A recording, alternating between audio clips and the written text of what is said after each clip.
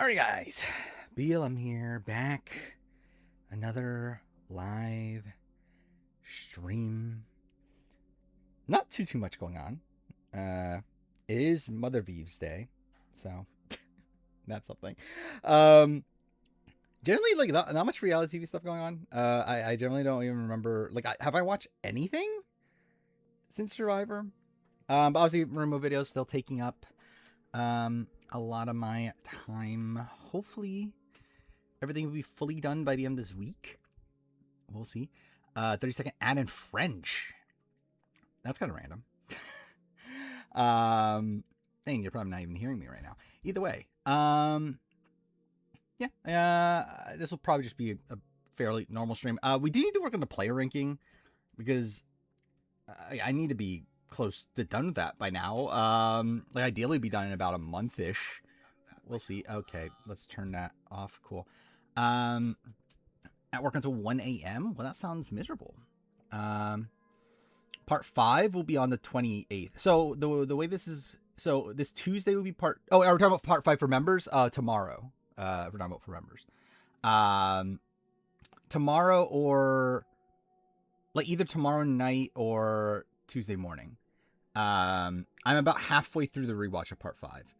I'm expecting to have part 6 done by next stream, I would think, if not close to it. And then make the clip compilation, and then I am still like very much like I'm very much debating on the re-edit because I generally want to. I know Lane was almost that was a while ago. Every player's returning chances is not hard at all. Like that's probably like the easiest like 5-hour video I could ever make. But yeah, the Dina clip was something. That's not even the actual Dina clip I'm talking about. I don't think the real Dina clip's until part. Oh no, is it actually? Maybe it is in part 4. Oh yeah, it is in part 4, isn't it? Okay, never mind. It is in part 4. There's one in part 3 and there's one in part 4. The one in part 4 is a really dumb one. And different. The one in part 3 is also really dumb, but like the one in part 4 is the actual dumb one that I was like I was talking about is so dumb. Yeah, Tom Hiddleston was almost on Trader's Celebrity. That's pretty insane. Like that's like I generally can't believe like they were allowed. Like I mean, like he was almost like allowed to do that. Again, good on Traders for like getting someone actually that big. Philip Dance has me dying. Yeah. Title's perfect. I mean, obviously. Or Andy and Shan on the thumbnail. Andy just because it was mid 47. Or no, part 1. So yeah, Andy because of the 47 of it all. Because most of the video takes place during 47. Shan is because Shan's pretty relevant. Happy Venus Day? No, that's we talk about a different mother nowadays. The Earl clip, which one? The TMZ one? Yeah, I wonder if Q will show up or show out. It's never been clarified. I was rewatching the Rumo video. I probably should have done a bit more checking. Like certain clips just don't work as well as they did in my initial like in Premiere. Like when it's rendered out, it just doesn't really work that well. Like Cerise saying it's me, like you could barely even tell she's saying that. And there's like a couple other clips like that. So that's like a bit of an issue in retrospect, but it is what it is now. I mean, whatever.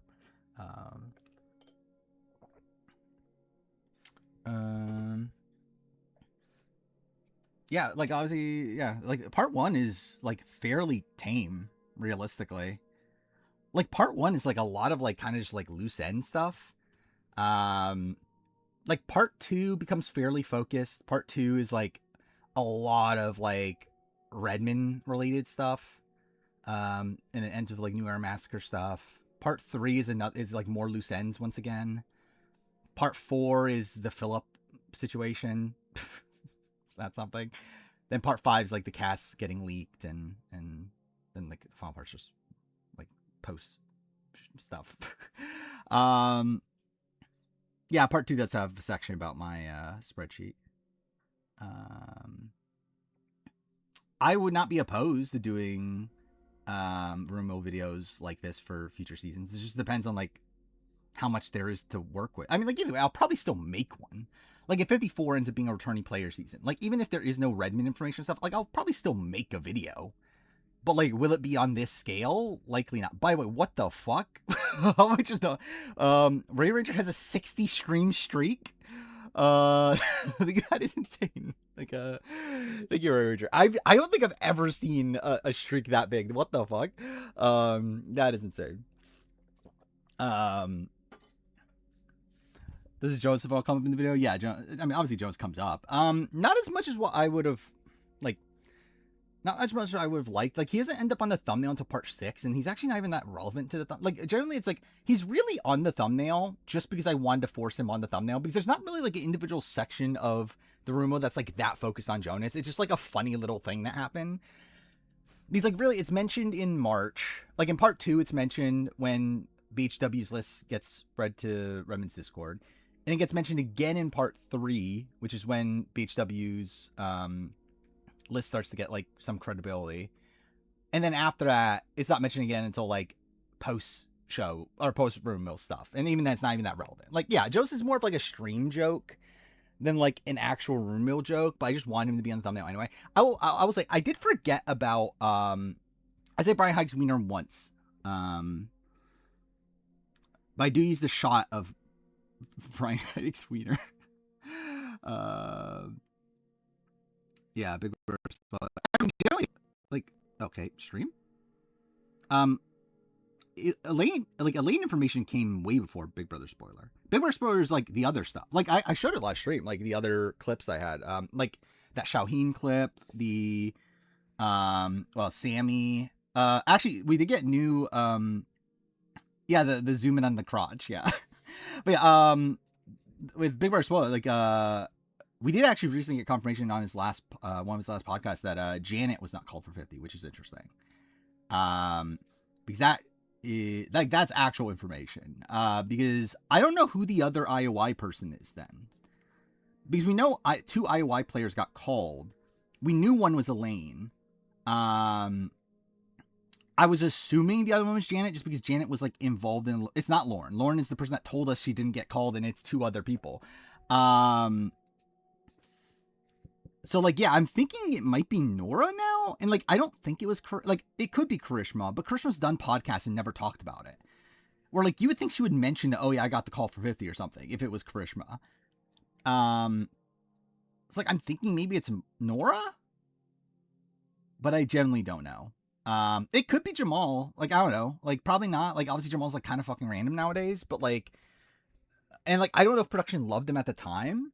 But like, he still like pops up in this Survivor community and like is pretty well liked. So it's like, I don't know. Krishna might have been pregnant at the time. I don't know. Yeah, Dean, maybe. Yeah, maybe like when they were thinking about doing runners up, maybe like he was just like an availability call. Like, that's possible. Nora does follow Jesse Tannenbaum. I mean, Jesse Tannenbaum was involved in casting her, so like that doesn't really mean much. Like Jesse Tannenbaum was already like that was his first season was IOI. It's obviously Jason Linden, obviously. That gets mentioned multiple times in the remote video also. Queen Molly, yeah. Legitimately, I think it's like I would, yeah, I would bet towards Nora at this point, but I there's no like basis around that. And maybe Dan Spilo got called just to say, hey, you're not going to be on Survivor 50. Tommy Sheehan, dude, that would be insane actually if it was Tommy.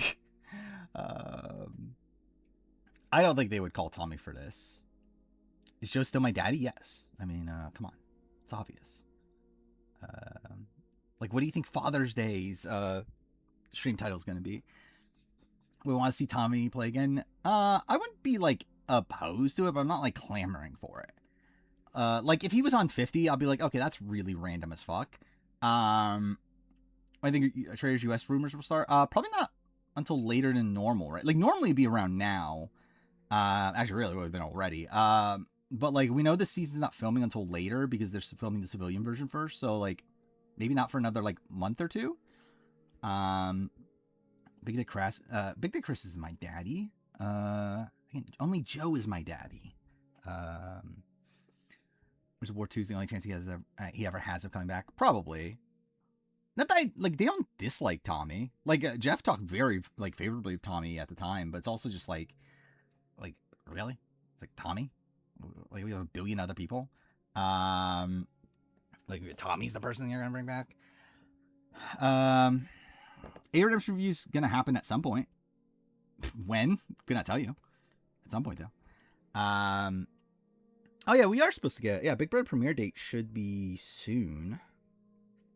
I would guess the week of the Survivor finale. So was that next week? Do I think Joe watches my videos? No, I don't.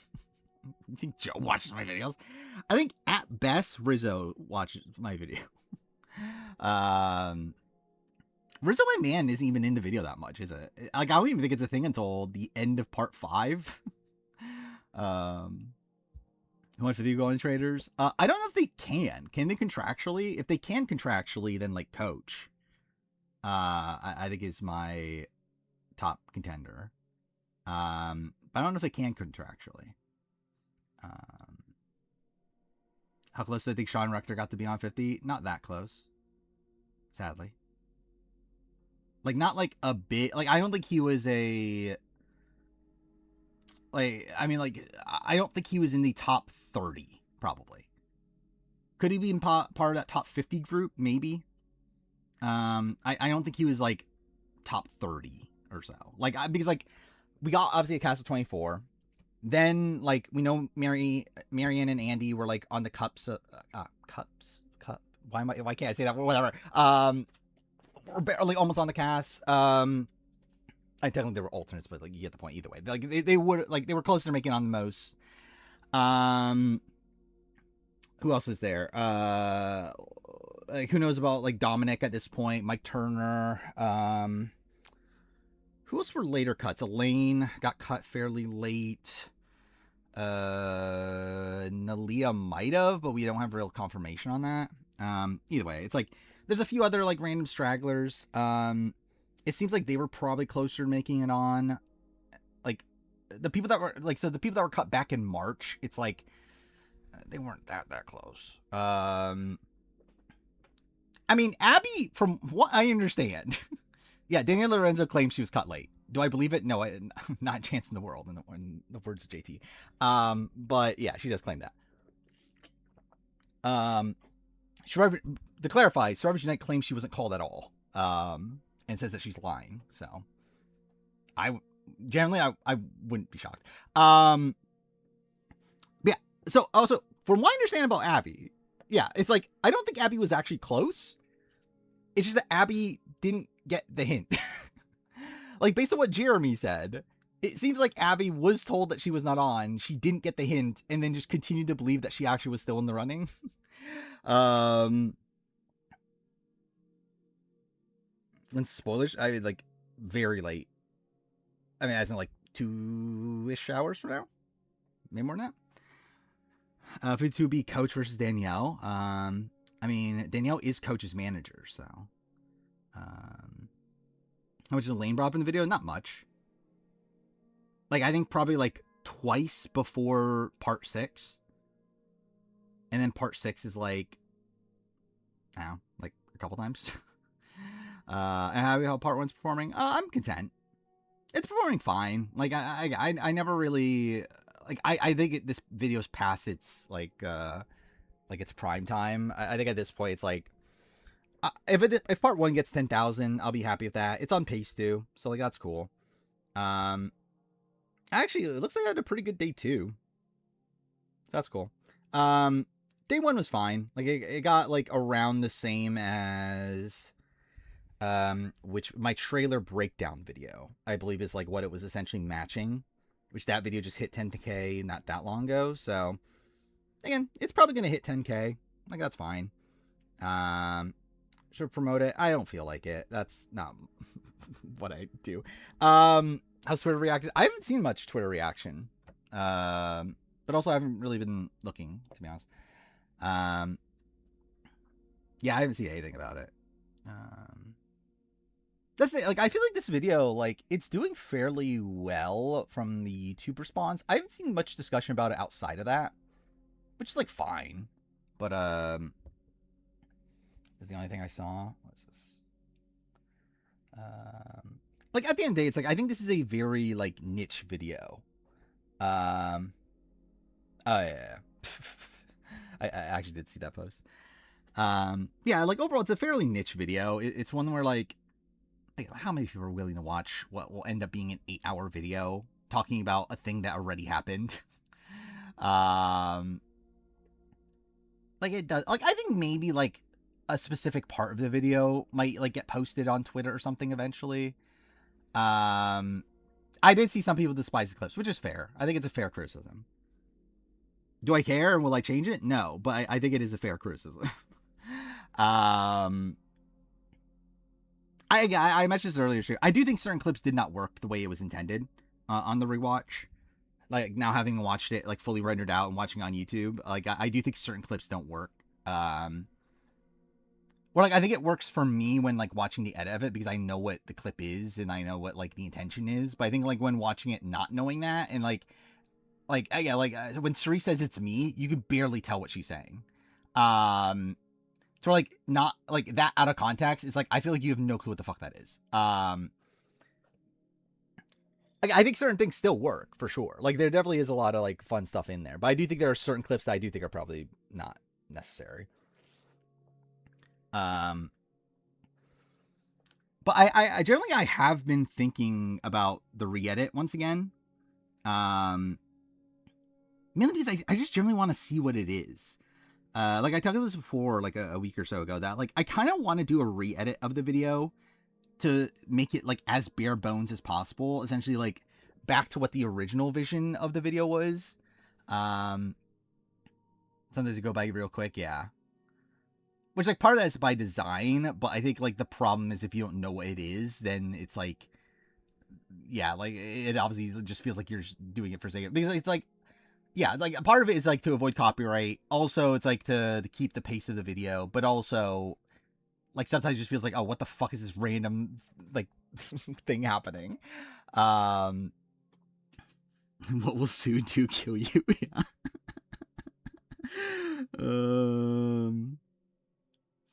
I'm glad I got to be the one to say this stuff was white and not POC. Yeah. First video I didn't watch at 2x speed. Yeah, it's tough to watch at 2x speed. Even like when I rewatched it, even at 1.5, it's a bit tough.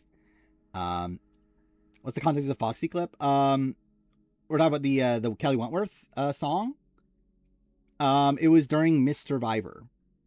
Miss Survivor 2014. Kelly Wentworth created a song. Yeah, that's the thing. There's a lot of like text on screen too. But yeah, like Kelly Wentworth created a song, and that's where she says like 2020, Kelly, Kelly, Kelly, and then Foxy, Foxy, Foxy. And I use those for first appearances of those three players in the room.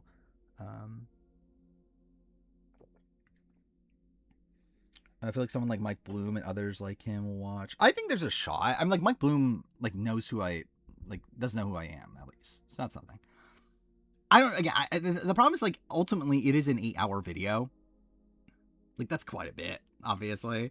So it's like I think in terms of like for the intent, what because like ultimately what this video ended up being is not what it originally was meant to be. It was originally meant to be just like an informational video. Now it's more so like just like me like getting everything survival related out of my system. And just making like pretty much every like single survivor related reference or joke I can think of. But the reality is like that's not what the video was originally meant to be. And I do genuinely want to see what the original version looks like now.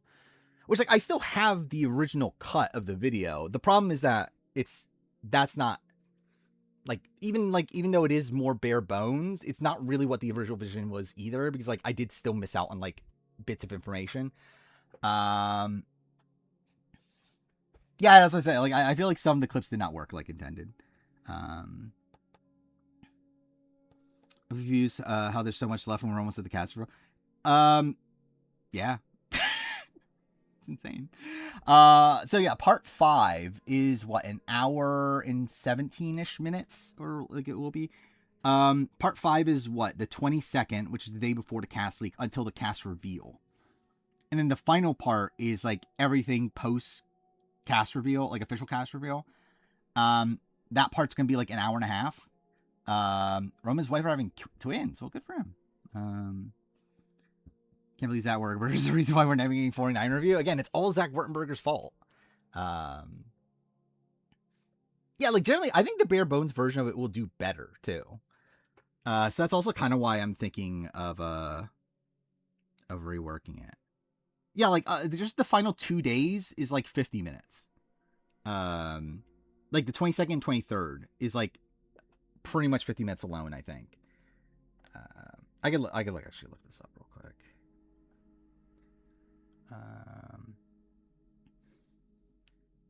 Is this the same justification Naughty Dog uses when they remake Last of Us every other year? Pretty much.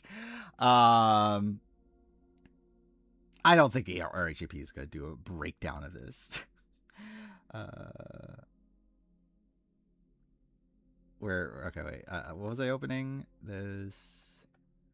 Okay. This is my current spreadsheet of all the shit I'm using, by the way. Like, these are all my sources that I've gone through so far up to this point in, like, up to, like, halfway through part 5. Like, these are all my sources. These are, like, the last few things I have to check. These are other sources I have eventually. These are timestamps. So yeah, like, from the beginning of part 1. Well, yeah, okay, these aren't updated. But, like, add 10 minutes to these, essentially. So, yeah, final 2 days alone is, like, 46 minutes. And then, yeah, it's another, like, what, half hour or so for, like, after the cast leak to the official cast reveal. And then the final part is literally an hour and a half of just, like, extra other shit. Is audio down? Should be fine. Yeah. I haven't seen anything about Redmond. I feel like this video will be referenced in passing eventually on RHP. It could be? I don't know. Depends if they actually watch it. You know, wait to do a re-edit or do 50 review first? I'm thinking of re-editing. I mean, like, it's not going to take that long. Because, like, all of this is just, like, I'm not going to, like, re-record things or anything. I'm just going to edit things out. Like, I'm going to take out the clips outside of, like, when it's not. Like, I think I'll keep the clips of, like, interviews and that sort of stuff in. But, like, I think all the, like, joke clips are gone. I'll take out all the, like, extra fluff as well. Because, like, straight up, there's, like, parts of the video that are simply just there for the joke. I haven't seen, like, I don't think Redmond's Discord's talking about it at all. I thought about posting it, and I was going to, and I just forgot by the time it came out. I was just like, okay, I don't care enough anymore. Yeah, maybe just stream just glitched out. So when we're having Elizabeth, yeah, I don't, like, obviously I still don't know the full story. I think my gut would be that she was contacted, didn't give the, like, I think, like, maybe, like, she was contacted through her, like, agent and that sort of thing. She didn't give them a direct answer, and they were, like, kind of holding on for a little bit, but, like, we didn't get, like, but I think eventually they had to give up on her, right? Like, I think by, like, April, they probably gave up on her by that point. But, like, I feel like insiders probably just didn't hear about that until the very, very end. Like, I need to limit repeating clips. I don't know. It's kind of this thing of, like, it bothers me to not have it there. Is the thing. It's like, I get it, but also I feel like that's part of what this video is that. Or like this version of the video, I should clarify. I think during the re-edit, I'll definitely, like, obviously I'll take that stuff out. What was your question about Life is Strange Reunion? Gail and Elizabeth, we're talking about. That's a fact way too much at the beginning. But, like, that was with intention. like that's used not for like a joke or anything. That's used to say this is what is actually a fact. Like I'm like actually using that to like tell the audience that this is a thing that is real. In a spot where like not everything I say is a real thing. In the video.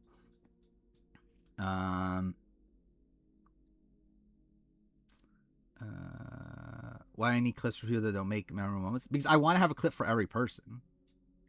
Like that was kind of the point. Is I want like whatever the first thing that comes to mind for me for every single person is there.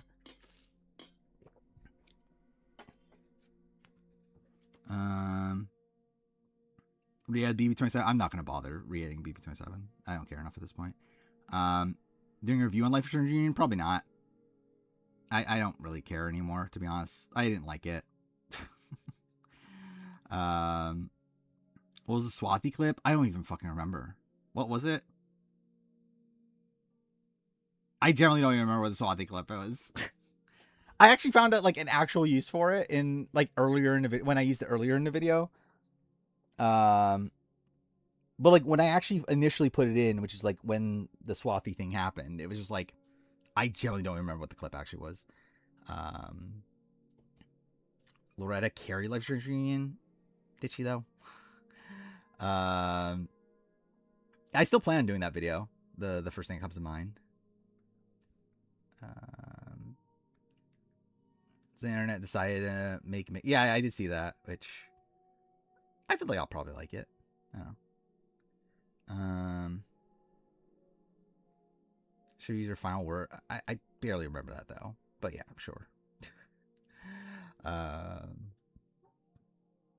What'd she say in her final words? I remember that situation, but what was the like? What'd she actually say that got them confused? Oh, like Boss was fourth out or something, right? That's what it was, right?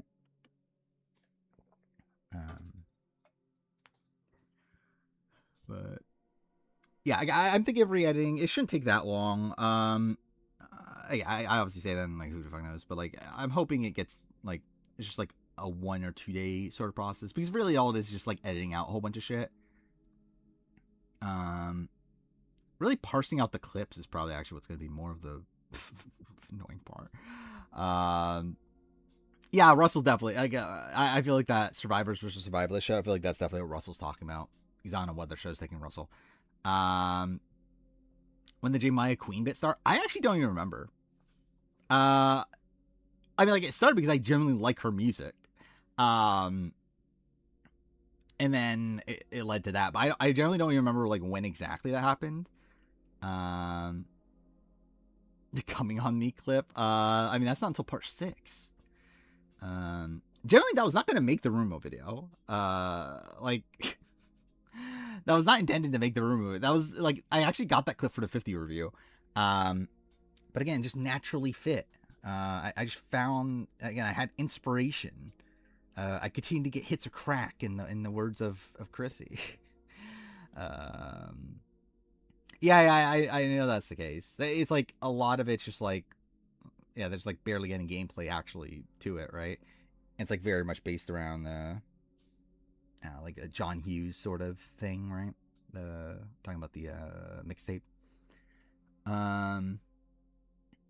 Saying Jeremiah from the beginning. I don't know. Was I? I don't think I was during 45. Was I? Like I liked her music, but like I feel like we didn't really talk about it much until like probably like 47 time or something. Like I feel like the like real standing of J Maya didn't happen until later. How's American Gladiators? I haven't been watching. I gave up on it. Oh yeah, I forgot about Parvati's show. Supposedly she sold it to a network, right? Well, Nestle's gonna watch my what? Why? I doubt it. Dude, Wolnef doesn't even know the majority of people that are referenced in the video. Like genuinely, even of the 50 casts, how many people does Wolnef even know? Like that's even on 50. It's like he really only knows what? Like he doesn't know Jenna Lewis. He doesn't like he knows Colby from Here's Villains. He doesn't know Steph. but only from Palau and Here's Villains. He knows Suri, obviously. He knows Ozzy. He knows Coach. Then that's it, right? Yeah, it's like it's literally only 5 people.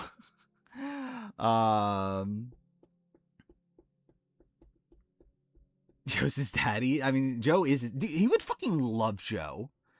Unless he's gonna watch laced up Lauren's content, obviously.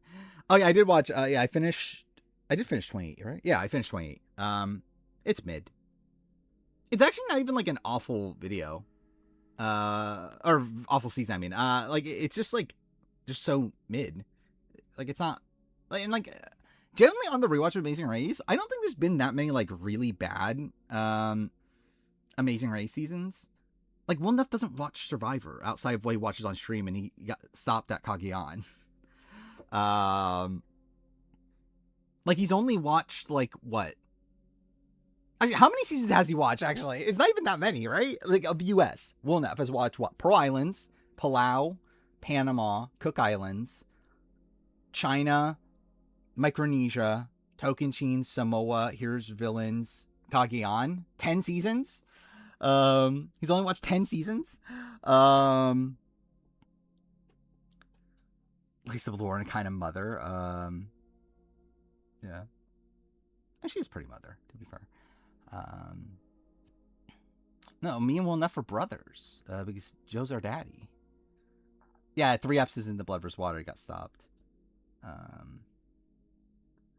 Was he a Nally White stan? No. He's a Russell stan. He still's a Russell. Well, I mean, like, he recognized that Russell's a terrible human being nowadays, but like he still is a Russell stan in terms of gameplay. I don't hate Lisa Lauren. Like, I don't think she has the most critical mind for reality TV. But I don't know, she's fine. Like, she's like, in terms of like outside the realm of reality TV, she's fine.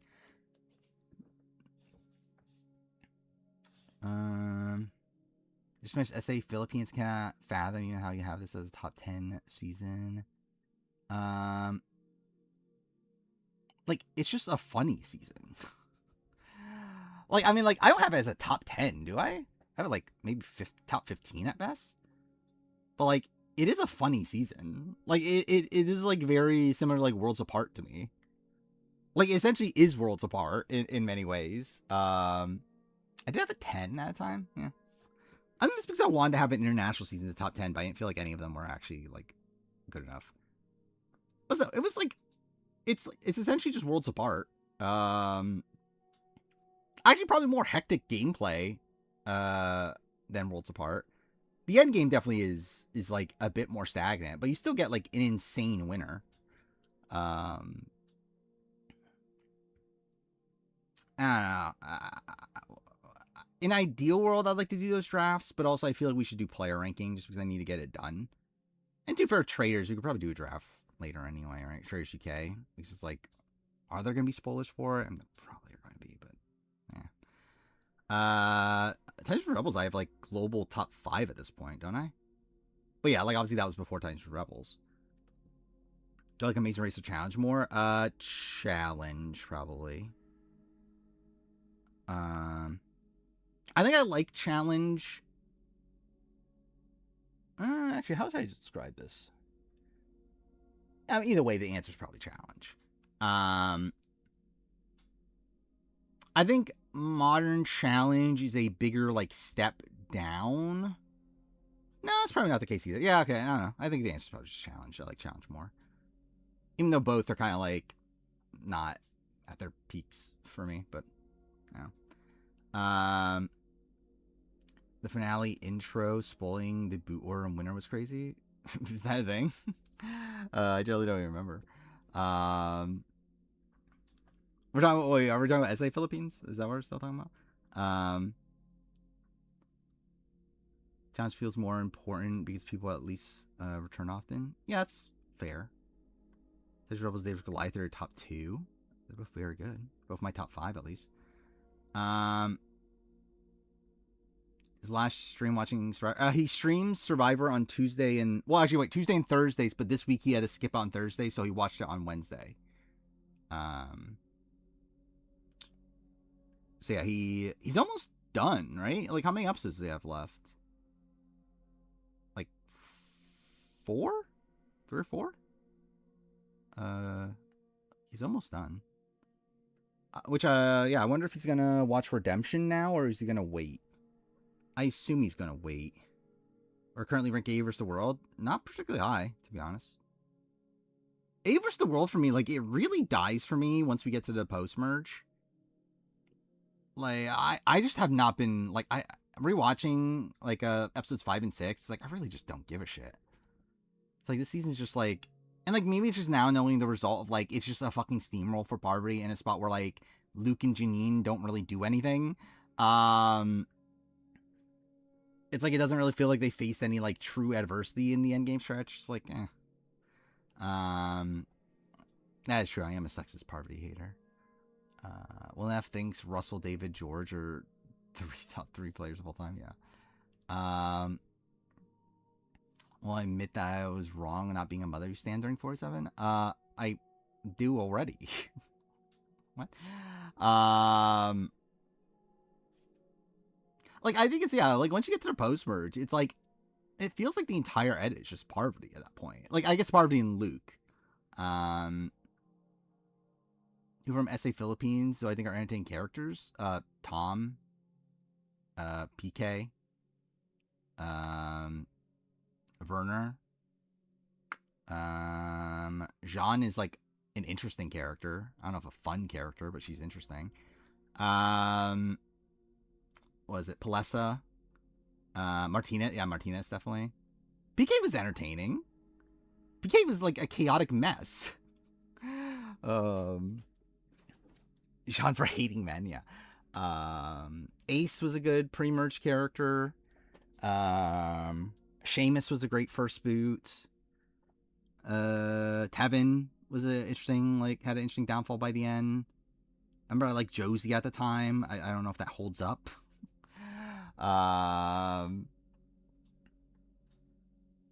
Yeah, like I don't think that was rigged, obviously. Yeah, like the advantage of Parvati, but it's just the thing that like obviously like Parvati is like such a lead at this point. It's like whatever. Oh yeah, Tony's great too. Yeah. How's it Ozzy Sex Press? Interesting.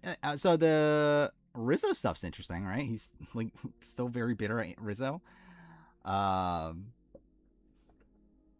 Yeah, rock. Ace caused the rock draw. You don't think that's a great character moment? Yeah, Emily, I think is in a spot where like if she gets called, I think she'll say yes. Like, I think she, yeah. Like she said it once again that I don't really want to play again. It didn't like this felt less like, like I feel like this felt less convincing than the last time. Genuinely, I feel like that's the case too. I think 50 is better than A vs. World at this point. That was a Tony hater. Did I hate Tony? I think she's a good character. I think she's hypocritical, but I think she's a good character.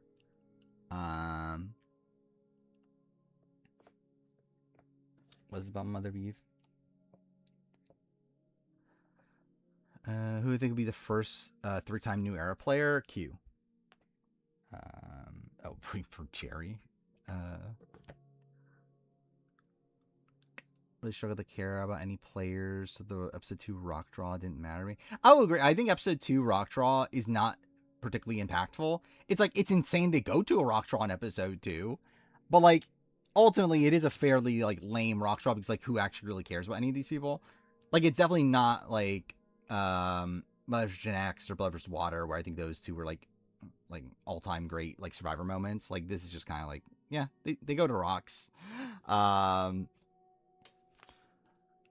Shocked Ozzy was able to hide how much he hated Rizzo for. Yeah, I mean, like, I definitely did not expect the Ozzy Rizzo beef. I did see this. Kyle's doing TikTok lives and everything. So that's something.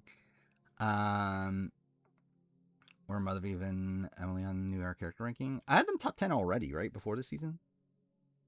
They're probably still top 10. I don't know where exactly. I feel like Savannah and Rizzo probably likely come back. Yeah. Jonathan, I'm like, I don't know, maybe.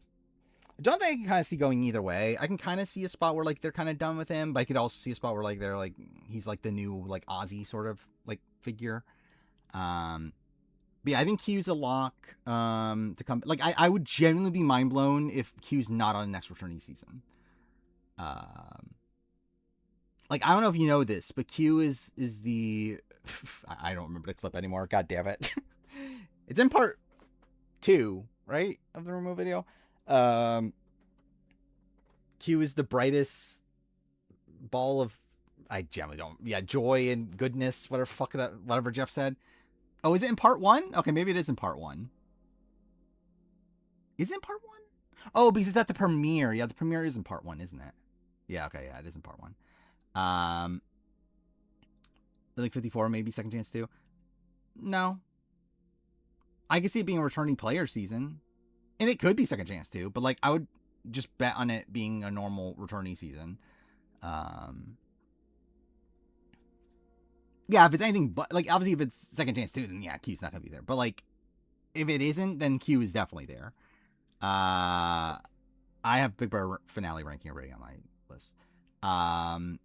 Q is gonna show up and show out. That is something that he does. Q is the dangerous kind of fun. I think Jeff loves this season. I mean, like he said that he loves this season. I don't know. Like, is there anyone on this season that he doesn't like? Like, this is his cast. Like, as much as like we thought it wasn't his cast, like it is his cast. Like outside of Ozzy, is there anyone on this cast that he didn't actively want? Like obviously, like again, he didn't want Aubrey as much as like other people, but like he ultimately like is still like perfectly fine with Aubrey being there. Yeah, like I don't think they're. Yeah, this is like essentially Jeff's cast. Like this is essentially like who he wanted.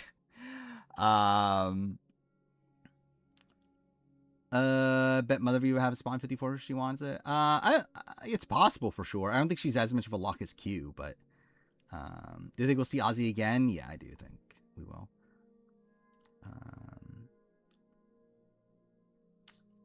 I would love to see that. 124 males, obviously. You forgot about Brad Varita. Post with the Angelina is the worst player on this cast. Maybe? Probably? I generally don't know what the player ranking says, but wouldn't shock me. Chuck Genevieve made the cast for 50. I'm not that... I'm shocked that she's the only 47 rep. I think that's the thing that's the most shocking to me. I'm not shocked that Genevieve's on 50. I'm more so shocked that, like, she's on 50 and Andy isn't. And, like, Rachel isn't. But Genevieve herself being on 50 is not that surprising. This run for Ozzy cemented. Don't need to see him again without Cherie. I can see it both ways, or like I could see it in that like way of that like Ozzy's already shown that like this is probably the best he's gonna get, right? It's like this is like him after his development, and he's still like kind of the same. Like he still ended up the same at least. I mean, yeah, the Operation Italy team, they brought it. So obviously Sam and Andy will play again. It is insane that Andy didn't make this cast. I still can't believe that, genuinely. I wonder if it came down to interviews. Like I generally wonder, like, was Andy's interviews just kind of shit? In his own words. That's part 4, right? No, part 3. Yeah, part 3. That's what matters. But yeah, like yeah, I wonder if his interviews were like really bad for him to not make this cast. Came out of diversity. Andy's Asian. Like, are we saying that they didn't want diversity? They're like, fuck Andy, he's Asian. We can't vote him on the cast. Like, we need Rizzo. Yeah, we need less POC. Andy's the type to overthink the interview. Could be.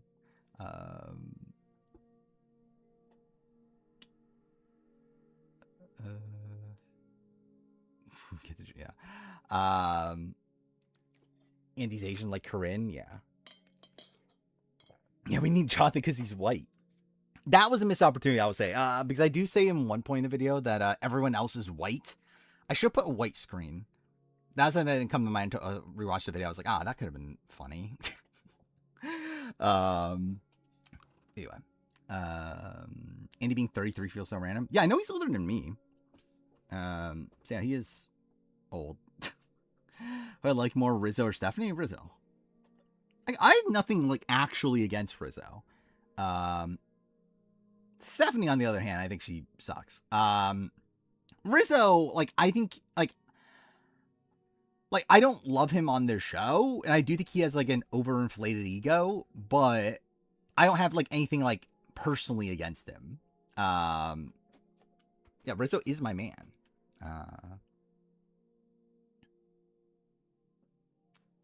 But I was like, the thing about Rizzo, like, genuinely, I do find that almost everything I see about him outside the show does make me cringe, though.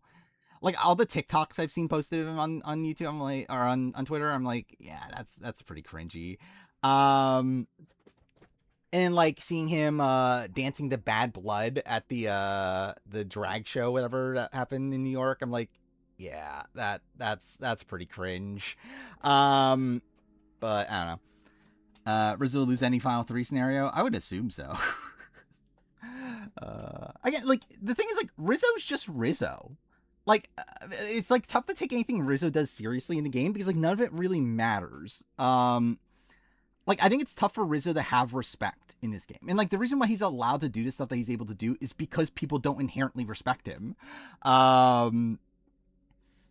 It's like, again, like the reason why he was able to keep his idol for so long in 49, like the reason why like he keeps on gloating about like how good his gameplay was, because but like the reason why he's able to do this because no one gives a shit about him. Like no one's threatened by him. And like the same thing's kind of happening this season too, where it's like people aren't targeting him because like I don't think anyone cares. No one thinks he can win. Like no one's threatened by him.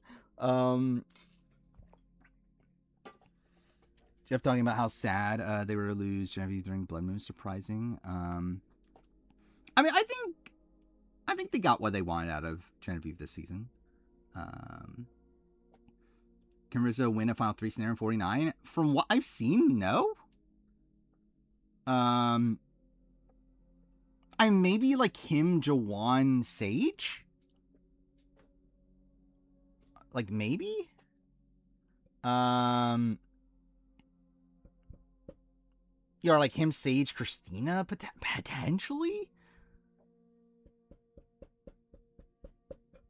Yeah, I guess that's his like winning scenario probably. Like I think he like obviously he just outwardly loses the Savannah based on like what I've seen from Express at this point, like or like from other interviews. I feel fairly confident Sophie beats him.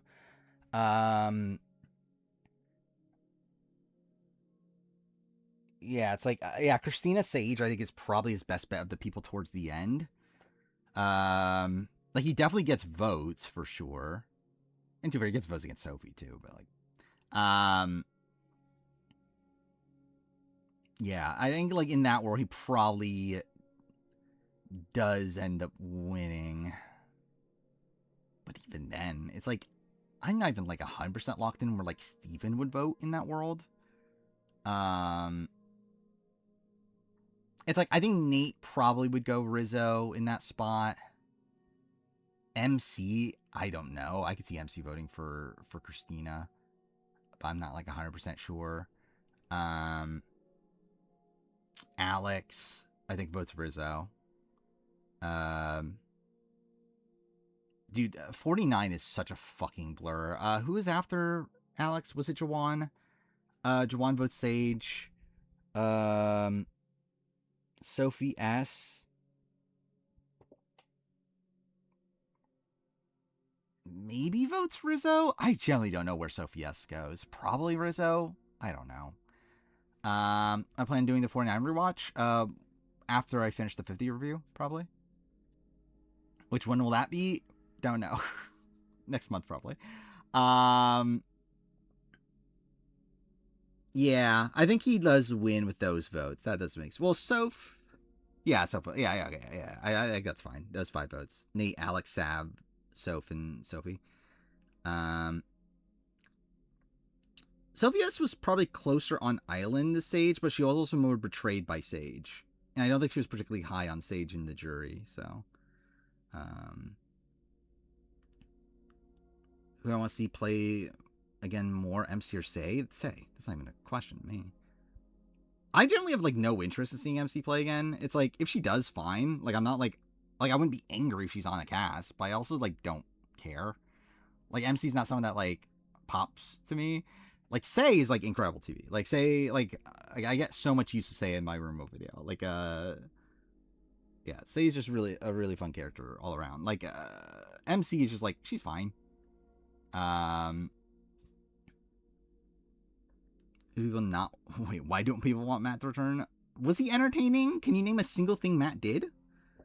I think I'll rewatch AE Redemption for review. Potentially at this point. Especially considering I'm likely going to do it after the 50 review at this point. So I probably will end up rewatching it. And if I don't, then... Like, if I don't rewatch on my own, like, I'm probably going to be, like, holding out on hope and, like, Will Neff watching it. But we'll see. I am still watching One Piece, kind of. The pace of it has not been the greatest in the last week or so, but I did watch all of Zoe. So that's something. Yeah, we'll rank players pretty soon. For the jury prospects, Suri, Rick, Aubrey, Jonathan, Tiffany, Rizzo, Joe. Sounds about right. I think Jonathan and Tiffany I might switch. Like, I think those are, like, up for debate.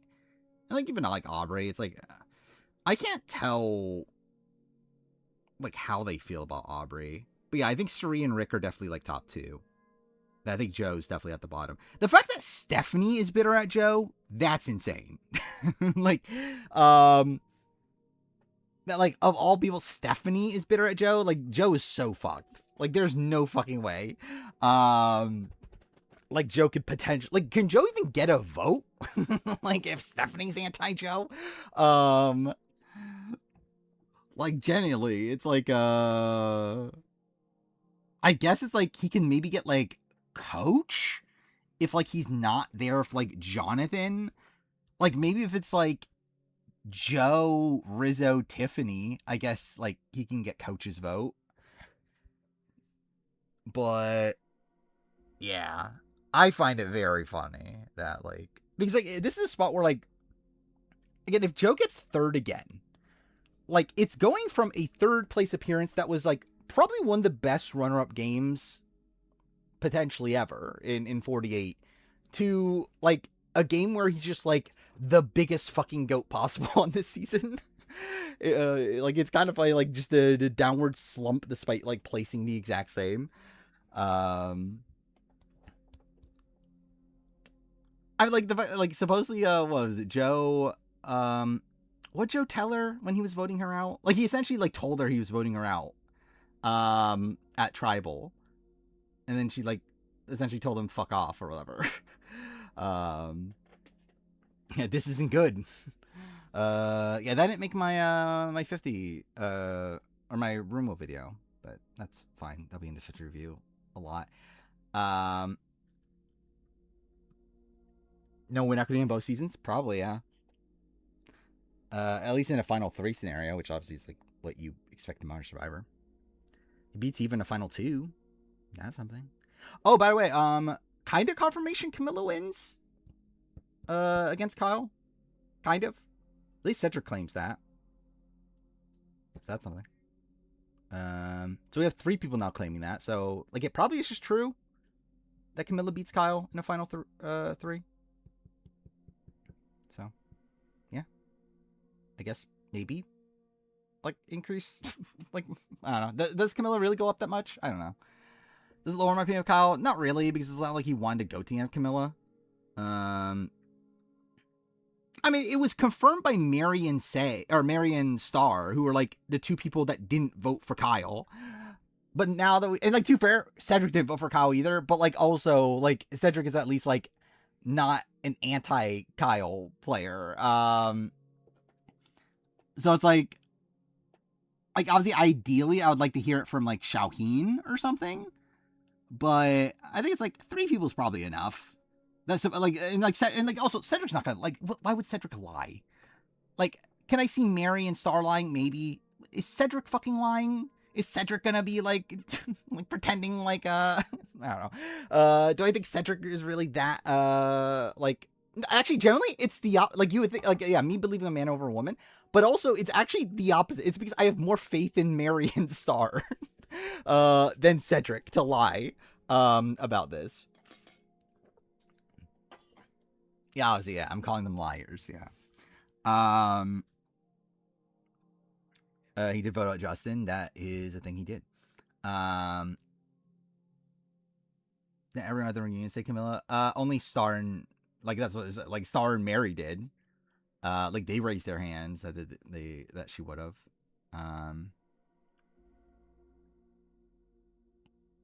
Seems like anyone who was in the big majority of 48 was the bigger threat. Seemingly, yeah.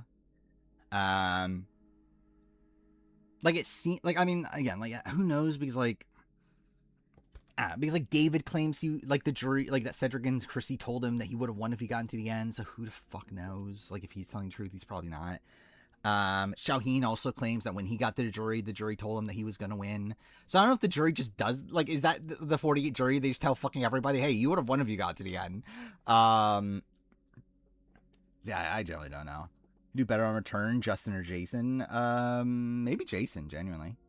Yeah, I see a Trader season 3, NZ season 3 premiering at the end of the month, which I'll watch it. Not particularly excited for it, but I'll watch it. I'm too for anyone would have beaten Joe and Eva. Yeah, we didn't know about the winner of Redemption, but it became kind of obvious by the end who won Redemption. Cedric is the player of all time. He certainly is. That's also like it's actually now a tangent, but either way, like whenever I say and I cut the saying me, like that's also one of my favorite jokes in the room. Even though I don't think it actually works. Like that's one of the clips that I don't think you could actually like tell that like it's one of these that like it just like feels like a random loud noise. You could barely even tell it's like saying me. But that is like one of my favorite like little moments though. Or like little jokes or whatever. It's like every single time I say it like cuts the saying me.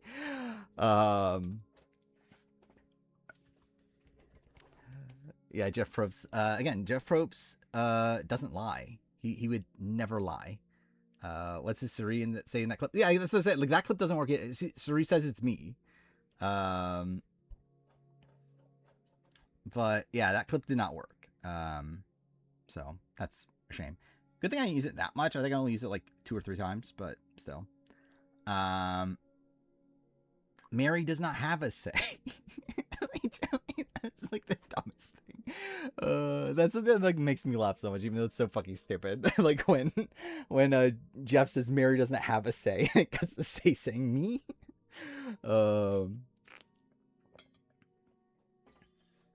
Yeah, Jeff Probst is a liar about Carolyn Rivera. That's the only thing he's lied about. There definitely isn't many other things he's lied about. Chrissy ending Camilla is still the peak of the season. Sure. Genuinely forgot that even happened until just now.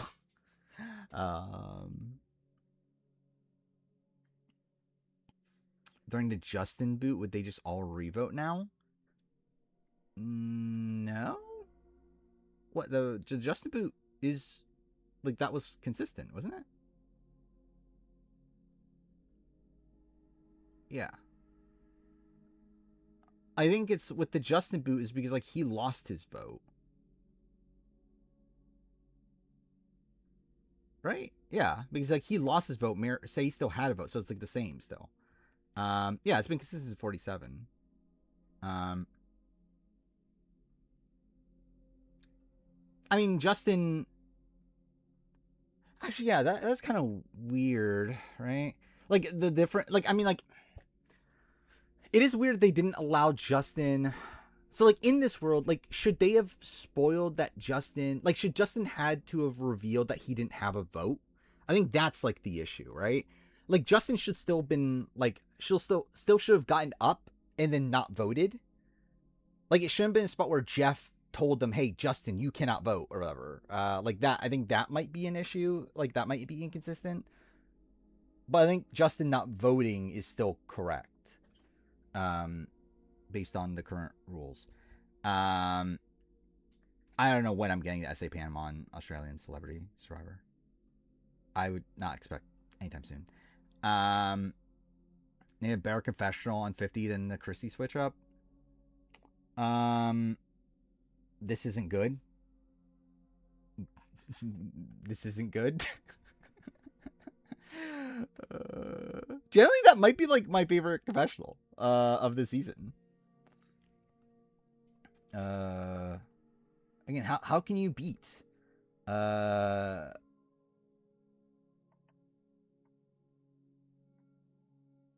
is it? Dude, I have so much shit here. Yeah, how can you beat this? If it'll open. I don't know if it's gonna open. Oh, I didn't use this. I forgot that was something I'm gonna use that for the review, but anyway. Okay. Open, please. This isn't good. This isn't good. How do you not love this clip? I forgot. I never used this. I was going to, and I just forgot. And then by the end, I was just like, You're yeah, I'll gonna see save a this lot for of funny clips review. on Survivor 50 of me just being starstruck. I'm like, oh my god, Mother Meat, canceling Christmas. And this is my folder of all the stuff I didn't use.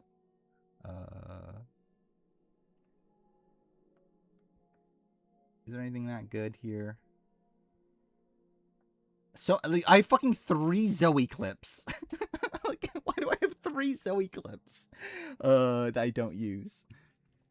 I think I used 2. For some reason, I got 5.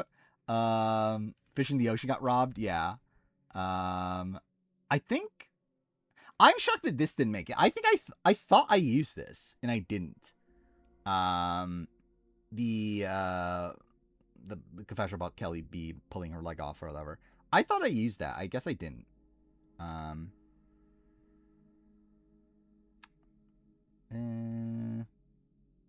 surprised I didn't use this either. I could have sworn I used this. The Danny stealth bomber. Same thing with Ars ambulance. I guess I didn't. Some of the stuff's gonna be 50 review though. Like, this is probably gonna be 50 review. Love the Cuck. That's definitely 50 review. Like, this is so perfect for Mr. Beast. Load? Or is it just not gonna play? You love the Cuck. Cool. I love the Cuck.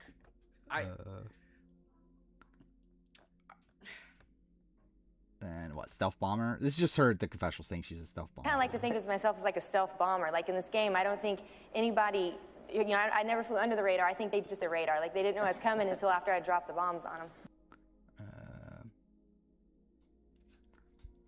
Big Bird Oregon. Yeah, White Lotus. Well, that's why'd they keep the White Lotus in?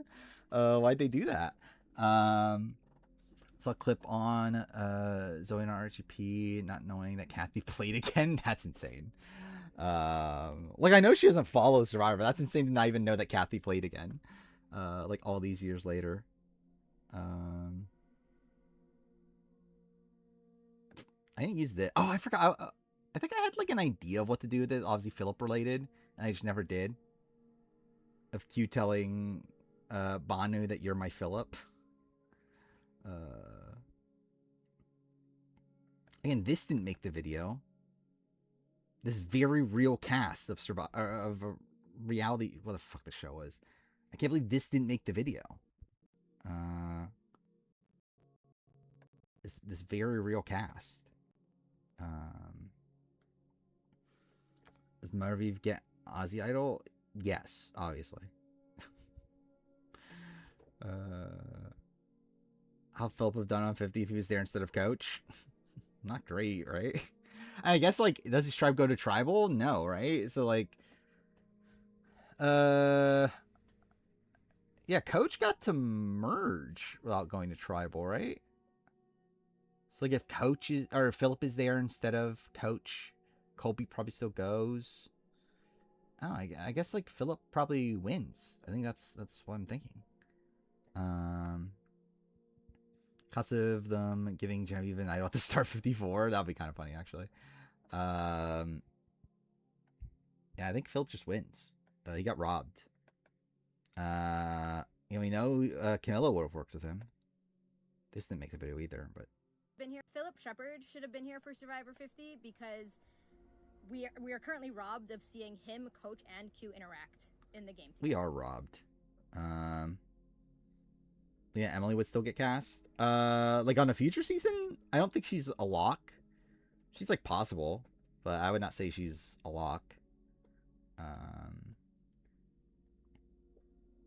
There's Philip on the 50 player ranking, number 1. He won. He auto wins. He got robbed. He would have for sure won.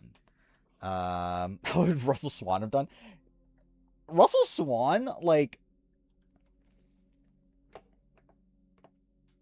generally trying to think this through. Like, would Russell Swan actually do well in this season? Russell Swan just beat Joe, right? Like, generally, Russell Swan and Joe are actually like fairly similar.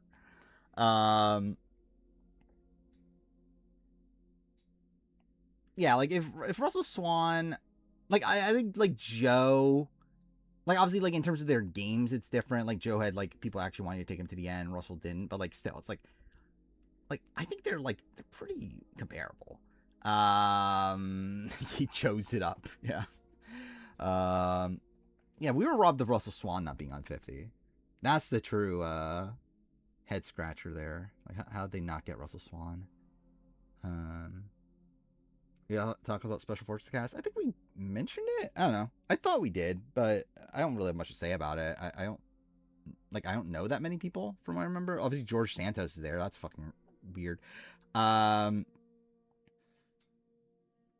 We think Ceru's a target. This where now? Like in game? Like in 50?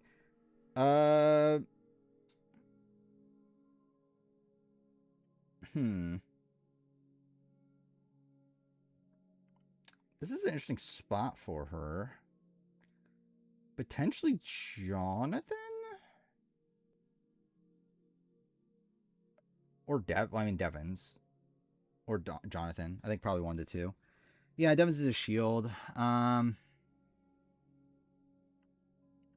trying to remember. Devins doesn't have anybody left, right? At this point. Yeah, so I think I would target Jonathan. Especially because then Jonathan still is Joe. Actually, generally, why not target Joe? The question is, can you get Joe out? But getting Joe out's not the worst thing in the world. Joe's like Cere's closest ally left, is he? Joe's in a threat, but also Joe's taking up a spot in the final, though. So it's like, I don't know. It depends on how like loyal Joe is to her. I don't think he's that loyal to her. I don't know. Like Jonathan's the bigger threat. But like we at least see like the thing is like I don't know what her relationship is with like Joe and like because like we saw her being close to Jonathan. But like how close is that? Is that enough to where like Jonathan won't vote out Suri? Or what? I really don't know. Suri beats everybody. Like, the thing is, like, Suri doesn't even need to care about jury management or anything. Suri just auto wins if she gets to the end. It's more so a thing of, like, can she actually get to the end? So it's like, what is her path to get to the end at this point? That is fair. I think Joe is probably someone that she could convince to take her to the end. And like generally, I don't think this is like that bad of a spot currently for her. Like looking at the people that are left, it's like Aubrey, someone that she has a good outside the game relationship with. Tiffany, someone she's close in game with. Rizzo, someone that she was close in game with.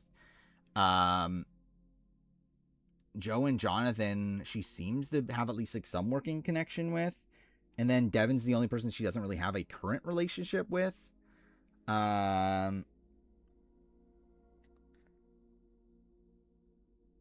Like Aubrey's not a bad target. I think the problem, Like, I think it's like, I don't know, like, is Aubrey going to turn on, like, I assume she, like, again, I assume she will, because, like, Aubrey's not a complete idiot, so, like, you would think if Aubrey wants to win the game, she's going to take out Suri, but, like, in-game, there's nothing really saying she's going to, like, she's never, like, actually, like, attempted to make a move against Suri at this point, and also she has no, like, actual, like, real agency in the game up to this point. Like, she has no social capital. She doesn't really, like she doesn't have anybody. I think I would go Jonathan. I think Jonathan has, like, enough of the mix of, like, social capital. Also, like, I think would be eventually willing to take a shot. So yeah, I think I would go Jonathan in the spot. I think Aubrey would try and flip Tiff and Rizzo. Will they, like, Rizzo will definitely Rizzo's Rizzo. I don't know if Tiffany's gonna flip on Suri this early. I don't know why Tiffany would flip on Suri. Like, who does Tiffany have at this point in the game outside Suri? Like, we see her talk to Jonathan, but it's not like again, like, they literally got into a fight, like, not that long ago. I keep on forgetting about the fucking Aubrey relationship because it's so irrelevant to the fucking show. I don't know why Rizzo flipped on Ozzy that early. Yeah. Like, the thing that's, like, even more bothersome to me is I see so many people defending it. Like, I see more people, like, saying how good of a move it is than bad of a move, which, like, I think is insane. I don't understand how you could think this Rizzo move taking out Ozzy is a good move. Like, I get that Ozzy was not wanting, like, at least in this world, based on what Rizzo was told, he seems to think that Ozzy wouldn't have taken it to the end. The thing is that who fucking cares we're at final fucking 9? You have so much room, and also it's like Ozzy and Suri are such a big target on their own. And also he's like an idol shield, also like the one that's getting all the blame of, like, okay, this is the person that's the idol that we have to take out. Yeah, I just think, like, again, there's logic to it. I just think it's very bad logic. I think it's an insane move. I generally cannot, like, get behind it at all. Yeah, all right. I think we'll do the player ranking. Where is it? I'll close this, but I'm not gonna use that again. All right. Yeah, we'll do one batch of the player ranking at least. Ideally two, but come on, it's not happening. So yeah, we'll do, what seasons are this? 27. Yeah, 27 to 30. Let's see. Should Aubrey split the vote Tribal and Rizzo? I would have. I don't know if practically it's worth it, but, like, I would have. But, like, I'm, like, the type of person that would always do that sort of thing. Like, I feel like if I'm on Survivor, I would just always split the vote. Like, even if it's just, like, my own vote, like, just for sake of it. But, like, I don't know if it's actually practically worth it. Also, I guess we should talk about, when was the last time we did this? It was a week ago, right? So who have we lost? We lost Ozzy and Emily. I don't think much changes, does it? I think Ozzy's here still. I think that's fine for Ozzy. I think maybe you can argue move him up to a blue, like a dark blue. Yeah. I'll go dark blue. I don't know. It's like Ozzy doesn't really, like, by the end, it's like Ozzy didn't really improve his game that much. But it's like it's another deep run. He's made it deep 5 times now, or like made it like post-merge 5 times now. I don't know, whatever. It's like is he really that different from like a Colby and a Lex and stuff? He's on that level. So yeah, I'll give him a dark blue. Why not? While we're at it, I guess I'll change his color here to, yeah. Who's the other person? Then Emily. Where's Emily on this? She is,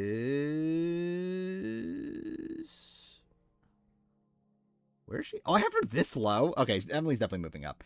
And like, this is kind of a whatever appearance for Emily, but like, it's still 2 appearances that she's made it like deep.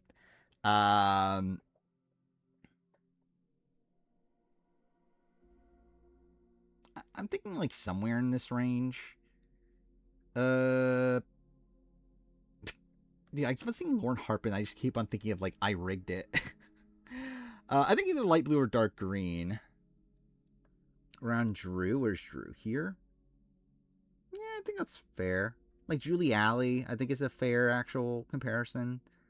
At this spot. Yeah. I'm trying to think of like with seasons past.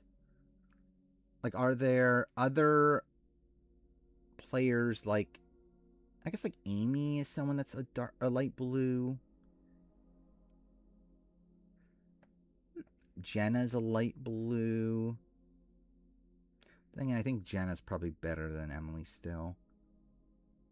But Kimmy's a light blue. And if Kimmy's a light blue, I feel like Emily's a light blue.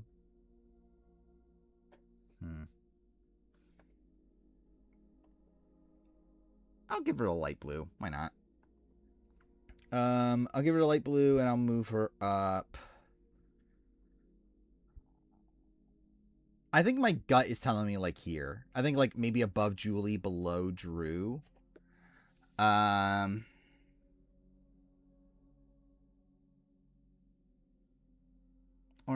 too fair. I think there's even an argument above Drew, below Marianne. I think like her being with Marianne kind of makes sense to a degree. Yeah, I think I'll do that for now. I'll probably regret this eventually and change it, but I think I'll leave it like this for now. Yeah, she had a lot of awakening on 45 at least. Like, she didn't seem to have much of any on this season, but like, yeah, on 45 she definitely had some. Wait, what the fuck else changed there? Oh, wait, did I not change it on here? Oh, okay. Well, okay, wait, let me... Do I just not change... Okay, I think I'll leave this one as is then. I think what happened is I didn't change this one before. So I think I'll just leave this one as is, and then I'll make the changes on the one that we're currently working on. Yeah, so Aussie Dark Blue is still fine, and then Emily here will move up to here. Wait, no. Yeah, I'll do here. And then light blue. Okay. There we go. Emily wasn't that good this season. I mean, I think there's strong suits for sure. Like, she was never in danger throughout that entire early portion of the game, despite her being someone that, like, isn't, like, that good. Like, she's someone that, like, isn't good in challenges. She doesn't really bring much to the table. Yet, like, she's never in danger. Like, she did something good socially for that. Like, she was, like, kind of in the center of everything on the, on her swap tribe. It's like she's someone that like you would think like obviously like you would think her appearance like her gameplay would just be like what her first like episode of 45 would be, and like obviously that was like very very bad, but like she's like ended up playing like 2 fine games, like made it deep both times. I got something at least. Got a great starting tribe. She got a pretty good starting tribe. And like, yeah, I guess like if you swap her out with like Genevieve, she's probably pretty fucked on that tribe. Maybe not definitively, but like I doubt she's in with the in group, right? Like I doubt she's working with like Q and Kyle and Colby and them.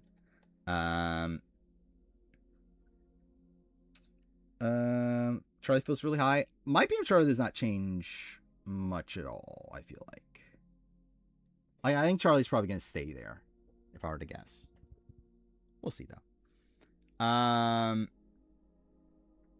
If she took out 3, then yeah, she would probably have win equity, but she didn't, though.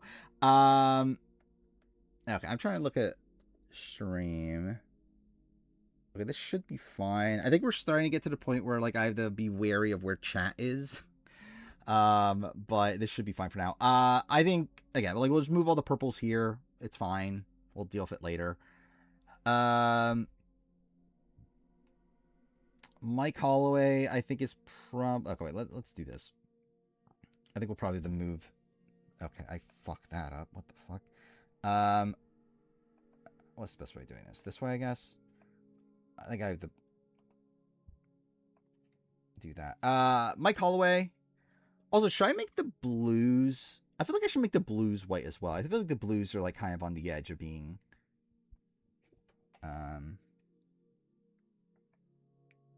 too dark. So I think we'll do that for the sake of it.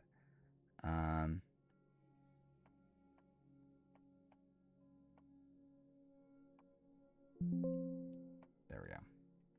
I think the rest of the colors should be fine, but I think like, yeah, maybe that's better. Mike Holloway, I think fits here. I think he's like Tom Westman level. Like he's a pretty decent all-around player. Didn't have a great game, but considering that was like worst case scenario, I think that's pretty good. Move Mike higher than Natalie. I don't know if I have him higher than Natalie. Spencer, I think is perfectly in this. Like some of the better, like one time, or not one time, better like non-winners that played multiple times. I think we'll add a gap here. I feel like fair play might be too high in retrospect, but we'll deal with that later. Wentworth, I think she's also here. I don't know. Here. I can kind of see both. Like Wentworth's first game isn't great, but like she gets swap screwed. I think I'll put her here. I think like her Spencer kind of makes sense to me. Tasha. Wentworth over Denise. I think it's close for me. I think most people would say no. But like for me, I think it's fine. But I do think it's like actually I want to look this up. Where do I have Wentworth on my cool. Where is my best to never win? Not that one. This one. I went worth 5 on that. I feel like that was probably too high, but I think I have David Wright 6, so it's like that's probably also too high. I feel fine. I think I'm fine with this. Tasha, I think is one that I'm like, she could be here. She could be here.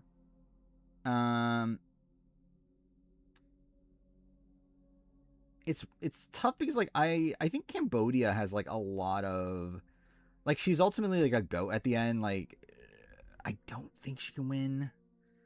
Yeah, like at the time it was pretty close to the edge of extinction, so that probably played a factor. Tasha feels worse than Russell.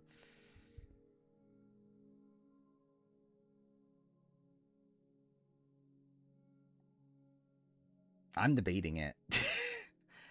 Like I have more faith in Tasha Fox to win a game of Survivor than I do with Russell. I think Tasha being with these people makes sense to me. But like, to be fair, so do these people. Like, there probably shouldn't be this big of a gap, realistically.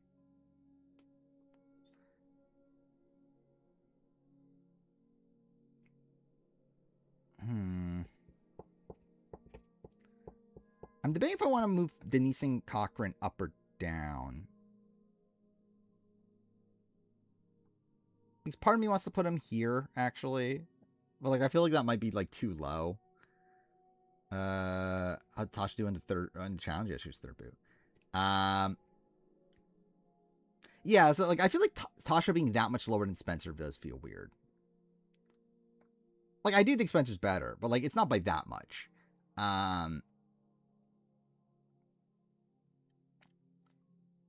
But ultimately, I think this is...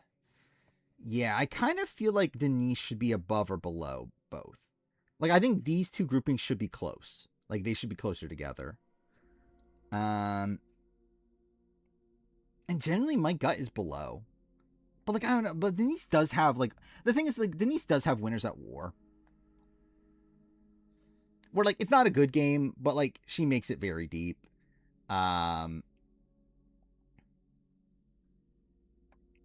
It's like, I don't know. Is it enough to be this? Like, are like Denise and Cochran actually with like this grouping? Like, I generally it probably is the case. Can she win Winners at War? I don't think so. I'm like, what is the final 3 that she would win?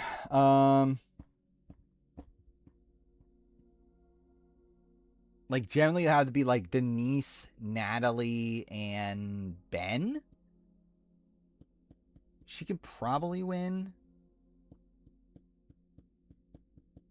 But, like, I think it's tough to see her getting to a winning scenario. I think I'm going to go with this. I think I'm... Because, like, I think ultimately it's like these two groupings should not be that far apart. Like, they're all, like, kind of the best that never win, like, kind of category. And I think, like, putting Denise, like, this low feels too low for someone that made it to the end twice, or, like, towards the end twice. And, like, Cochran, same, like, Cochran's someone that, like, you would think he would be an early boot, yet he, like, never was an early boot. Yeah, Winners at War Game's not good. But it's still her making it to the end on what is, like, a fairly difficult season, like, a very dynamic season. Is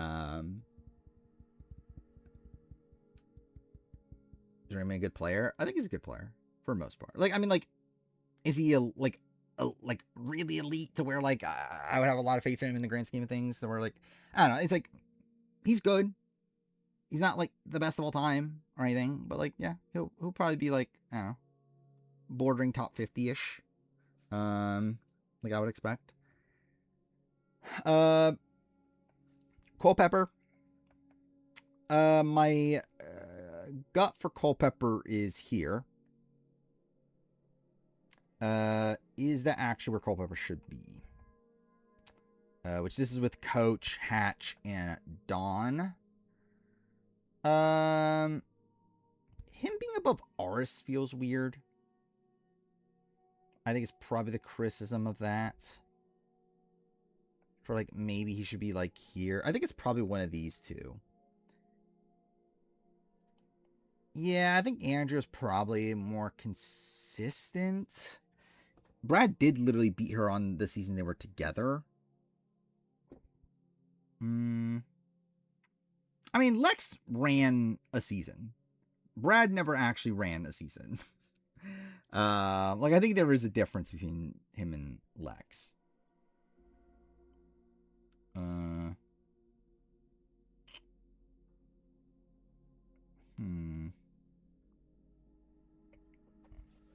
Yeah, I'm wavering between these two groups. I think I'll keep him there for now.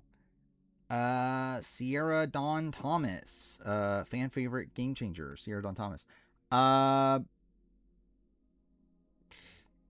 Is she also in that tier? Okay, what the fuck? That's not what I meant to do. I'm trying to move people down. I'll probably move them here. Yeah, I think she's at best this tier. She might be this tier. Like, Sierra Dawn Thomas generally, like, played a pretty decent game in Game Changers. And, like, she made Deeper Worlds apart as well. I think she is here. Like, is she that different from, like, a Stephanie LaGrossa? Like, I think she's probably fine there, realistically. Keith Nail. I think Keith Nail's solidly in the James Clement, Big Tom level. I think that's fine. Joe Anglum. So there might be better than Brad. You can argue it. Like, she's had 2, like, okay appearances. Brad only had 1. Yeah. You can definitely argue it. Actually, that's fine, actually, the more I think about it. I think Brad being, like, kind of, like, closer to, like, the Sash and Chase grouping kind of does make sense to me. See, I think that's fine. Yeah, where's that? Joe. Yeah, I think my gut is putting him here. I'm trying to see if that's fair. I think here or here. Because I can see the argument that he's like Eric Reichenbach level. The thing is, like, Joe, okay, like, obviously Joe, don't like Joe now. Like, yeah. But like generally Joe, I think probably gets a bad rap in the grand scheme of things. Where like his first 2 appearances are like not bad. Like his Edge of Extinction appearance is pretty fucking awful. Like it's pretty much as bad as he can play, but also he was screwed. But like Cambodia, it's like he always gets like the like people talk about like, oh, he was immune all the way to Final 9 or whatever, but like he's not in danger for like a lot of that. Like he was like perfectly safe throughout the majority of that, and like had like a lot of influence within, like he was like the swing vote at the merge. He had like really good connections like Jeremy and Savage, and like built a connection with Spencer. It's like he was doing pretty well. Like had a connection with like Wentworth and Sierra. I think this is fine. Actually, yeah, I think like Eric Reichenbach is just like, it's tough to really assess him just because like he doesn't care about the game. His second appearance. Find his spaced out rankings too hard to follow. In terms of what? Yeah, it's like I think Eric being like Keith Nail level is fine.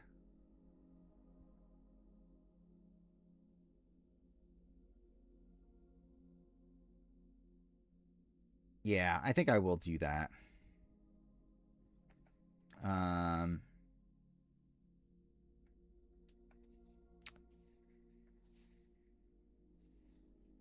Yeah, because like he has had 2 appearances where he made it to the end both times.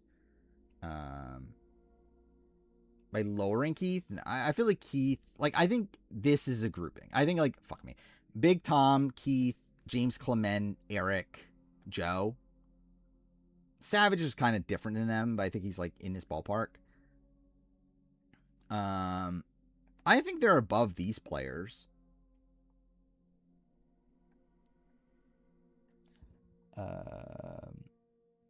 Talking about win equity, I mean, so did Eric. Like Eric likely wins Micronesia. Depends on how exactly he gets, like who he's up against or whatever. But like if he's against like Nally Bolton, he probably wins in Micronesia. Culper similar to Scoopin.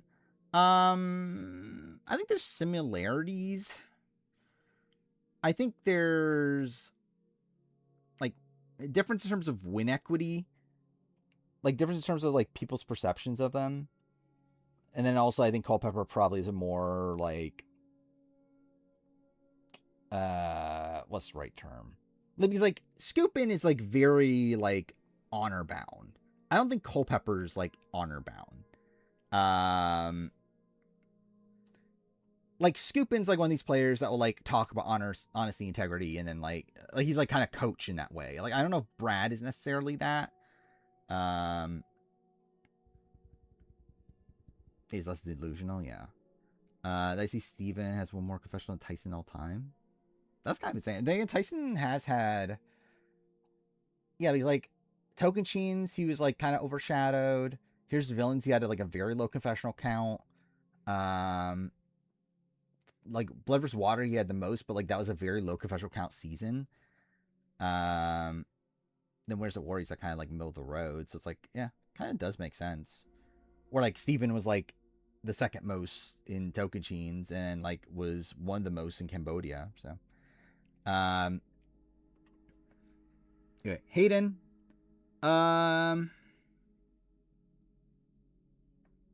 Hayden's interesting because like I think beforehand I ranked him here. But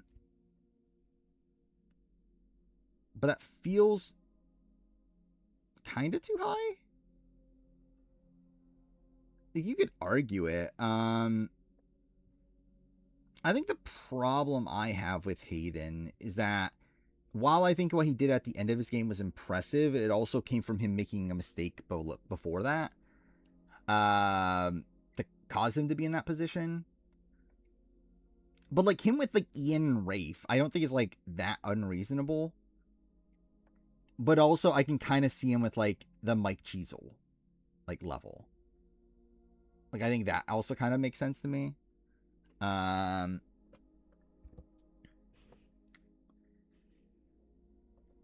Yeah.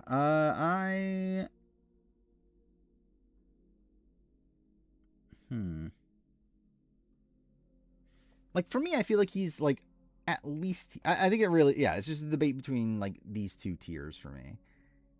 It's like, do I put him with Ian and Rafe or do I put him with Mike Cheezel?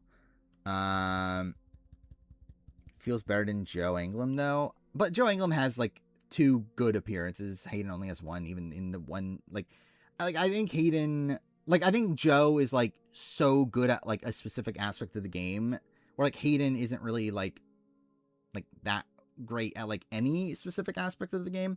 I'm not really factoring Big Brother into this. Are Brand Sierra the most forgettable duo? They are 8 forgettable duo. Or like Hayden's not like particularly good at challenges. He's just like kind of like mid tier like most things. Yeah, I can kind of see like a Savage Hayden comparison.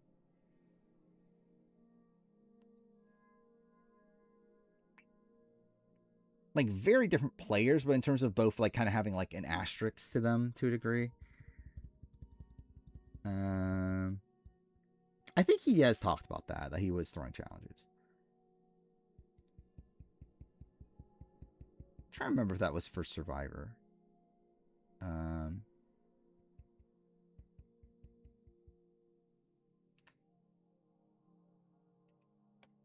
I do feel like he's above. I think he is closer to this grouping. But yeah, maybe put him like in the in between. Like maybe move Savage up.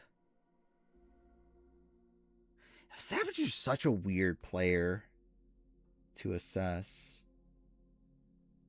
Because like Savage on paper isn't that good. I think it's like when you think of Andrew Savage, you don't think of Andrew Savage as a good player in like any like you never look at like you never think of like Andrew Savage and be like, oh, he's gonna be like a top 100 player or something, or like whatever he's gonna be on this. But like realistically, like he's, even though like he definitely has like a lot of flaws, like both his games are like pretty good and obviously like end in like weird ways both times.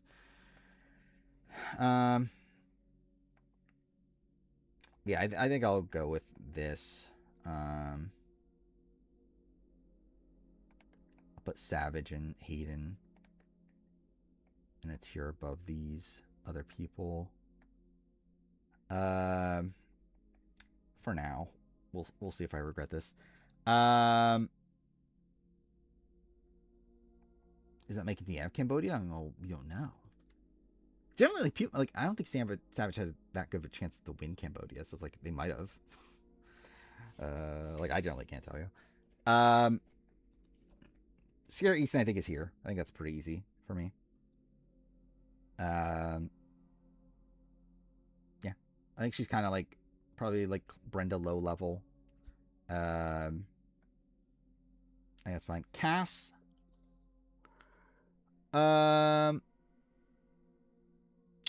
Cass, I think, is probably here. Cass is kind of like a worse Candace. Or like she's a fairly like active player.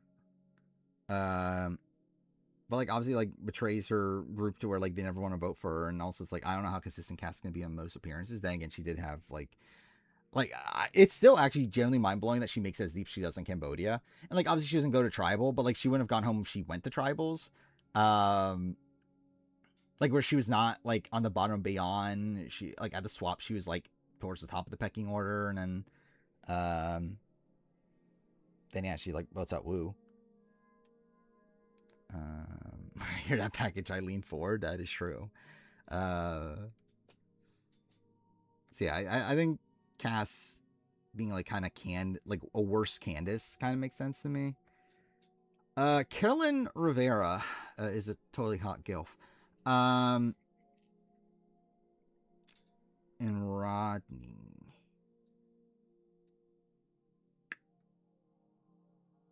My initial instinct was to put her here, Carolyn. I think there's an argument she could be here, actually.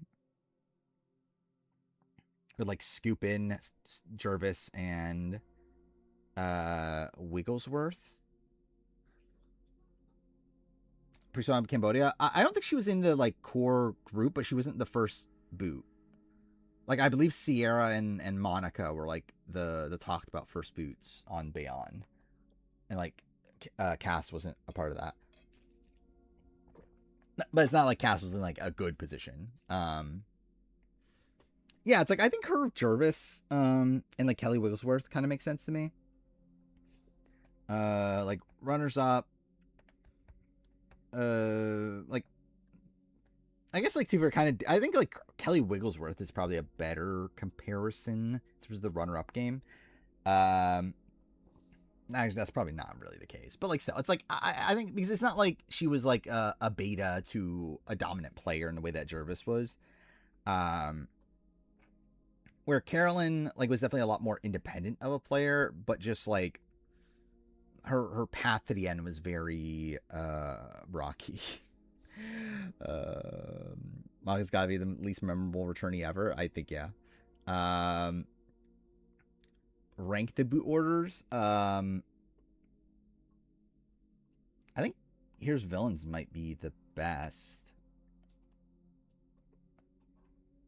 Probably. 50s isn't awful. Cambodia's is pretty good. Generally, Cambodia might also be up there as the best. I think Cambodia and Here's Villains are like top 2.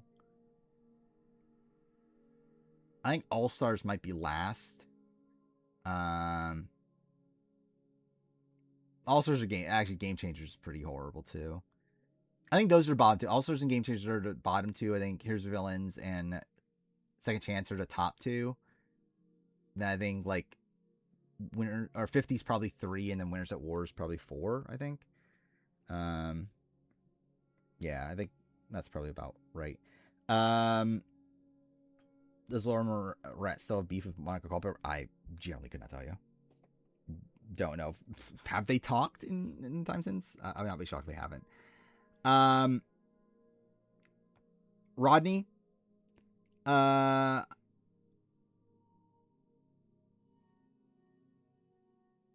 Yeah, I'm not really sure what to do with Rodney either here. Because Rodney is like, he played a pretty strong game by the end. That is not what I meant to do at all. What the fuck? I meant to do this. There we go. I think it's like either I keep him with Carolyn.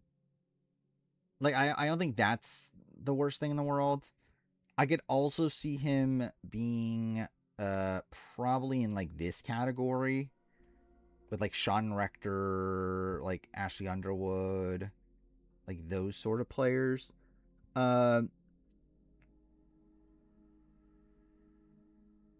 I think my gut is to keep him with Carolyn. Like, below Carolyn, yeah, but, like, with Carolyn. Because he kind of did run... Like, if it wasn't for, like, Mike Holloway winning out and everything, like, he kind of does just run that season. And, like, I still think win equity is, like, a major issue for Rodney. I don't know how people take him seriously enough to, like, that he'll be able to win most times he plays. But, like, still, he did run that season. I guess really more than you can say than anyone here, right? I guess, like, maybe, like, Holly you can argue that for. Like, Holly Hoffman, but, like, yeah. I think him being here is fine. Baylor, Missy. Well, like, Missy, I think, is here with, like, the Lisa Welchel, Sherry, Holly Hoffman. Like, she's kind of that tier. Baylor, I kind of want to put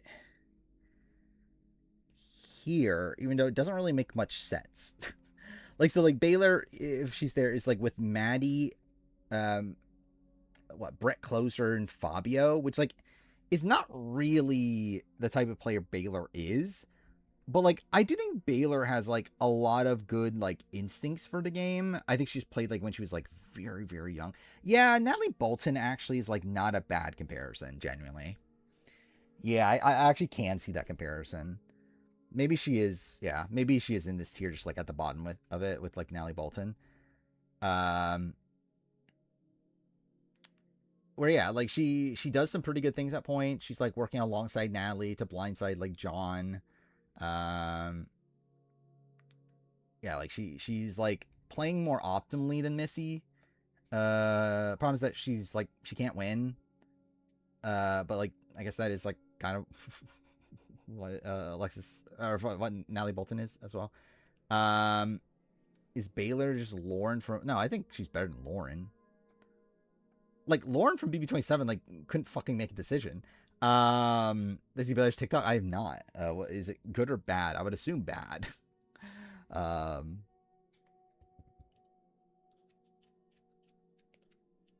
Alexis should go up. I think she's fine here. I think she's at the top of this tier, at least towards the top. I think like Baylor and Natalie are towards the bottom. So like I think like could I create a new tier out of this? Like maybe. But I think this is fine as is. I think it's just gonna be like Natalie's or like Alexis at the top. Baylor's very religious and doesn't want to play again. That's not shocking. I wonder if she got called for 50. Generally, we're at the point where like I actually wonder like how many other people that we don't know about got called. Like, there's not many other options at this point. Actually, I can show this, right? Let's see this real quick. Which is gonna be great for the VOD, but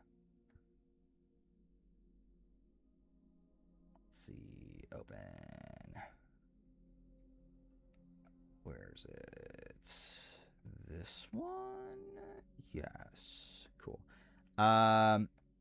This is my current spreadsheet for 50 calls and everything. Like, this is like all the information I know, at least. Like, these are all the people that like are at least rumored to have gone. Oh, I could probably move Lindsay off this, but that's like, I don't know. We'll see. Like all the people that there's at least rumors that they got called. All the people that have confirmed they're not called. And then like all the people that like there's like somewhat information to the fact that they didn't get called.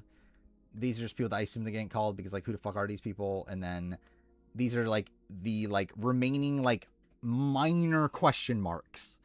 But like realistically, a lot of these people did not get called, right? Okay, actually I just wish chat's blocking it, but still, it's like more than likely a lot of these people did not get called. Like more than likely, Alexis Jones did not get called for 50. More than likely, Dawn Meehan did not get called for Survivor 50. Yeah, Sierra Reed did not get called for 50. Like, I feel fairly confident in that, but like also, we don't technically have the like Edna Ma. Edna Ma's not getting called for Survivor 50. Like realistically, I don't know how many more people there are to have gotten called for 50. Wasn't there actually weren't there rumblings that Reem didn't get called? I generally don't remember where that came from. I'm still shocked we never got a straight answer from David Wright. Why is Cole there? Is Cole there? Oh, I don't know. I don't know why Cole's there. Purple Desi's there. Wow. It was just a list I put together like real quick. A lot of these other people are like there because like they got called for other returning seasons. But like I'm pretty confident they didn't get called for this. I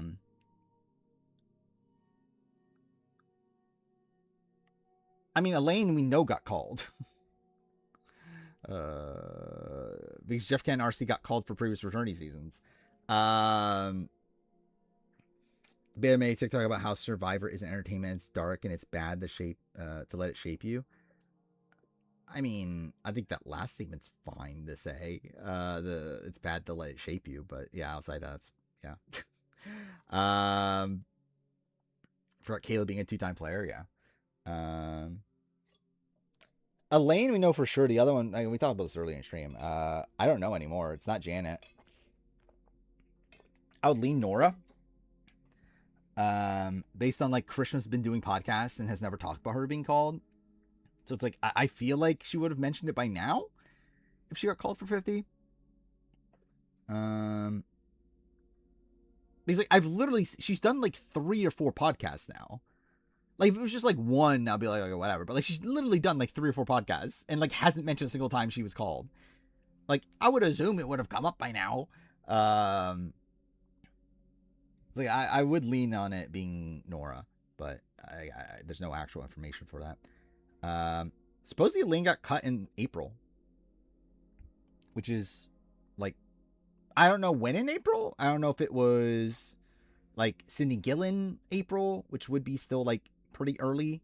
Like Sydney Gillen got cut the first week of April. So I don't know if it's that, or I don't know if it's like late April, like closer to when like Dom was cut, which like he was cut in like May, right? Like the first week of May, supposedly. But she got cut later than other people. So that's something. Anyway, Caleb Bankston. Probably here with like Tammy, Heidi Strobel, Leanne. I think that's like kind of a okay spot for Caleb. Competent player. Played kind of dynamically. Didn't really, I don't know, like ultimately does get outplayed. Yeah, I think that's fine. I'm like debating, like, I think there's like maybe a word you can argue he could be like Maddie Brett Closer tier, but I don't think he is good enough to be up here. Like, I think ultimately Caleb, like, I think he plays the post merge like way too passively, loses Sierra, which I think is pretty bad. Even like early on, it's like, I don't think what he's doing is actually good. Like, he's a dynamic player, but I don't think he's actually like doing good thing. Like, he's effective, but I don't know if him like flipping the entire tribe to save Sierra, like to take out Brad Culpepper, is actually a good move. Like in practicality, I don't think that is a good move. But like he did get it to happen, so that's something. Yeah,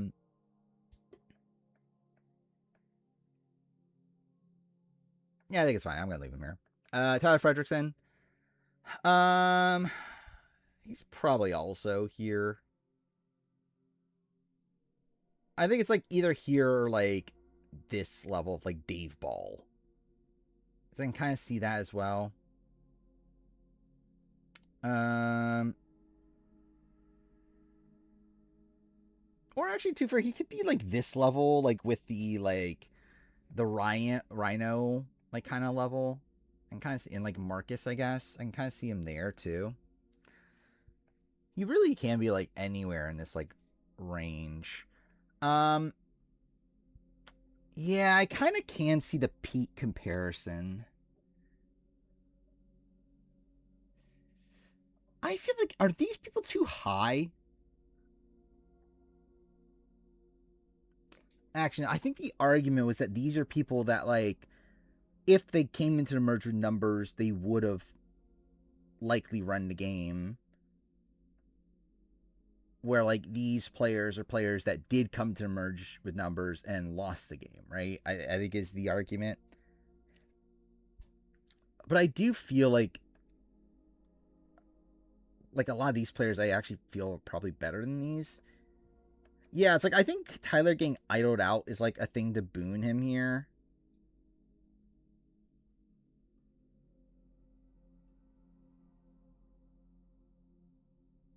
Like, realistically, he didn't have much of a path to the actual end. But again, like, that entire end game stretch of Worlds Apart is weird because of how much Mike's like winning out factors into everything. I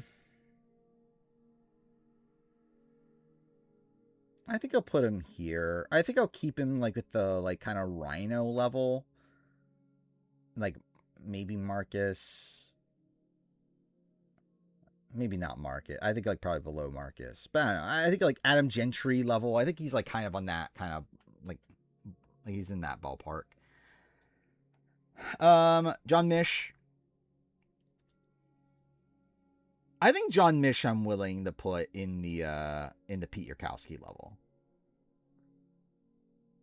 John Mish is someone that like there's arguments to be made he could be here. I think the problem is that I don't actually think John Mish is actually that good of a player. It's like it worked on that season of Blood versus Water.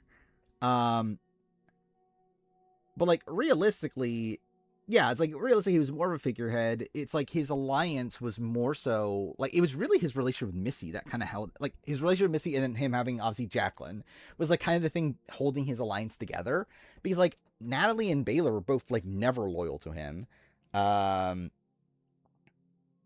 Like he actually believed that people were willing to just ride to the final three to where they would lose to him. Is also pretty insane. Yeah,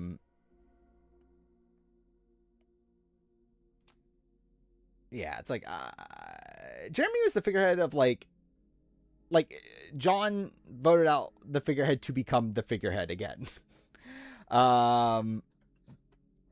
Yeah, like he almost got taken out in 9. He didn't get told to play his idol. So it's like I think him being like in these like semi-dominant players kind of makes sense. People that ran like portions of the game.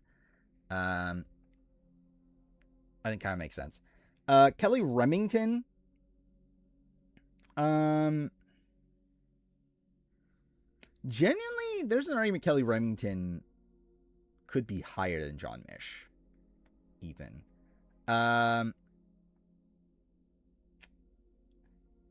Yeah, looking at the tiers, I feel like Kelly Remington feels kind of this level with like Austin Carty. Like Austin Carty, Jamie, Nick, Charlie, Brandon. I think that kind of makes sense to me, even though it's not exactly the same because it's not like she came to merge down in numbers, but she obviously gets like idled out. But was in like a pretty good spot to where like I generally actually you could even argue her here. Yeah, it's like if she didn't get idled out, she's very likely in the end game of that season. Like it's very difficult to get her out on that season. I kind of actually want to put her here then. I kind of want to put her with the other like more screwed over players. If anything, actually, like, is there an argument that she's above Tyler? Because I actually feel like that probably is because like Tyler feels like bottom of this tier. I feel like Kelly kind of feels top of this tier. Because I think she's like she's probably on the same level as like someone like a Roger. So yeah, I kind of feel okay putting her at the top. Reed. Not goddamn it, Reed. Yeah, Reed's a little difficult here. I think if Reed didn't have the sloppy beginning to his game, I think I would have been very willing to have Reed in like this ballpark. Really, it's like I actually think Reed could have even potentially been here if it wasn't for like his beginning game being very sloppy. I think because his beginning of his game is very sloppy, it makes me want to probably put him probably here. Like I think him and Kenny kind of makes sense actually. Reed should be on 54. I agree with that. Like I think him, Kelly. Wait, him, Kelly. What the fuck? Him and Kenny. That's what I mean. Him and Kenny like kind of make sense. Of being like kind of sloppy players.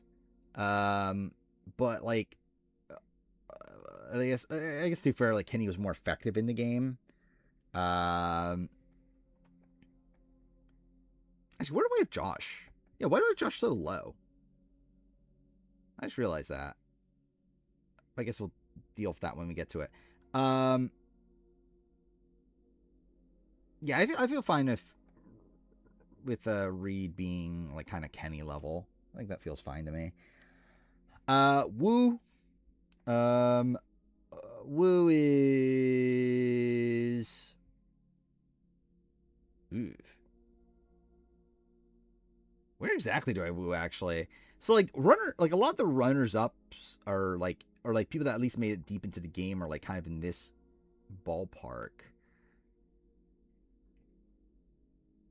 I feel like I assessed Wu probably too high here, realistically. I think you can like Wu and Bob Crowley. Actually, like I can kind of see a comparison there. But like outside that, like Wu, I don't think is actually that good. Like he obviously is a runner up, so that's something. And like he could have won. He was literally one vote away from winning. But he's not good though. Like it's like even that game is one where he's like so loyal to Tony despite Tony not being loyal to him. Like Tony was gonna cut him for Kaz. Like obviously Wu's like involved in what Tony's doing, but only like being used by Tony. Like he's being manipulated by Tony and doing things. His second appearance is like fine, but like it's not like a thing that like I mean, like, fine considering he's a pre-merge boot. Like, he goes to a lot of tribals at least and survives them. Like, he's not in the, like, he doesn't know what the fuck's going on for most of that game. But, like, the fact that he survives as many tribals as he does is, like, something. But, yeah, I think ultimately, like, yeah, I think having him here kind of does make sense to me. He's, like, a Bob that lost, I don't even know how you describe it. He's, like, it's like Wu was one, like, generally, Bob was trying to do the Wu. Like, Bob was trying to get the end of Maddie, who he would have lost to, in the way that, like, it's not exactly a 1-for-1, but it's not like, I think it's like Bob winning isn't really, like, a big thing to, like, prop him up in comparison to Wu, because, like, Bob was even, like, trying to win. So it's like, I actually feel like them being comparable does make sense. Will Sims.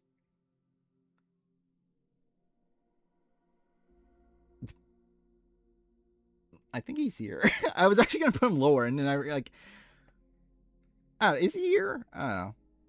I think him and Sugar is like kind of fine. There's an argument he's higher though, genuinely. I'm thinking, do I want to have him higher than Becky Lee though? Like I think that's like, and like not like Becky Lee's that good, but like Will Sims. Like I think Will Sims is probably underrated as a player because I think a lot of people just remember him as this like goat that didn't do anything. Like realistically, it's like I think it is impressive that like the connections he was able to make out there, the fact that he had this like such a strong bond with Rodney, something he didn't meet until the merge. They like rode through a lot of the game together. He's like someone that's like a pretty big physical liability that was never targeted early on. Was like a massive swing at that first vote. I don't agree with the decision he makes at that first vote, but like, but yeah, I think ultimately, I think he's probably like Sugar Kuiper level. I think it's fine having him here. Jacqueline.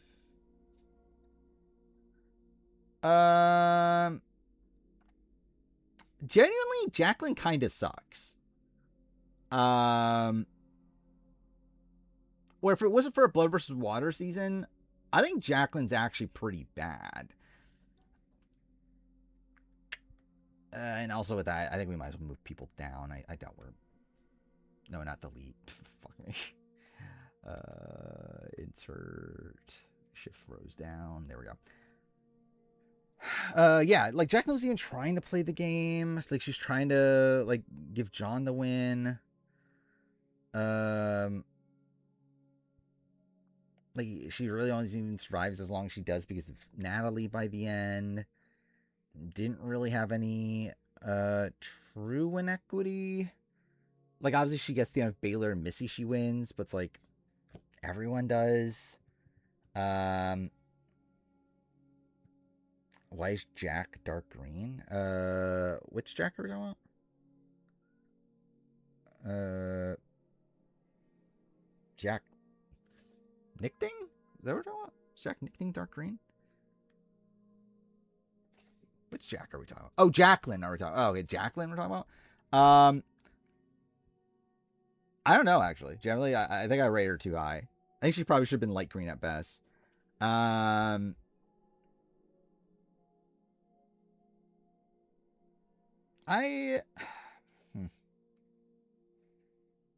I think I might settle for still here. Because, like, she was still in the dominant alliance that ran that season by the end. She just started off rocky. And, yeah, like, her and Sundra isn't, like, that big of a comparison. Or isn't that different? Big of a difference, I mean. So, yeah, I do think Jacqueline being here is still fine. Or John Jacqueline MAGA? I have no clue. I haven't followed anything about that. Actually, didn't John cheat on her or something? I know that's... Or, like, got caught in a... Like, it was, like, a Brendan Villegas thing. We got caught, like, sexting or something. Wasn't that a thing? But outside of that, I don't know anything about them. Anything new spoiler-wise? Not really, right? Not that I know of, at least. Trish.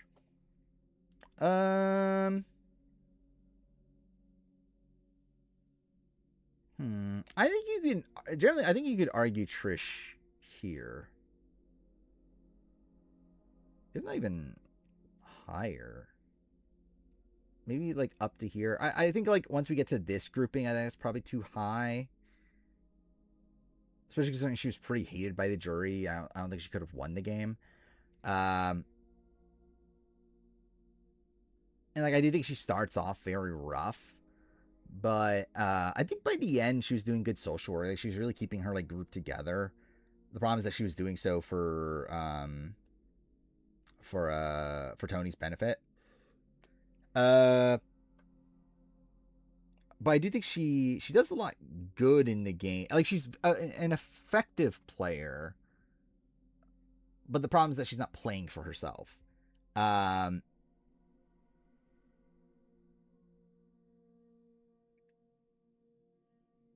I think it makes me want to put her here. I think it's like her, Felicia Rosa, Courtney Merritt. I think that kind of makes sense to me. I don't think it's quite enough to be in this sort of tier, especially because it's not even like she was like consistently like voting with Tony the entire time, like Tony's blindsiding her at points. But yeah, I think her, Felicia Rosa, I think that kind of makes sense to me. Jeffra. John Jacqueline or MAGA, that doesn't shock me. Why is no one talking about Brandon being arrested? I just don't think people care anymore, right? That comes up in the Rumo video, though. Jeffra's above Tony, obviously. I think Jeffra is just, like, solidly here, right? Yeah.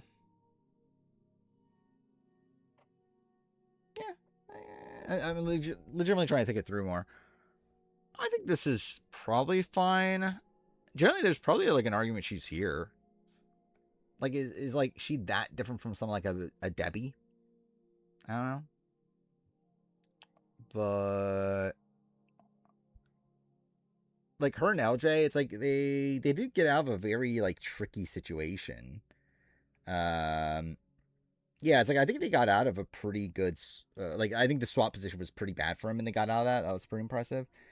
Post-merge, is like, and she still makes it fairly deep. Ultimately, it's like, I don't think, like, obviously she remains too loyal to her group, and it's like, I don't know, it's like, I think it's like, her path to the end was very spotty there, but I think maybe it is good enough to be, like, Grant Matos, like, Debbie, like, kind of level. I think that's probably fine. LJ, I think LJ just solidly fits here, but the thing is, like, is he really that different from Jeffra?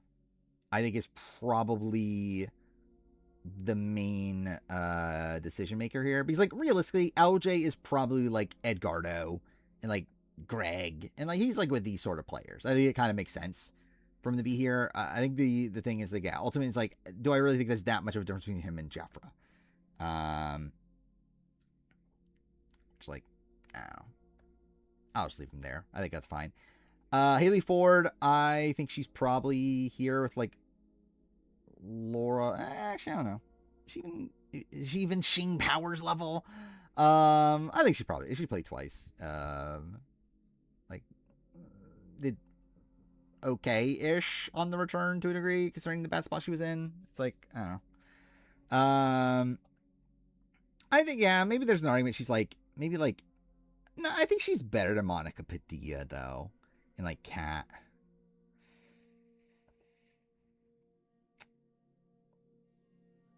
But yeah, she might actually be too high, though, because it's not like she was ever in a particularly good, because like, at least with like Laura Moret was like running glue.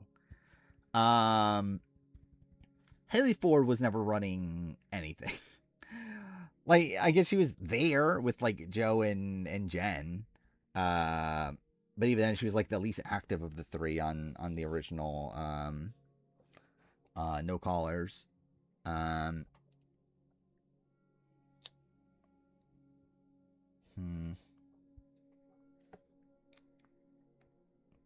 Yeah, I think she probably is just going down here. I think she might be at the top of this grouping. But ultimately, like, the furthest she makes it is 11th. I forgot about I Didn't Consent. That didn't make my rumor video. I kind of forgot about that, to be honest. Yeah, I got too focused on the how could this happen, Haley? Yeah, where are we at now? We're at Jim Brown.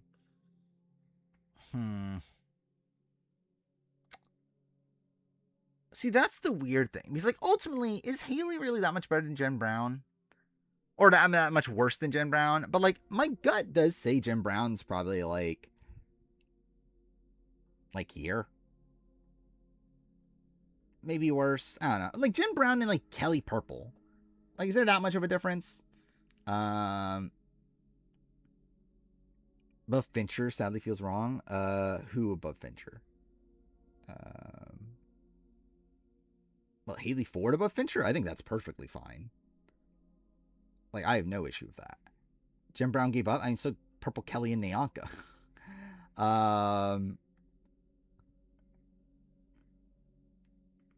Who else is down here?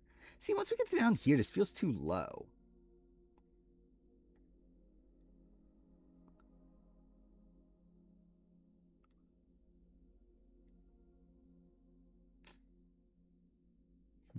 Yeah, I don't know. Jeff Kent should be Jim Rice tier. I could see it. Yeah, I think Jeff Kent. What was the argument for him being this low?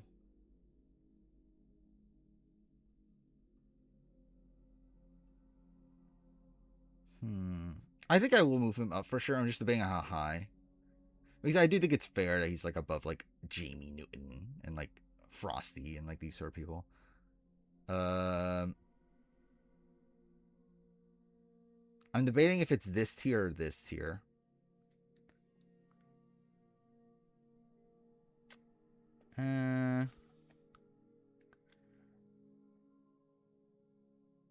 I think him with Michael Snow kind of makes sense. I think I'll put him below Michael Snow.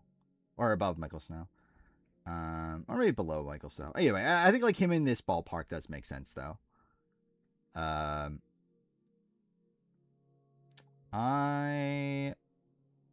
think I'll go below just because I do think ultimately his entire thing of like getting out Penn at all costs is pretty dumb. But I do think realistically he was running the early game, and it's like I think there are enough upsides to where he probably should be higher than this. I maybe actually like, is he that much better than Laura Morat to where like maybe like actually there? Yeah, I actually think him and Laura Morat is like a decent comparison, especially on like just their first games. Because Laura Morat, what was it? Like also like was kind of running the game, but also made like a really dumb move in taking out Eric Cardona way too early. And like I think that's kind of like the Jeff Kent thing with like taking out Penner, or like wanting to take out Penner. So yeah, I actually feel like this is a decent comparison. But yeah, Jim Brown. it's tough because like ultimately she shouldn't be better than Haley. I don't think because I don't think there's that much of a difference. And Haley played again, and like even though it wasn't that good of appearance, it's like I feel like that's still like enough to be like a minor step up. But like this does kind of still feel too low though for Jen. It's like I get that she almost quit, or she almost quit. And like I guess you could argue she did quit, but it's like, she still found an idol, made it correctly. That's something. Had like a really solid like grouping of allies, which I guess Haley 4 did too.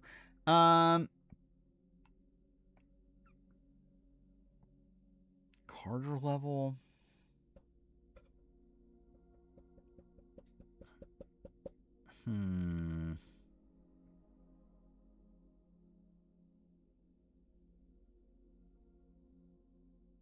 Yeah, again, my gut says here. Like that feels too high though, which is like the issue. And I think this is where I meant to put her. I think when assessing them, I think the intention was to put Haley and Jen here. Like with Nyanka and Purple Kelly and them. And I think my gut does still say that about Jen. But like it ultimately feels like it does feel like Haley is too high, and it feels weird to have that much of a gap between Haley and Jen.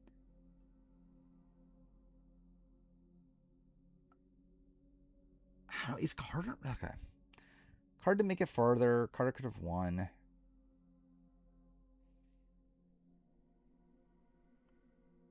I think I'll settle here for now. Almost first boot. That is fair. Yeah, she almost was first boot technically. I'll settle here for now, and then I'll probably change it a billion times before we finish. Josh Canfield, I think this is probably too low. Like having him in this ballpark. I think Josh is like at worst here. Yeah, I think Josh is at least in the LJ level. It does feel weird to have Josh and Reed so far apart. Is kind of an issue.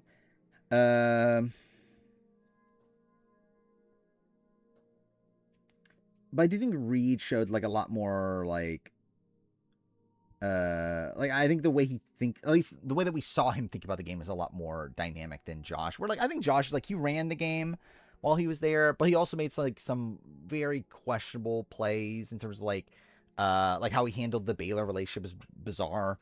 And it's like and I guess too for that's more of a also a Reed thing, but like not throwing the challenge to take out Jeremy.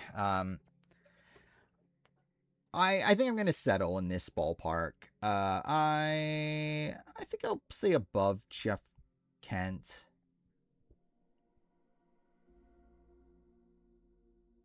I think I'll go below LJ. I think I'll keep him in this tier. I think like him and Jim Rice, yeah, that's like it's not that far apart. Reed's pre-merge is pretty bad, which is why it does feel weird to have them so far apart. But I do think the upsides of Reed feel higher. There's like an argument he's like here though. But I'll keep him there for now. Vetus, okay. How do we assess Vetus? Vetus is like one that like his Blood versus Water game is like not particularly good. But like there's some upside. I think the problem is that like I don't know how much to credit him for him like surviving the post swap, considering like a lot of that was based around his like pregame relationship with Tina and Katie. His early game's like good, but he does get flipped on by the end. And then by the time the merge, he's pretty much dead to rights. And his second appearance is just like a whole bunch of nothing. Had like one good round. I would say two at least. Like Reed, I think like Jeremy round's very good from Reed, and I think like obviously almost blindsiding John is very good from Reed.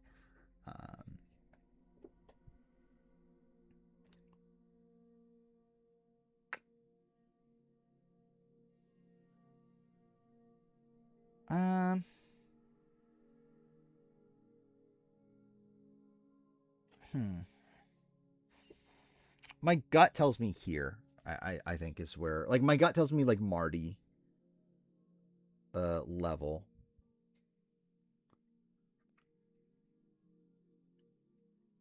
But I think it's, I actually think like there's probably more comparisons of like, no.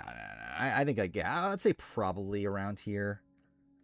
Yeah, Matt Bischoff I can kind of see some too, especially like pre-merge.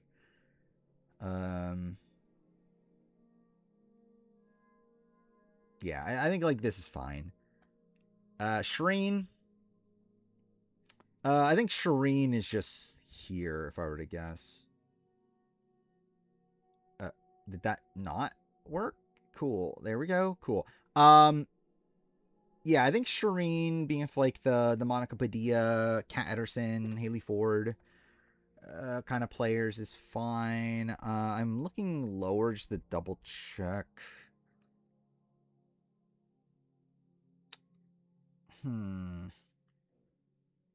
There is an argument she could be lower, actually. Because like ultimately Shireen's game is not like her Worlds Apart game is not particularly good. Like she's kind of a outcast for a lot of that season, doesn't really have much of a chance. Comes back, and like she has like one round where she's like running the game and then like but yeah,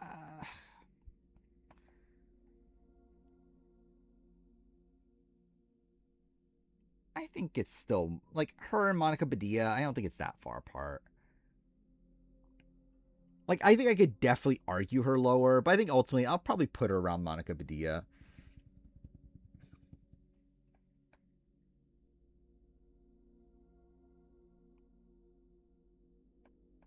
Like, I think if it was only her one appearance, I think she'd. And like, but the thing is, it's not like Cambodia's that good though.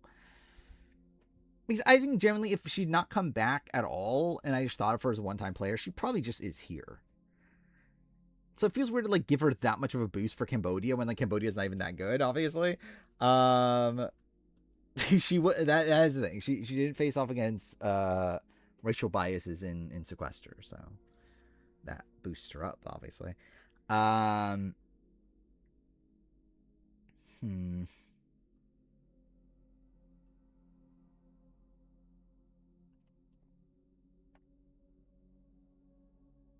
Like Sierra Reed is there, and it's like, is there that much of a difference?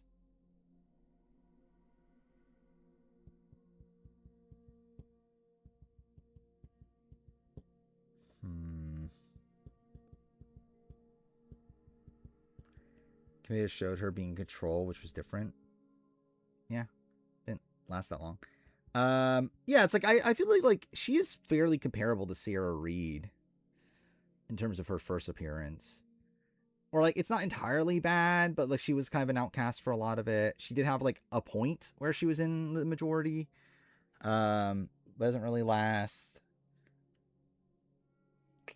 Yeah, I think I'll put her here. Like probably closer to Sierra Reed of it all, but like in this kind of sub tier. Where are we at now with these people? Jeremiah Wood. I feel like Jeremiah Wood's too low if we're keeping this consistent, right? Like Jeremiah Wood is, I think, better than like Reynolds and Eddie. I guess not by that much though. Realistically, it's like I don't know. Is he really that much better than like he probably is like in this ballpark of like Brendan, Fincher, David Murphy. Is probably where Jeremiah could be. He had a path of 3. That is fair. I don't know if he can win. I think maybe like Carter level is like also fine. I think he's in like one of these. Maybe this tier too. I think it's like he's in. He could be in this tier with like Benry, Frosty, like those sort of players. He could be in like the Jen Brown tier with like Carter, or he could be in like Brendan Fincher, David Murphy.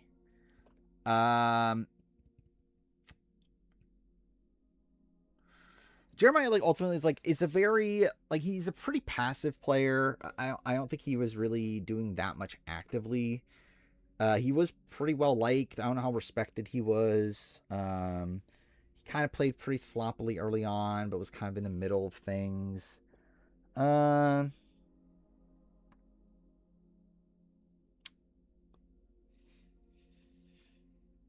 Is this too high? I think my gut's leaning this. Because, like, I think him and Benry feels fine. Like, I feel like that's, like, an okay comparison. Count how many times he says y'all. I feel like I'd rather not, but I assume it's a lot. Like,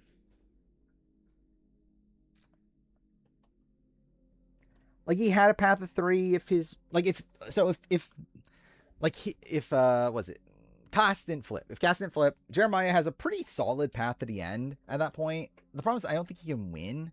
Oh, is it you know? Okay. Either way, I know he said, like, a certain word, like, over and over again.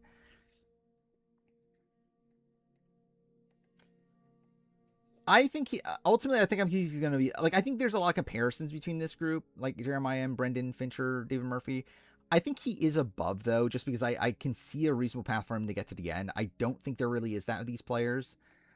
So I think he is, like, a step above.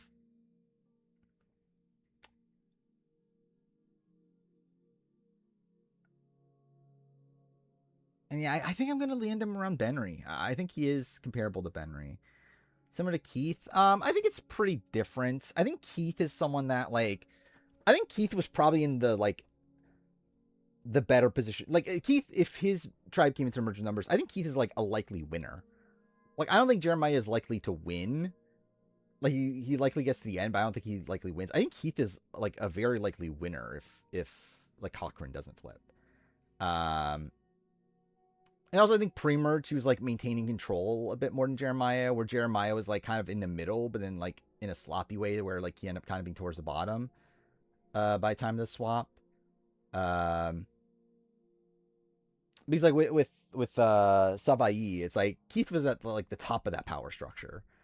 Like, him and Whitney were kind of, like, the people, like, deciding everything by the end. Where with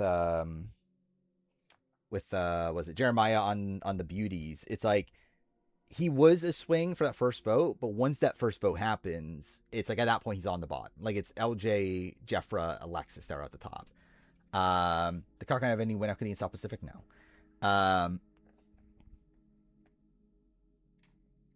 See, I think I'll keep him here for now. Alec. Okay, stream. There we go. Alec Christie. How low am I going? I think we're at best. We're getting to, like, here, I feel like. I think we're below the Brendan Sincott, Fincher, David Murphy level at this point. Okay, what the fuck?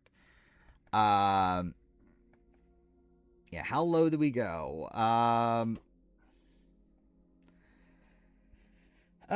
Is he just, yeah, I don't know. Is he Ronald Eddy tier? Like, he does get taken out in a weird spot where he wasn't meant to go. But, like, he just isn't, like, yeah, he is, like, very Eddie Fox. I'm debating lower, but no, I think I'll keep him around here. Like, he ultimately was in the majority in his first tribe. Was a swing vote at the swap tribe.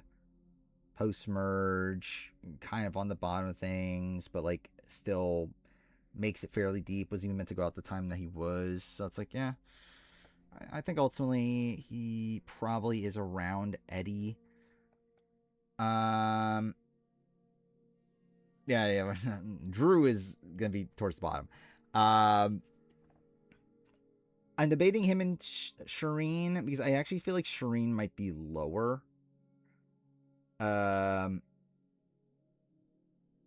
Like, Shireen's more, like, actively disliked. I think Shireen probably has more upside. But, like, I think Alec is the type of player that, like, probably more consistently does better. Will that Christie's sister have been a better player than him? From what I remember, for probably. Yeah. yeah, it's like I think ultimately like Shireen and Sierra are kind of at the bottom of the sub tier, where I feel like Alec and Eddie are probably like kind of middle of the sub tier, I guess. I don't know. Like I think the top is probably like Burton and like Eric Cardona and like Kobe maybe. I don't know. West Nail. I think West Nail's also here, right? I think generally there's probably an argument that West Nail's a better player than Alec. Because like realistically, like West Nail only gets taken out in the spot that he is because like Keith was there. But then again, there's not really that much to differentiate. Like, it's not like there's so much I could say about, like, oh, Wes is better than Alec because of this and this. It's like, they're kind of just the same. Like, it's not like there's that much that we know of, like, how they played the game that differentiates the two. But ultimately, I think I am going to go, yeah, also above Shireen. I think he's just, like, also there with Alec. I say a player to be blindsided in a 10 to 6 range every game? Probably. Or be dragged to the end and not win. Like I think he probably consistently makes it to the merge, but his like win equity is like near 0. Katie Collins. I think she's this tier. Edna Ma. Maybe Christina. Like doesn't really do much in the game. Made it fairly deep. Like stood like a modicum of like the thing is like she can't win. I mean like I guess like Blood vs. Water fucks things up because like she would have like Vetus, Aris, Tina's votes, but like I still don't think she could win. She wasn't hated. That is fair. But like she really just had like no like I mean I don't know maybe because of that she is here. Maybe she's like a tier above. Maybe like Aaron Collins. Yeah, I think that's fair actually. But yeah, I still don't think she's particularly good. Dan Foley. I don't know if you know this, but he did almost win Worlds Apart. So top tier. Clearly. Yeah, he's probably just like I think at best he's here. Is he like Tarzan level? He is an adopted child. That is true. I like is he like Zoe Xanadakis level? I am a fat guy. I've got downloaded, right? I got Dan Foley into the Rumo video in part 6 by literally forcing him into the video. Dude, there's too many clips. There's 780 clips. There we go. Bamboo is hollow. It won't stay. It will split the bamboo and drop us. I am a fat guy. It's not going to hold. Again, how could you hate this season? Remember I had 0 clips, yeah. Anyway, yeah, Dan Foley's here. Joaquin. Generally Joaquin might be too low. Oh, I think it's the base. I think it's like Joaquin's either here or he's here. Like Joaquin's like overall like he's not a bad player. Like he like generally like he probably is like around here, I think. Yeah, it's like I think he's Julia level. Like he's okay. Like considering the spot that he's taken out in, like he did good work like building a relationship with Rodney. Like if he made it to the merge, he was probably in a good spot to like run the game with Rodney, for whatever that's worth. Like also it's like he was blindsided when like So Kim goes home, but after that, like he recovered pretty well. He was then not gonna be taken out. Yeah, I think he's fine. I think he's here. Alexis Maxwell. I think she is here. I think you can argue here. In the like Ashley Trainer kind of level. I think I'll settle. Actually, really, it's like she could even be here. I think the problem for Alexis is that, yes, she was swap screwed, but she also, like, did it to herself. It's like she did start off the game pretty well, and I think that's kind of why I would, like, potentially put her, like, with, like, Laura Alexander. Why she's that much worse than Sydney? I don't feel like Sydney made, like, a massive blunder in the game. Like, I feel like Alexis, like, self-sabotaged her game at the end. Like, Alexis, like, just made it, like, so openly known, like, how close she was to LJ and Jeffra. They were like, fuck, we have to take out Alexis. Like, Sydney, it's like, I don't know if Sydney did that much, like, actively wrong, but I guess, like, Alexis' like, beginning of her game is better. Yeah, it's like, I guess, like, so Sydney gets voted out, what, the 4th vote after her group? I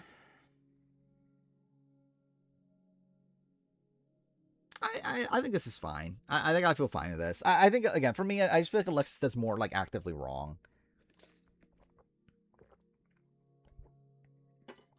So I think her and Laura Alexander is, like, a fine comparison. John Cody.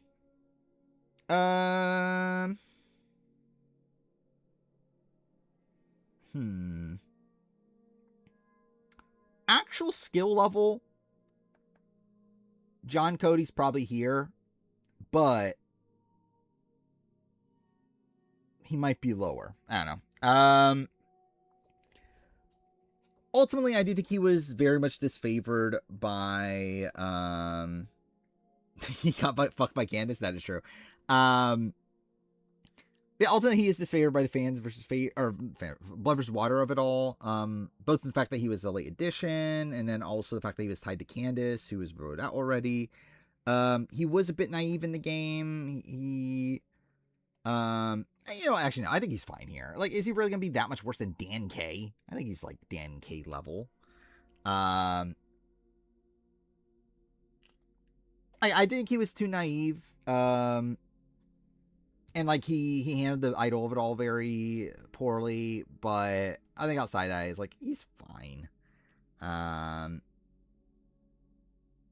got Tyson's wife voted out because he's dumb. I don't know if I would say that exactly. Like, I think, like, Rachel's also kind of screwed by, like, the format. Where I think it's, like, it just, like, made sense to vote out Rachel to try to get Tyson to quit. So yeah. Morgan's pretty bad. How bad though? She recovered okay after the swap. Dude, Janet, I don't know where the fuck I put Morgan. Hunter from $1 Million Secret Season 2 followed you on Instagram. That's very random.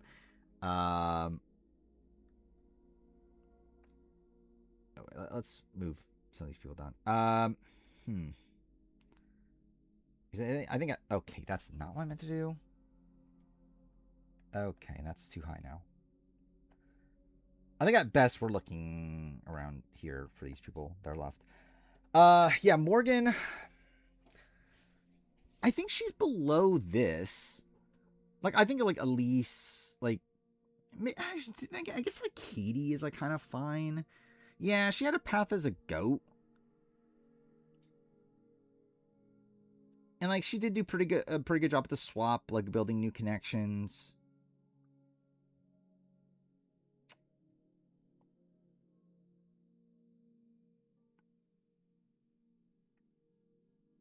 Maybe here. I think her and Katie Hansen feels fine.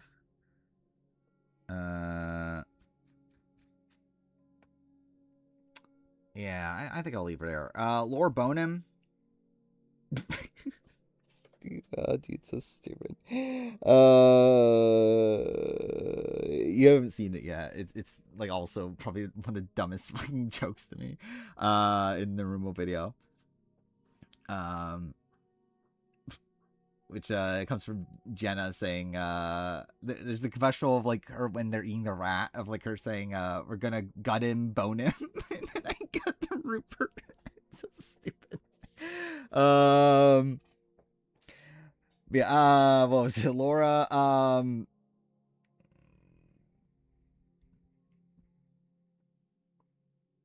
don't know. Laura survives a while, all things considered, but it's like she's just a pretty fucking bad player.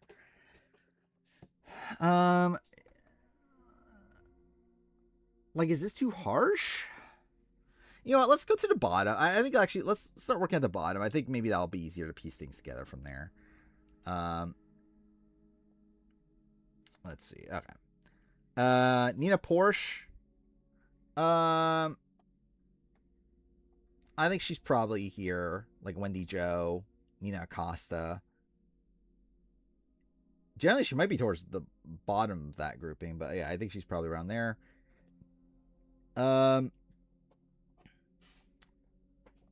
Peterson. How bad do I want to say Marissa Peterson is? Like, I think she makes like a pretty dumb like call of like targeting like calling out Brad Culpepper. Was that like enough to say she's like one of the worst? Like she's like a bottom 2 tier player. I don't know. Like is she like Candace Smith level, or like Candace Smith like called out coach? Yeah, like Stacy. I think she's probably like around there. She was like okay in challenges. Is that something? So yeah, she's probably like around here. Yeah, she'd have no allies. Yeah, that's actually fair, because that was the thing with them, right? Is that they like obviously they had each other. Candace had Aaron. Like Marissa didn't really have anybody. Yeah, I guess she's at the bottom. I'm really even like Billy Garcia had an ally, right? Yeah. All right, whatever. David Sampson. He's probably just here. Yeah. Like he has like actually I was gonna say like he has a good mind for the game, but I don't actually know if that's even the case. But like he had Cass as an ally. He at least like was moderately like rational about the game. Is that something? Drew Christie, I kind of want to put below David Sampson actually. Like I think he'll probably be like Shannon Elkins better, because like Shannon Elkins like actively like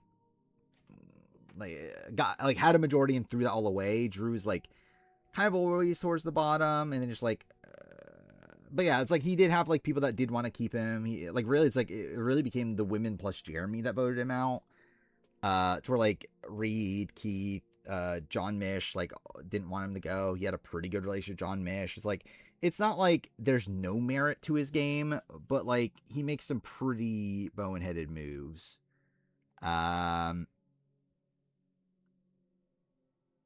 I'm trying to compare him to like this tier, and I actually do think there probably are some comparisons there.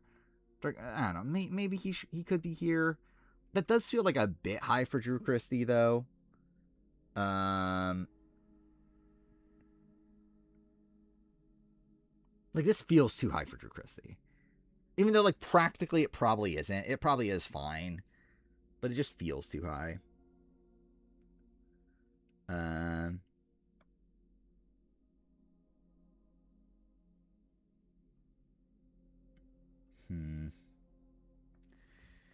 No, I think I'm still gonna keep him around Shannon. I think just like how much he self sabotages his game. I think it's like, yeah, I feel like I'm still gonna keep him that low. I do agree. I don't think he's that different from Matt Quinlan. I do think Matt Quinn's like a lot less actively bad in my opinion. Like at least like I think like because like I feel like Drew does like pretty much everything wrong. Like I don't think Matt Quinlan's like bad, but I don't think he's in a spot where like he's like as self-destructive as Drew Christie. I think Jatia is probably here. You can argue higher because you can argue she got screwed by like how her like final tribal went with Jeff and all that. So we're like, I think if that's the case, she's probably like here or here, but I still think Jatia is a pretty awful player. Yeah, I think like her and like Ashley Mazzaro probably is like fine, I guess.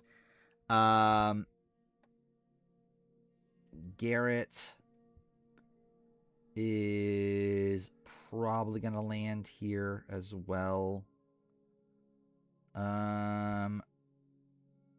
Yeah, I'm debating above or below Jatia. I guess like I did have her above Jatia, or I did have him above Jatia before, so I guess like I still do that.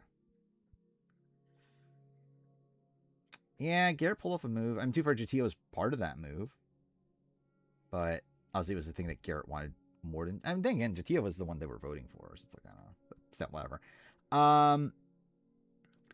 Lindsay from Worlds Apart, everyone's favorite player, who I know is MAGA. Is that something?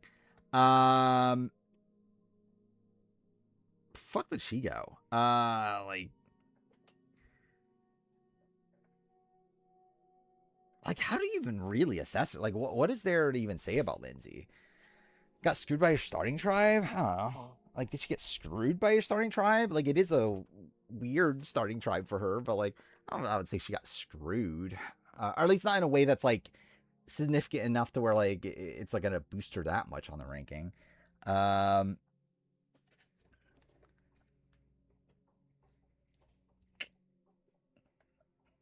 I don't know where to put her because like she was ultimately still the first boo of her tribe. She did have Sierra as an ally. Like I think like fact based, she's here.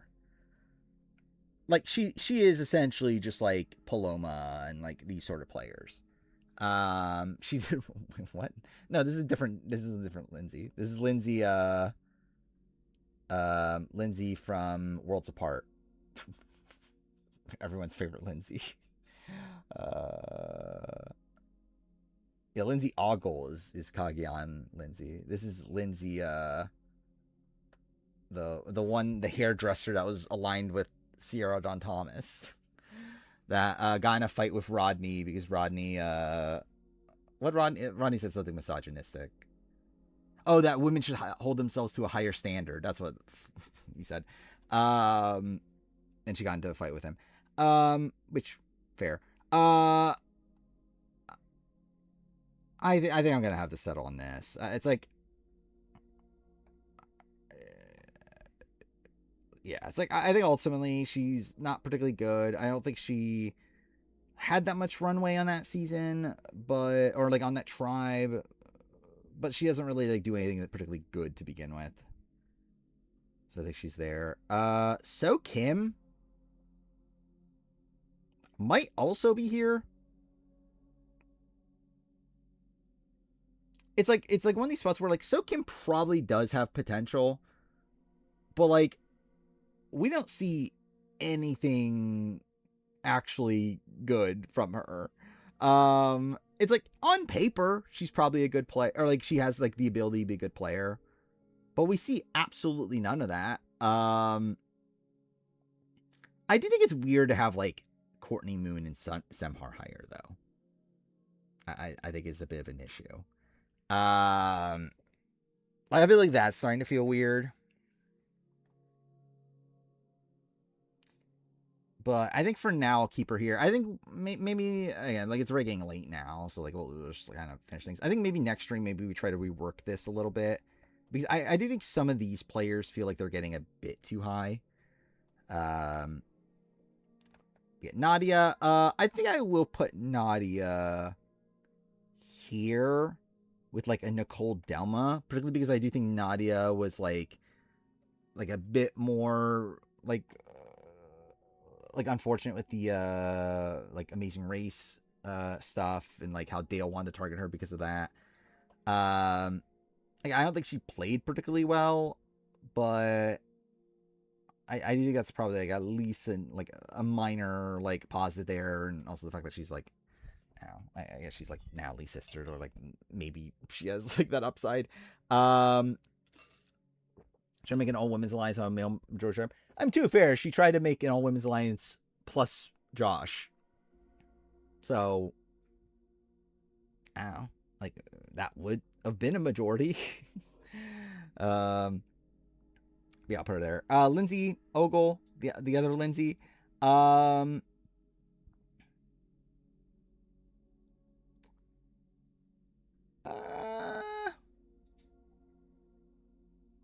I actually kind of want to put her lower than what I have her here.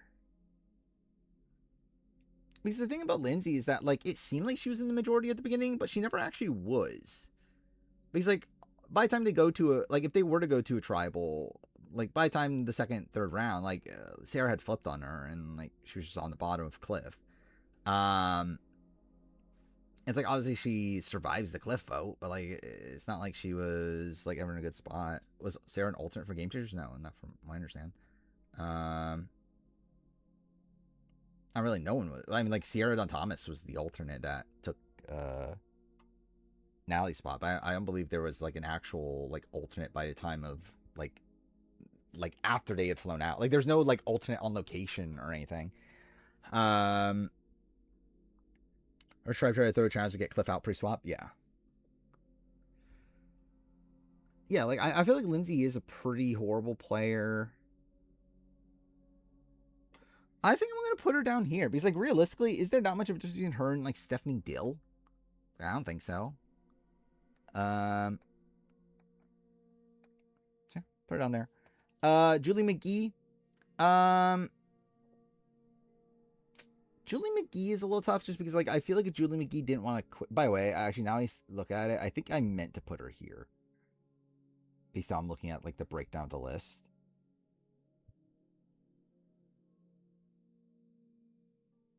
I think I meant to put her, like, Lisa Linares. I think I feel fine with this. I think I'm going to keep that. Julie, I put Julie here. Julie and Lisa Linares? Is that big of a difference? I think that's kind of a fair comparison. I guess, like, Lacey... Actually, did Lacey even go to more tribals? I think so, right? Yeah, actually, Julie only went to one tribal, didn't she? Like, she would have survived the other ones anyway, but, like, still. I think it's fine. I'll leave that. Cliff Robinson. Is Cliff too high in this grouping?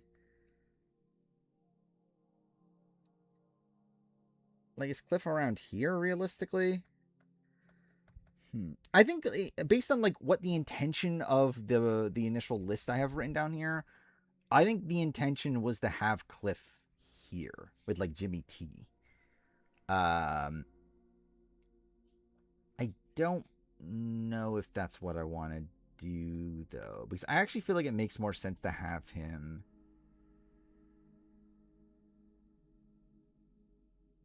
probably here, actually. I think, like, him with, like, he might be at the top of this. Yeah, I think I might have him at the top of this tier, but he probably is in this tier. Of, like, I guess, like, the highest of the Ben Browning tier. Why is Leslie Nice so high? She probably is too high. Where is she? She's, like, around here, right? Yeah, here. Yeah, I don't know. She probably should be, like, here. Or even here. Like, the thing is, like, I think, like, for me, it's, like, I just don't know if Lindsay did that much actively wrong. And, like, I know that's the reason I do have her this high. But, like, ultimately, yeah, fuck it. I'll put her here. I think that's fine.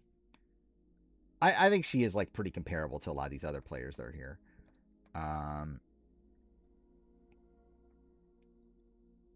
Yeah, Cliff. Yeah, I feel fine with him there. Rocker, I think, also is probably here. Like, I think John Rocker is pretty... Actually, is Cliff Robinson better than John Rocker? I think I think it's like... If you were to have Cliff Robinson play 100 times and John Rocker play 100 times, I would have more faith in Cliff Robinson. But I think based on the games we actually saw, John Rocker's better. sadly. Um, like John Walker's not good, but Cliff Robinson was yeah, like Cliff Robinson just like wasn't able to like maintain any social capital throughout that season. Like it was like his tribe was literally throwing challenges to try to get him out. John Rocker at least was in the majority for the first 2 votes. I think like him attempting to save Val was at least like the right idea. You know, he doesn't do it the best way. Yeah,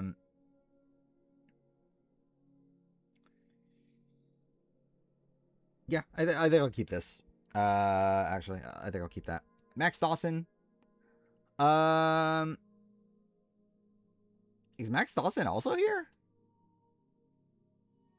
I think he might also be in this tier. Like, starts off well, like, part of the group that flips the vote into so. After that, would have been next to go. That is fair. That John Rocker did believe Val had 2 idols despite having the idol himself. Again, that's just because he didn't know Survivor. If he knew Survivor, he would be the best player of all time. Cliff Robinson didn't say he would punch someone. That is true. That is not a thing Cliff Robinson said. But John Rocker survived the vote despite saying that. I don't think he did, actually. Didn't he get voted out that episode? I think that was the episode he got voted out, wasn't it?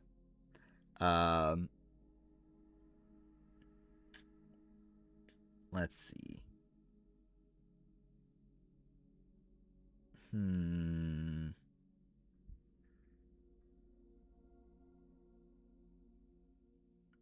I think practically I have to do it. I think practically just makes sense to do this. If anything, actually, I think there's an argument Cliff Robinson's lower. I think there's like an argument Cliff Robinson's here. Like, I just think Cliff Robinson, like, his game is really shit on Cagayan. And it's like, I would like to think he does better, but like, there's nothing actually telling me that that's actually the case. Especially considering just like how much like Tony and like Trish hated like Cliff Robinson while being out there. So yeah, I think I have to go with this. Bryce.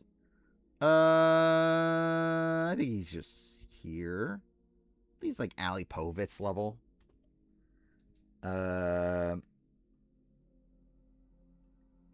Maybe Dirk Bean level. I think he's just in this grouping. I think that's fine. Then I mean, actually, maybe you can argue him here. He almost pulled off a 3-2-1. But yeah, I think I'll keep him there. Dale Wentworth, I think, is Jimmy T. I think that feels fine to me. I think he just feels like Jimmy T. I guess like he almost did something interesting. Like I think like at least he tries, right? Like he at least tries to make a move with John Mish, like giving him a fake idol and all that. It's like he at least does stuff. But yeah, he was like still like blindsided when like Rocker went home. He was gonna be next to go anyway. So yeah, I think I'll put him there. He's on a try with 2 of the best players ever though. What, Cliff Robinson? Yeah. I'm debating if that even matters though. But yeah, and that is the case. Yeah, Val.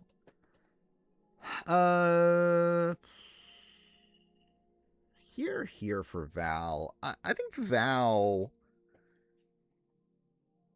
almost stayed despite having no reason to almost stay. Worse than Dave Cruiser? I don't think so. When I was watching is he watching AU now? I didn't know he's watching AU now. He's fighting his chat. Why he can't say yeah, he does mispronounce poverty, right? What episode is he on right now? He's on what, the double boot? Fuck, he's gonna finish it pretty soon then. Yeah, where are we at now? I think I'm gonna put her here. I think like probably towards the top of this tier, but I think probably at like probably toward. Actually, I don't know though, because like, is she really that different than like an Erica and Jessica the Ben? I think you could argue she's on that level, especially considering like she got exiled at the beginning. You could argue that's her being screwed. Yeah, fuck, I'll put her there. Vince Sly. I kind of feel like Vince Sly, like, yeah, Vince Sly is not a particularly good player, but I feel like that's kind of like the Shamar, like, Colton, like, level. Like Roger Sexton, like those sort of people. It's like not actually a good player, but did something good. I guess like the difference is that like Vince Sly was like the first boo, and like these other people survived tribals. But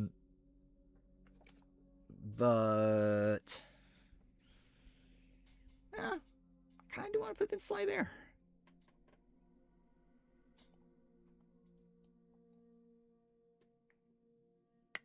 I think the fact that he doesn't survive a tribal though is the thing that's like bothering me though. When they put you in timeout, that's fair. I believe this like he probably is just trolling at this point.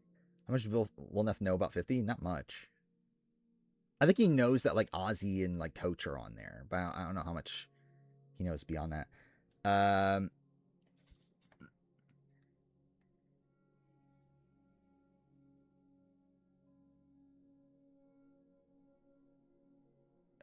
Okay, I'm like trying to think because I do think Vince Sly above like Jason Siska and some of that does feel kind of dumb though. Is I'm paying attention to Tribal Council? That makes sense. That's very well enough of him. How likely is Rachel Mont to be a preacher in next appearance? Like, I don't know, like 50%. I don't know, like kind of likely, but not like a guarantee.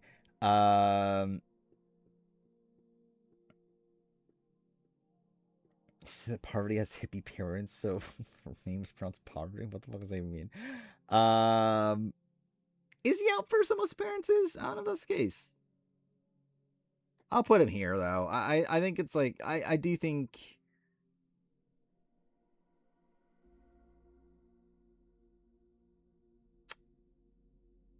No. Okay. I think I'm gonna. I think I'm gonna put him here. I think I'm gonna put him at the top of this. Maybe. Top or bottom? Team bottom over here. I think Vince Sly's better than Jimmy T in them. I think it's like at worst I'm putting him here. Like I think this is the bare minimum I'm willing to do is like the top of this grouping.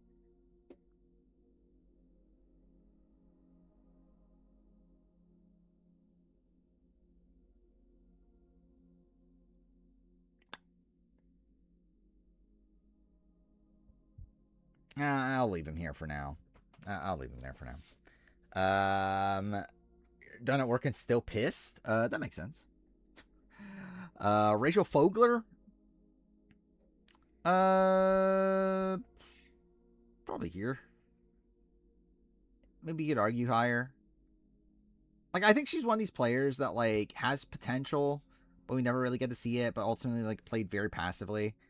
I don't know. Maybe there's an argument she's, like, here. But I just don't think we see enough of her. Like, she just kind of exists. Yeah. It's like, I just don't feel like there's enough to really say about Rachel. Then Laura Bonham. Skinham, Bonham.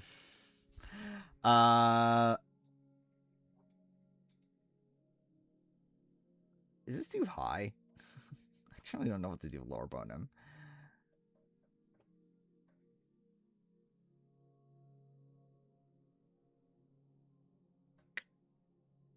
maybe just also here? Like, maybe, like, Gandia level? Is she better than Stephanie Favor? I think she's around there, right? So, yeah, I think, like, probably still here. Like, even, like, her versus Rachel Fogler's, like, it's probably worse, genuinely. Like, generally, she's probably, like, here.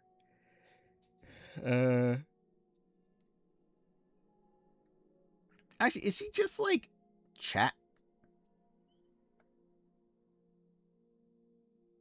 I can kind of see a chat Laura comparison. They survived a lot of tribals. At least a decent amount of them. Didn't really do much well in the game. Generally, like, Chet's probably a better, like, player than Laura. Or, like, Chet, I don't know if Chet's, like, does anything, like, actively wrong outside of just being a physical liability. Like, Laura, like, did some, like, dumb things. So, yeah. I'll put her there. I'm dang it, like, me talking that through makes me want to put Vince higher, though. Vince almost pulled off a 3-2-1. Like, that's something. I guess for Bryce did also, and Bryce is around here. But yeah, Vince actually did pull off a 3-2-1 until, like, Nina fucked it up for him, though. It's kind of the difference. Like, Bryce never actually had the 3-2-1. Like, he did have the 3-2-1, then Nina fucked it up.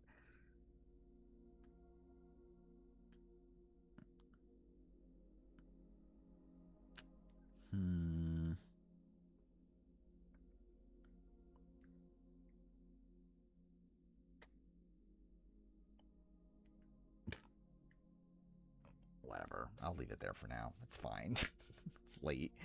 All right, that's it for this stream. Not the stream, for the power ranking for the stream.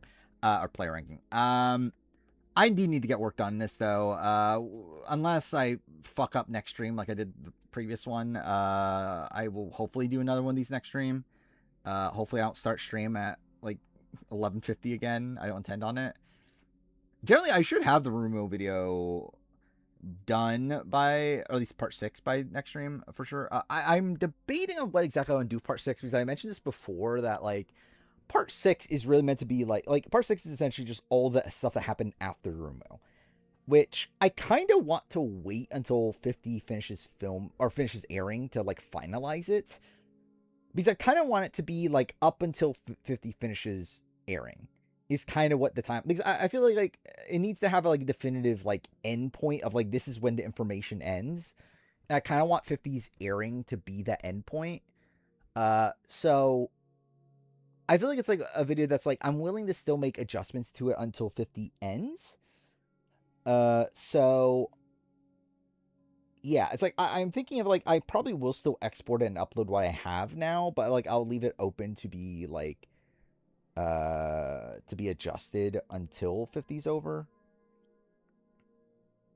I mean, either way, this is, like, kind of just a tangent at this point, but either way, like, yeah, like, that's probably what I'm doing with part 6.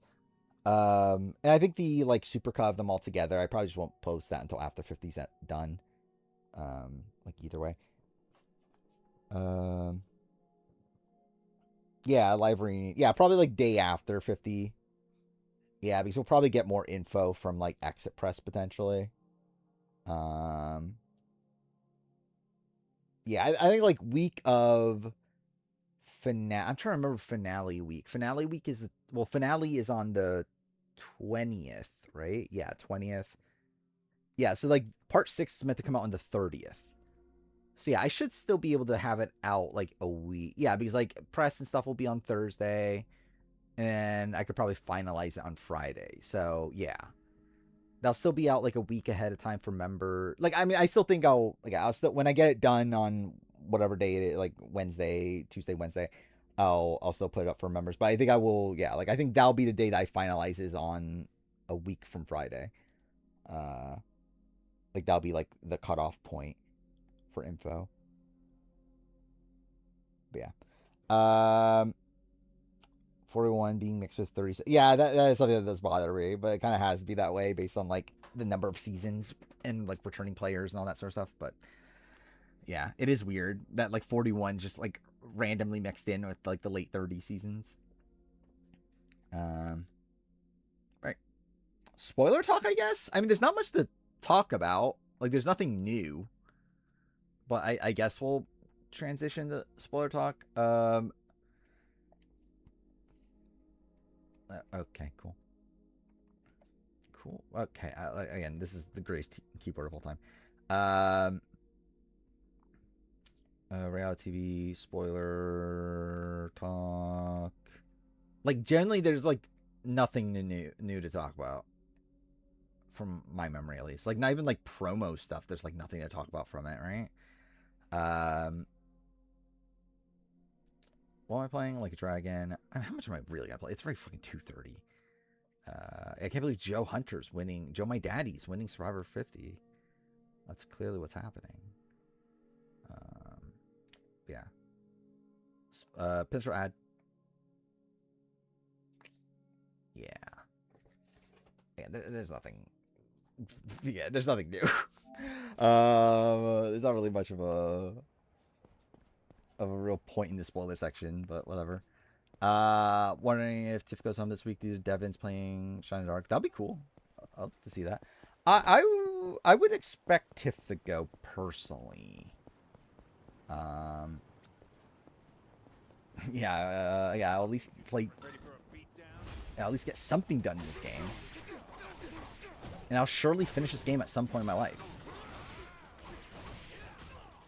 Won't have watched 10 US seasons, but somehow knows that Parvati's parents are hippies. Well, to be fair, he's watched all of Parvati's seasons, right? Oh, I guess not Winners of War.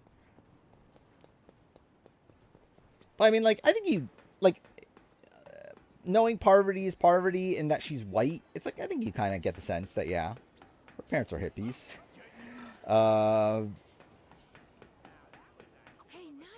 It's like, who else is... I thought that was Spider-Man, by the way. Fuck. Oh, wait, what are they? Cool. What is Tiff's games this season? She's just kind of there. I guess you can, like, say she did something to eliminate Ozzy, I guess. We'll finish before all 6 parts of the rumor are public. Yes? Maybe? I don't know. How many more streams is that? That's the 30th? So probably like 4 more streams. I don't know. I'm on chapter 4, right? There's 5 chapters, right? Yeah, it's like, I don't know. Maybe. We'll be close.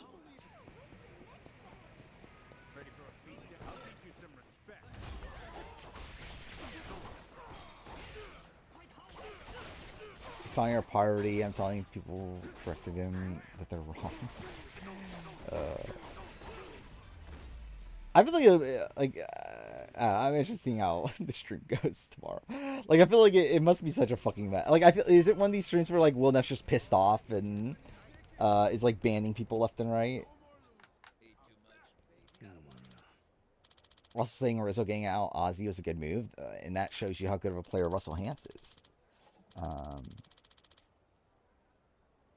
Getting rage baited by Will Neff is crazy. Yeah. I generally can't tell like how much of it is Will Neff like playing it up and how much of it is like him generally being annoyed. I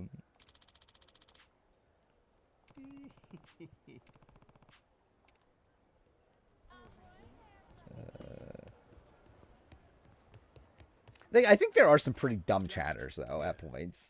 Like there are some people that say some like pretty dumb shit just to like annoy him. It's funny. If we want that treasure, Will I get banned if I say still think Cerie's winning and this is a Nick Tony situation? I mean, I would love to see it. Again, I would be so fucking happy if that's the case, obviously. I generally don't think it's the case because I do think Aubrey's head is turning around at this point. So like I do see the Aubrey win now, even though I think it's a shit win. But I would love to see it. Fucking Will Neff is like Kevin fucking Martin. Sure. we just say fuck it? Sneak Russell Hans is like those sports fans who claim to no longer watch sports because woke, but then they try to, yeah. I think that literally is Russell Hans. Yeah. There'd be no doubt. Stop pretending like I wanted a woman. You think I want Charlie in the top 12? Too far. Actually, I did pick Charlie as my winner pick. Who else is there? You think I want Jonathan in my top 12? Oh yeah, I still haven't watched the Stranger in Heaven trailer. Generally, I don't know. I don't really have this like desire to watch trailers outside of like events. I feel like. There are 10 cannons in total to cover the ship and hit him. Yeah, you think I want Rizzo? We don't nearly. And too far, I want Rizzo to win. Cause then it'll be funny. Hard to believe, but Cause I could still say he's a shit player. I could watch that advanced stream. There's a Rachel and a Keanu. Is there? I didn't even look at the like. I saw the picture of the cast, but I didn't bother actually looking at like any of the cast photos or anything. It's like I really don't care who any of these people are in Traders NC. I don't know who they are anyway. Puts more work into his ship than his hair. If we go in half-assed, we'll be shitting. Yeah, again, I would love to see it. That like they were all given a fake winner, and like Suri actually wins, but I think like it's feeling more and more hopeless as time goes on. Oh, is it like officially a prequel? That's interesting then. I assumed it was, but yeah, it's interesting that it officially is. We have our heading. You fellas ready for what's next? Don't believe Emily's retirement for a second. Yeah, it's again like anyone that says they wouldn't get married and they get married, and you can't trust that person. I think Suri makes finale at this point. I would suspect Suri's probably like 6 then, right? Like, I think at this point, probably it's just like Tiffany 7th, Suri 6th, Rick 5th, and then what, Rizzo 4th, Aubrey wins against Jonathan and Joe.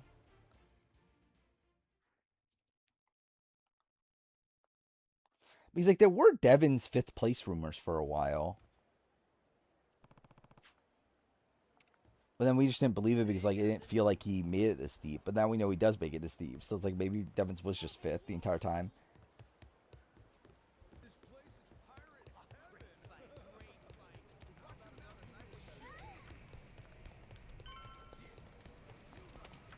But Orchard of Tojo fan, yeah. I assumed it would have been something like that.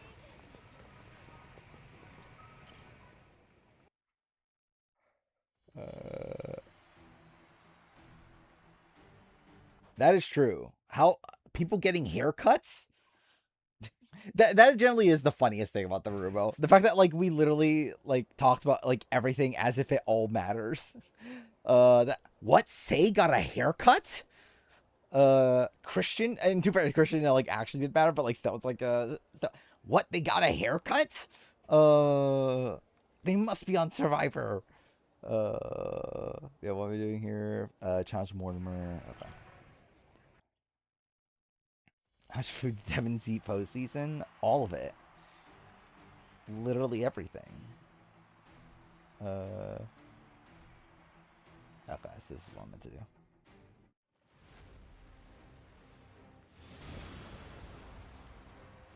Why is production love this season? Couldn't tell you. And Katie gained weight on Palau? I believe that's the story, right? I know Sierra gained weight on Blood vs. Water.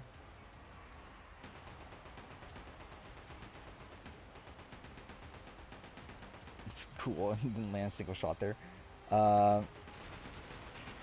West gained 11 pounds. Ponderosa? Makes sense. I feel like in a place like Ponderosa, it's like, I feel like it's gotta be fairly easy to gain weight, right?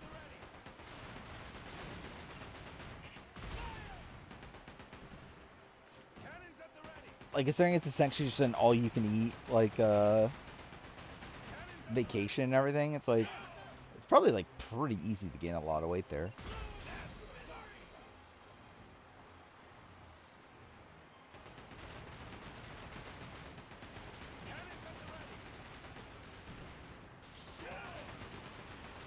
Or for 54 is between Sophie, Sophie and Blair from 50. I can't wait for Blair from 52 to be an all-star.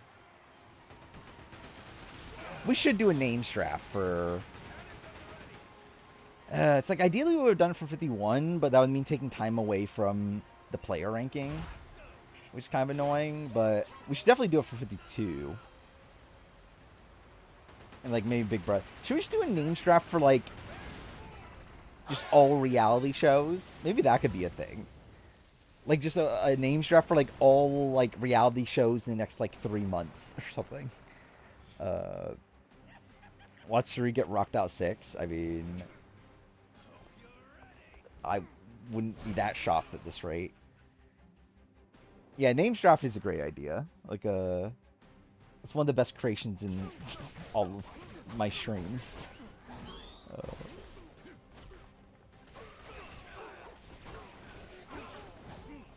Hey, I can't wait to draft Betsy. It'll pain me to not draft Betsy.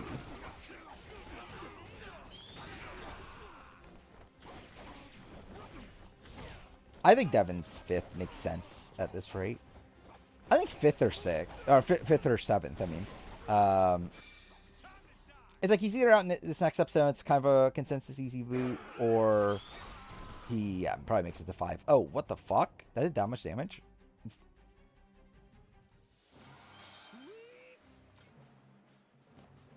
Cool. Well, that's kind of bullshit.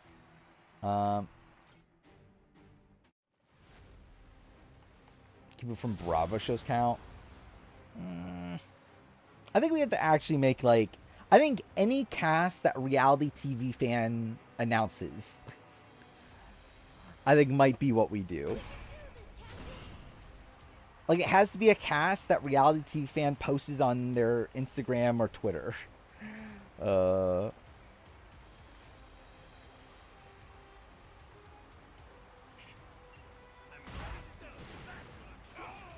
But yeah, I think that's a fun draft to potentially do at some point.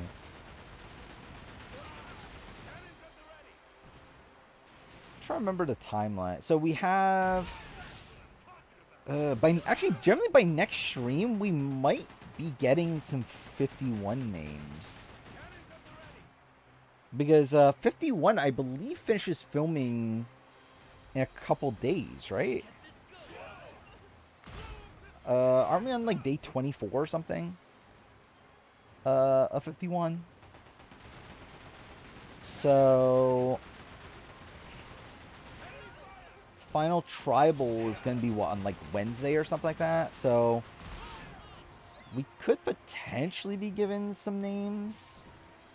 Probably like, yeah, maybe like Thursday time or so. Thursday, Friday.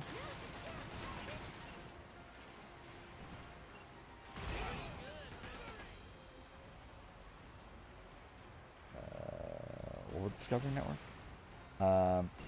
Oh yeah, we're talking about the... Yeah, I don't get how they're getting away with that from a, like... From a legality perspective.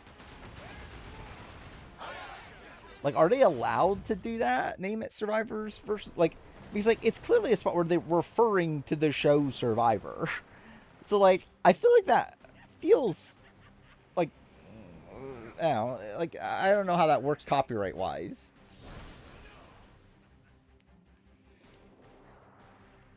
Because, like, I don't... Like, you're not gonna be allowed... Like, if you got, like, a show... and you were bringing on, like, Big Brother alumni to face off against, like, Survivalists or something. Like, you wouldn't be able to name the show Big Brother versus Survivalists. Like, they wouldn't allow you to... So, like, I don't know. It does feel weird that they're, like, that they would get away with that title. When, like, they're clearly alluding to the show Survivor. But, like, maybe it's, like... I generally don't know how that works.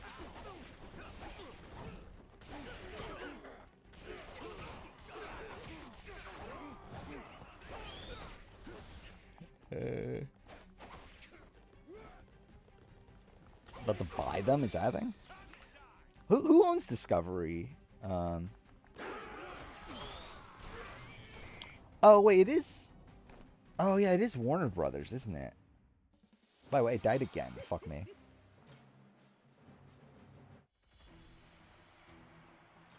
Well, this is going great.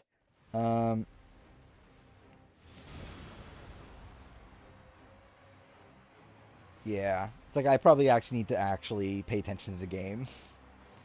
It does seem like that's probably the case. Can I do that? Oh, I can't do it here. Okay. Well.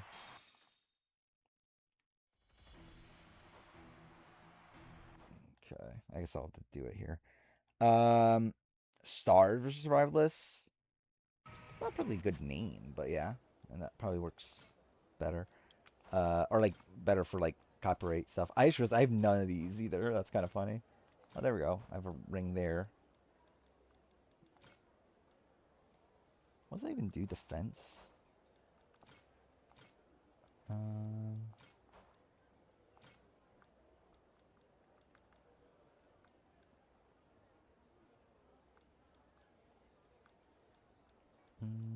What if it's the level 1? So you can't...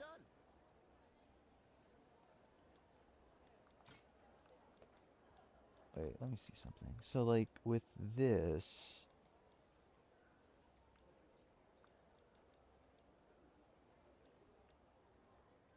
Got it. So if I want to do... Okay. Trust I'll get it done.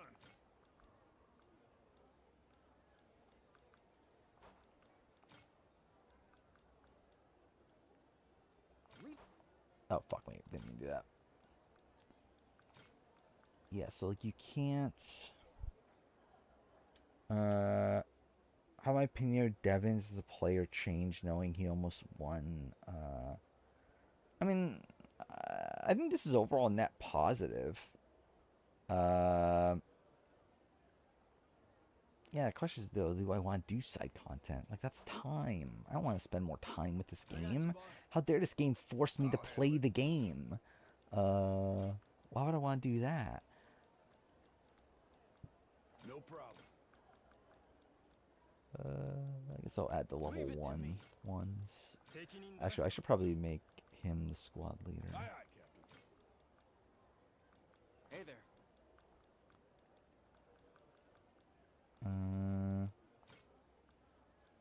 Will do, Captain.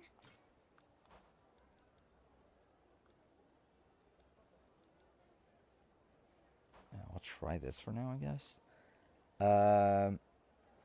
Your reality was this? Devin's 14th is fine though. He's Chopped Castaways. I forgot this existed actually. Do I care enough? I don't think I do, but maybe I would say never. Who could beat Sri on the player ranking? I don't think anybody that's left in the game, but I don't know. Can I upgrade anything?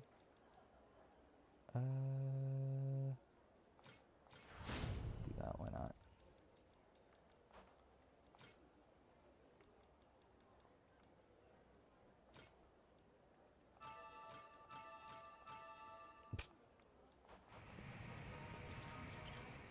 Whatever.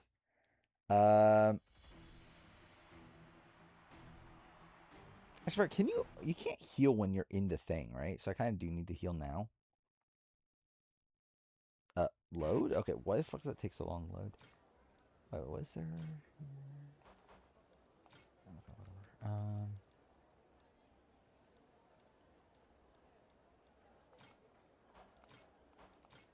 Let's use that then. Remember I predicted Aubrey making the top 6. I mean, again, like Aubrey's something I always expected to make it deep on this season. I just wish she was better. Oh, I could have done it from this menu. Whatever. Kind of interesting. I fear. I mean, like, it doesn't, like, it's probably going to be an interesting, like, it's an interesting concept to a degree. But, like, I just don't know if I actually care to watch, like, random reality shows at this point. I'm not really, like, I'm really just not in a mood to watch reality TV outside of what I have to. but I might end up watching it. I don't know. I haven't talked about this, not that it's that relevant, but like I've actually been like getting back into watching Super Mario 64 speedruns recently. So that's kind of where I'm at.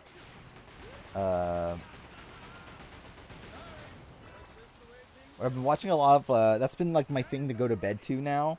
Instead of One Piece theories, I've now moved on to Super Mario 64 speedruns.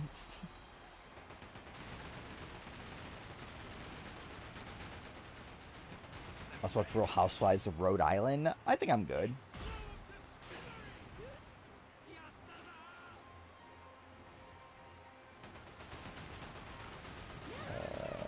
During BB28 if it's not returnees. I think I've had enough of a break from Big Brother to where like I'm not like dreading BB28.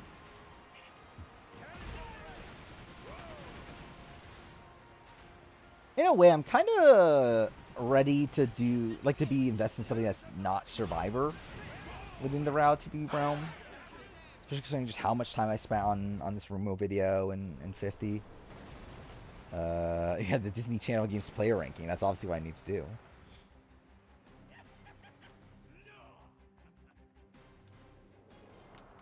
Gonna be shocked when the Icon Legend. Sure.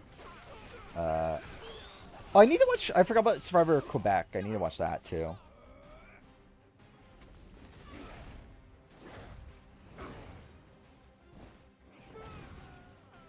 BB28 Rumo. Depends on how complex it gets. The thing about this room mill, though, that made it so different is the fact that it was, like, we just got so much, like, so much happened in a spot where, like, normally this much wouldn't happen. Well, like, this was the first ever time where we had, like, Redmond posting clues left and right, and, like, Survivors Unite also posting their own shit. It's like, there were just, like, so many different sources for, like, for information. By the way, I love how easy this has become now. It's almost as if I should be playing the game. Oh, wait, what the fuck? Okay, maybe I should have tried to dodge that. Fuck me, dude. Alright, well, that didn't work.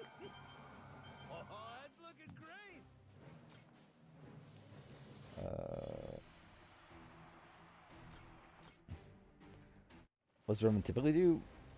Not this? And I think Redmond does, like, a similar thing, just, like, not releasing it. Like, like, he does similar research and all that stuff, but he doesn't he doesn't push clues there. Yeah, I guess just, like, rush towards the boss.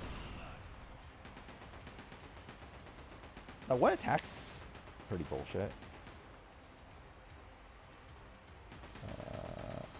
Caramoan better than Salmon del Sur? I think that is a hot take. I don't agree, but you do you. I am interested in rewatching Caramoan, though. Caramoan's one of the seasons that's been the longest since I've last rewatched it. But, like, I hated my last rewatch of it, though.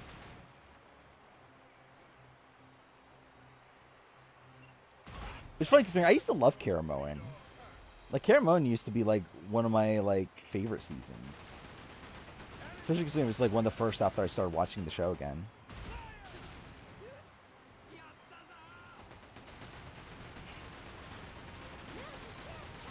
Dude, can this thing die yet?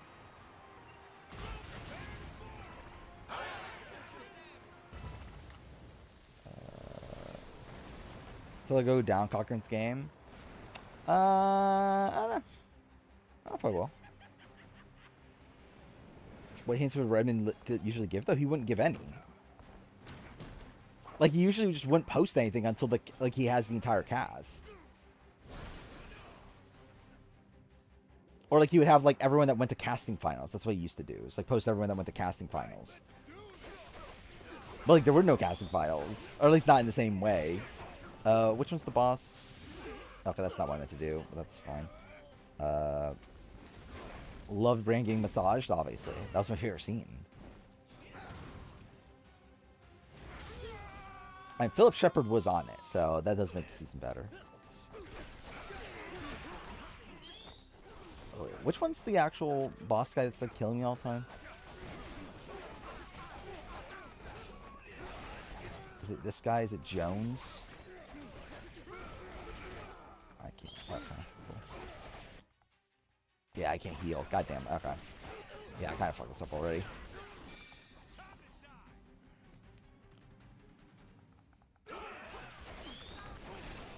God damn it. I still died from the attack. Yeah, Castanella's used to be in LA. I believe they still... Like, they were in LA and then they stopped for COVID. I believe they're back to being in LA again. But they just didn't do them for 50. Like, they are for newbie seasons. But they just don't do... They didn't do it for 50. Where, like, for 50, everyone just did it. Like, did the... Like, did it on Zoom. Like, did interviews on Zoom. And then did, like, medical at their own, like, local... like, doctors and everything.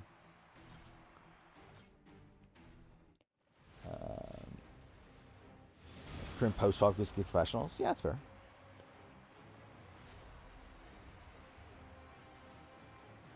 Would Roman do that again? I don't know. That's the thing. It's like he did not love the experience with the 50 stuff. So it's like I would not be shocked if he doesn't do it again for 54 or like any other future season, but I don't know.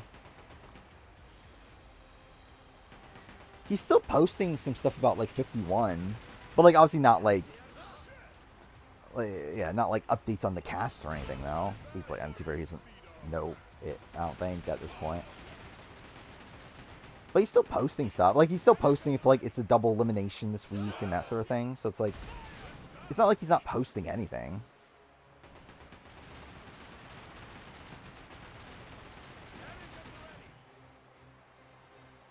No, he never did that until 50. Maybe he didn't have the Discord until like I don't think he had it during 40, right?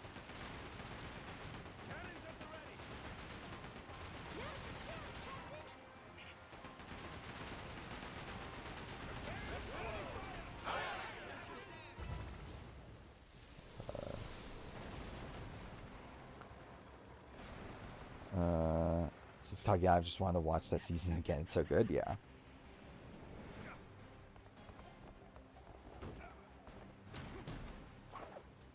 I think Kageon really was the season that like cemented my love Survivor. I still like obviously liked Philippines and Karamoan and Blood vs. Water when I got back into it, but I think Kageon really felt like, okay, this is like what truly great Survivor is. Where the fuck is this main enemy guy? It's not these guys. This guy? It says 4 Niners, so I think anyone that wasn't called for 50 would be... It's not looking great, genuinely. I think if you weren't called for 50, it's definitely not a good sign. Like, I think the only people I would say are, like, the 48 players, maybe. Okay, I think, like, so... Yeah, I think some of the 48ers, I think, would still have a chance.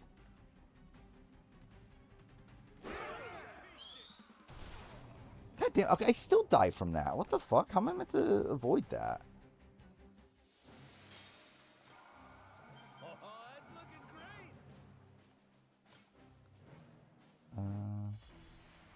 I thought I had to do this fight. This is the winner of this. I thought that was the thing I was having to do, isn't it?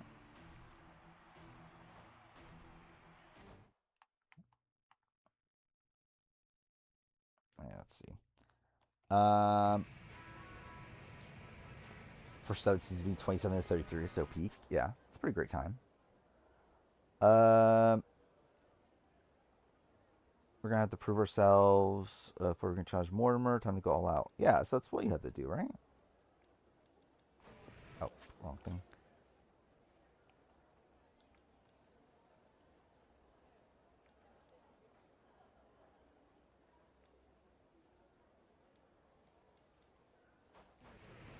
I'm pretty sure that's what you have to do. Boss will get a call, 100%. I feel like if you're in a new era, there's always some leeway. I don't know if Venus is someone I expect to get a call, but I could see like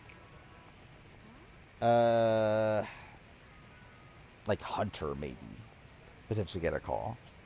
Wow.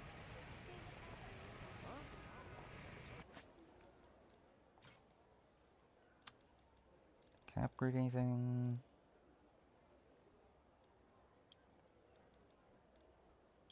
Nothing there.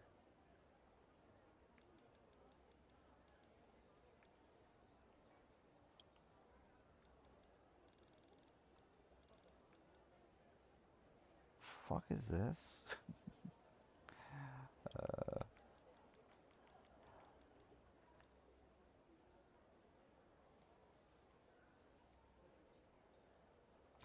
Look at that. I should just get these. They're so cheap anyway.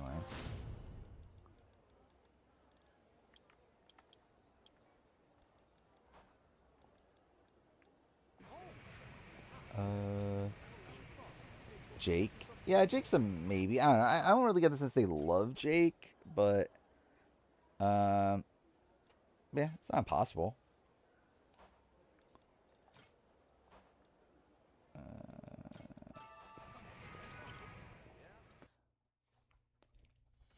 Seen that Town Wars were invited to the reunion. I've seen the claims that's the case.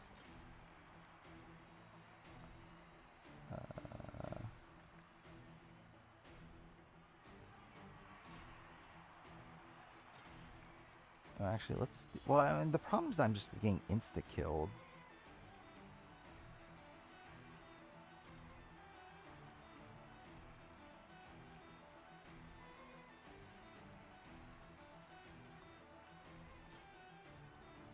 I don't know if this would even help trying to get these guys.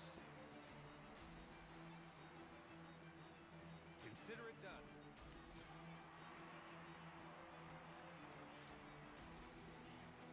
I got you, boss. I'll handle it. I'll do what I can. Hey there.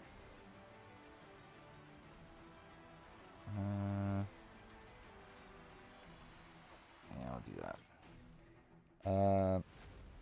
Is Turn of Captains or other one? I guess I'll check after this one. Rachel and Michelle gonna fight Aubrey at the reunion. That'll be fun. Turn to season rankings. I think season rankings is definitely a lot less structured than like player rankings. I think a lot of it's just like gut feeling.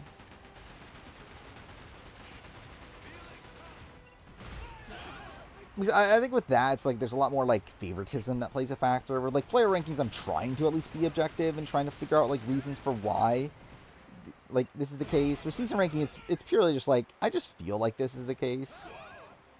Like, it's just how I feel. I don't know. Okay, I kind of fucked that up, but that worked out anyway.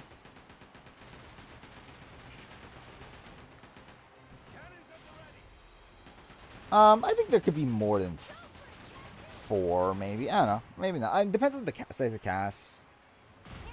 Oh, fuck me. I didn't mean to do that. And I was like, yeah, it depends on, like, the theme of it all and whatnot. But, like, I don't know. I think 4 is doable for old era. If we're talking about, like pre-40, like, all pre-40, it's like, I think there could be more than 4. Maybe not more than, like, 8. But I think more than 4.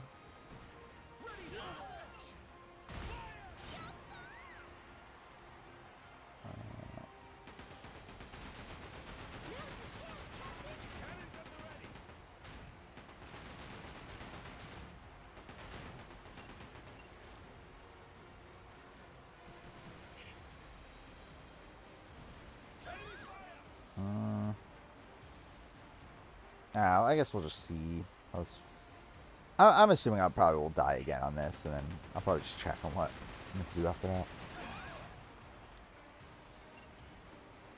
that. I think it's without production stepping in. How many pre-40 people were we getting? What do you mean without production stepping in?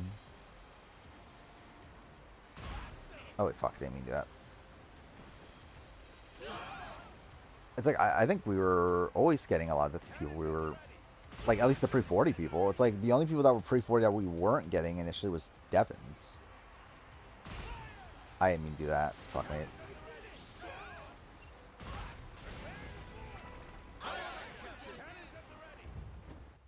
Like, all the other people that were added late were New Era.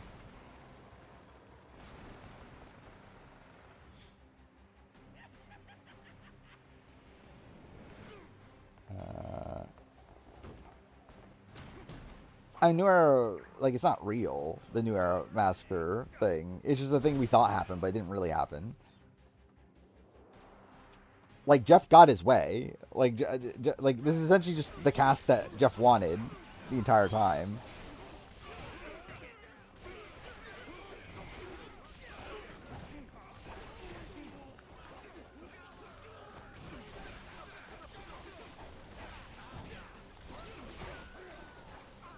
Like, New Era Massacre was the thing that we thought happened because, like, it was assumed that because Carolyn, Jesse, and Omer were getting cut, which I don't know why they include Omer in that, but, like, it was, like, because the assumption that they were getting cut, then, like, oh, all the New Era people must have gotten cut.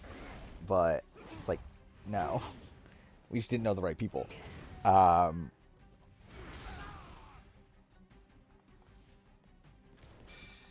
damn it. Okay, this again.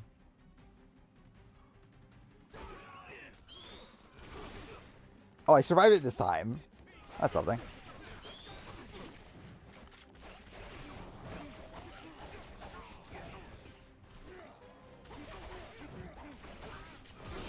There we go.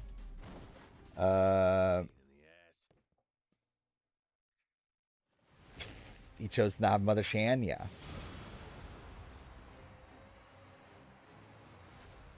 Okay. Actually, I'm probably just fucked here anyway, right? In this fight, but whatever.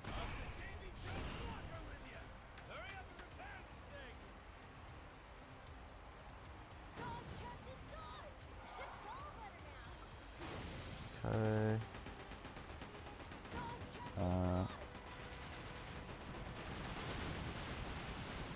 Yeah, I think I just need to have less people attacking me at that one attack. Okay, cool. Because by the time that happened, it was only 7 people, right?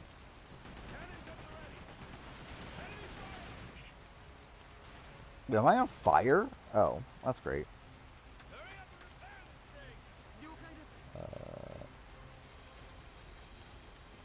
Q and Emily being the only people on 50 from past 5.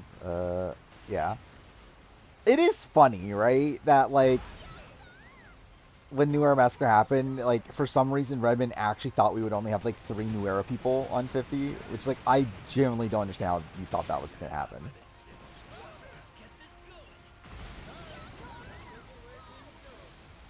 And, like, especially with those people being Q, Jonathan, and Emily. And then, yeah, like, Jonathan eventually, like, was thought to be cut. So it's like, there's literally a point where, like, Redmond thought that, like, Emily and Q were, like, the New Era reps for the season.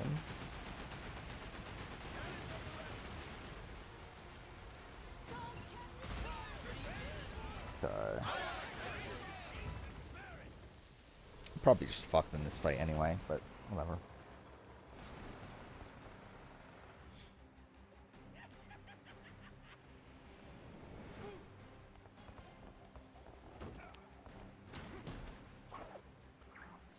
Okay, do we need this long of a cutscene? I have no health, right? Yeah, I'm pretty fucked.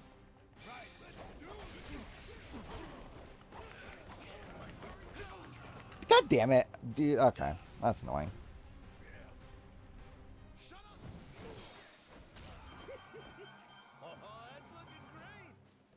Okay, they leveled up a lot at least.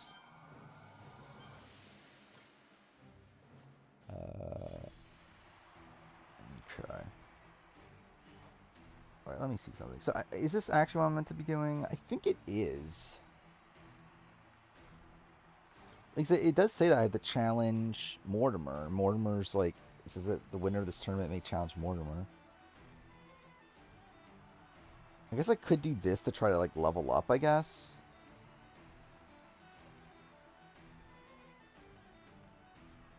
Do I care enough, though? Yeah, fuck it. Maybe I will do it. Actually, wait. I should probably... Load? Cool. Where can I buy? Which was this guy? This is like a thing you can recruit, right?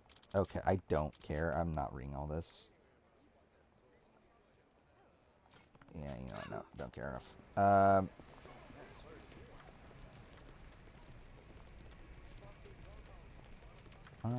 Where's the shop? Oh, wait. I think these side content's actually more productive because you get stronger fighters.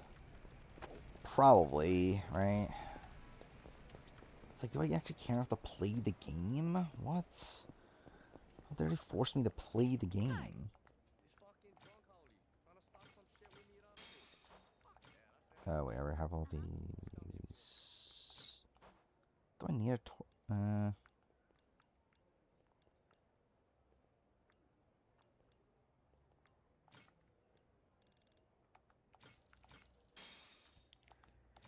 if only Mother View wasn't cut from 50. It is kind of funny. There was literally like a month period where we thought Genevieve was cut.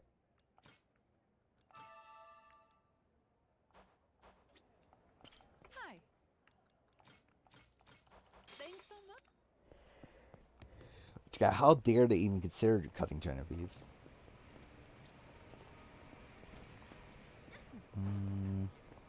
What is this thing here? Okay, cool. Oh, cooking.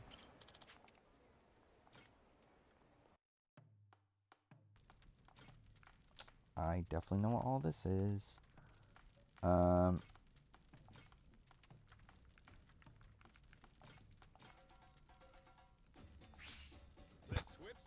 I forgot about. Actually, I did. Yeah, I do remember this now. Oh wait, how's? There we go. Dude, I would fucking demolish Rizzo in a fire making challenge. This is proof. See, if I ever meet Rizzo, that's what I need to do. I need to challenge him in a fire making challenge and beat him. This is proof that I would beat Rizzo in a fire making challenge. The kitchen's still open.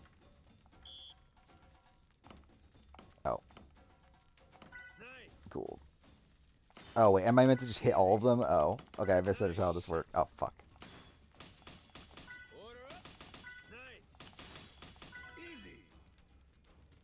Would you look at that? Cool. So trauma from the 15F being 90%. Yeah. Was it 0%? I don't think it was 0%. I think it was 20%.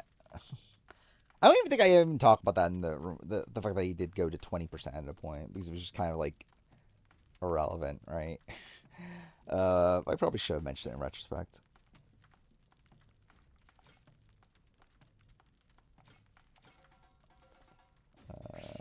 Yeah, I could beat Chef Joe. Dude, I'll challenge Chef Joe.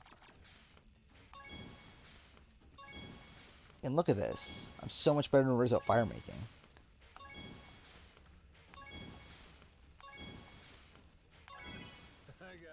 See, that's how it's done. And that's how you do it on Survivor. Time for seconds. Nice. Order up. Easy. Order up. Nice. Alright, that was easy. Would you look at Remember told Ozzy that replay that thing. What'd she want Ozzy out? my masterpiece is I generally complete. don't know. Why am I doing? There's like no point actually doing this, but whatever.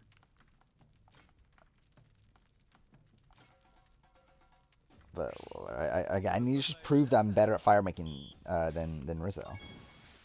That's clearly why I'm doing this.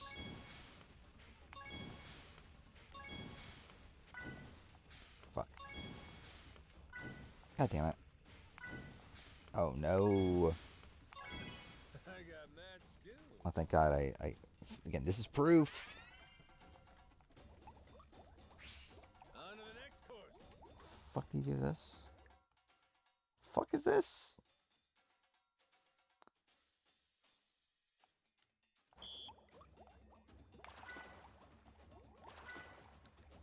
Fuck is this?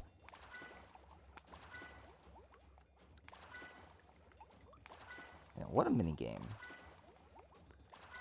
Would you look at that?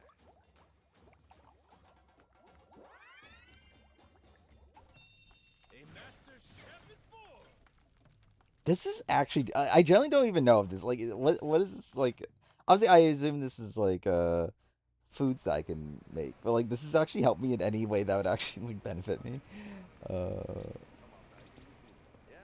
I clean the scum. I do love cleaning the scum. Okay, I'm gonna beat Suspicious Man.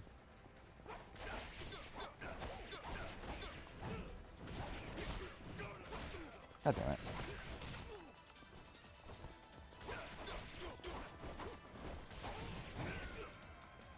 Am I not pushing guard? Cool.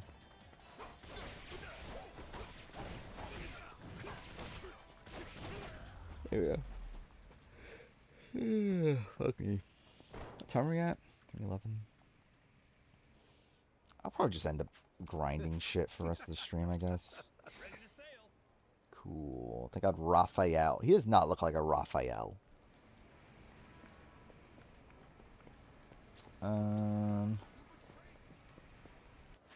What should I do? Is there anything I can get here?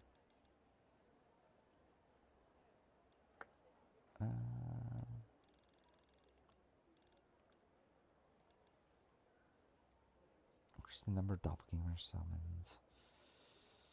I don't know if that's really worth it.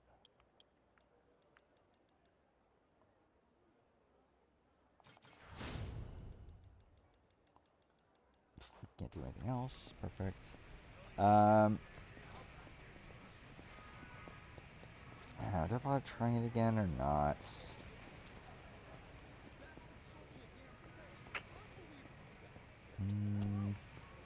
No, I think I'll just do that other thing here.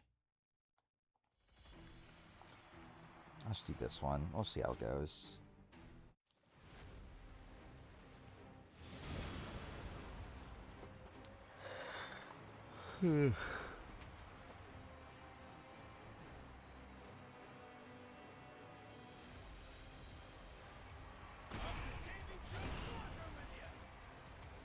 Like, I assume this is going to be easier than the other one, right?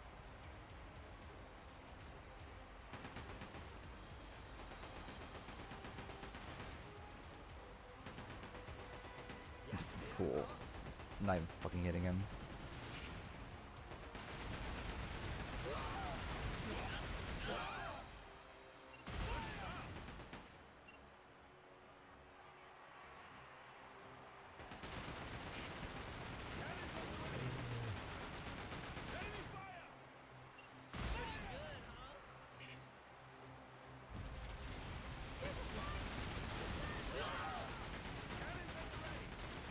I love how, like, playing this actually, like, makes me kind of want to play Black Flag. Black Flag's the actual better pirate game.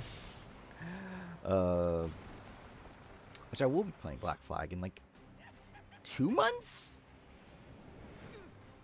Samojo has the most HP bars of the main. That sounds miserable. Okay, why am I watching this?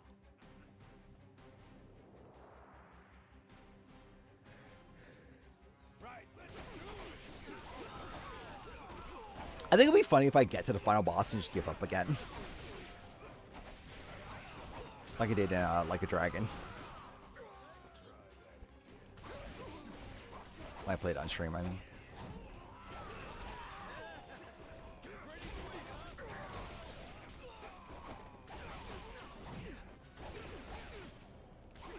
Yeah, this one is easy.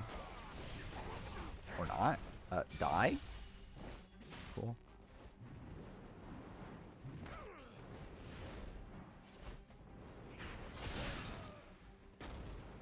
I don't think I've been a single like a super boss in any of the Yakuza games. Ain't even worth my time.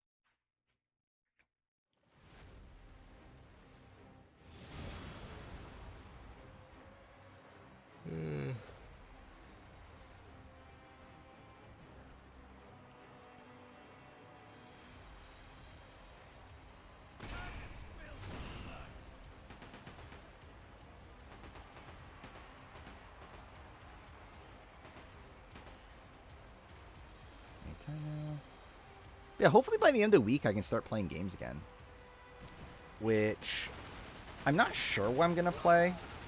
Because I don't think Dispatch is on sale still. Not that it really matters that much. But I still do want to play Dispatch. I just kind of do want to play Mixtape also. Seeing all the talk about it. Yeah, I feel like it's probably actually a game that I would like.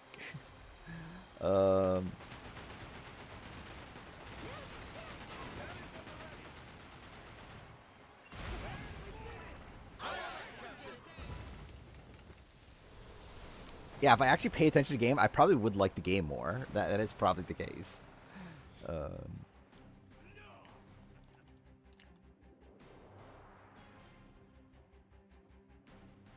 Yeah, I forgot. Yeah, Mixtape is super short too.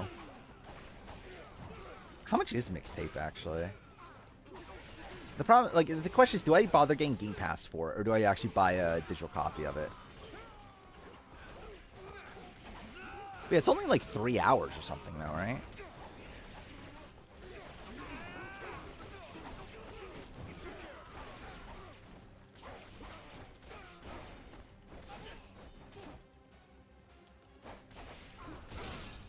Okay. Yeah. Yeah, so it's not long at all.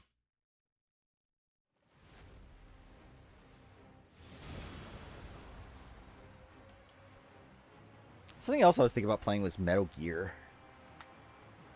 I was looking at Metal Gear Delta, and I kind of actually do... Like, I wouldn't be opposed to playing a Metal Gear game. I don't know if Delta's the one I would play, though. Like, I don't know if I would just go back to Metal Gear Solid 1 and play that.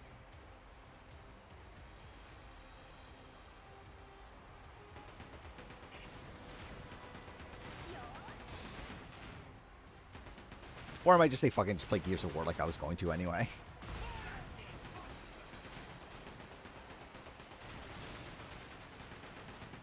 Oh wow, I didn't realize I was so low in health.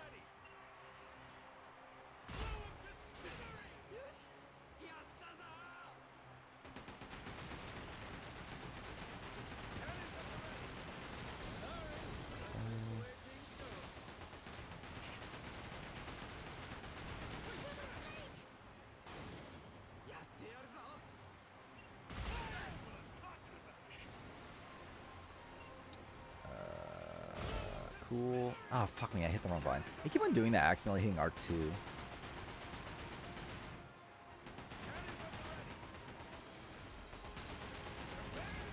we go. Oh, I forgot that you were playing Metal Gear Solid.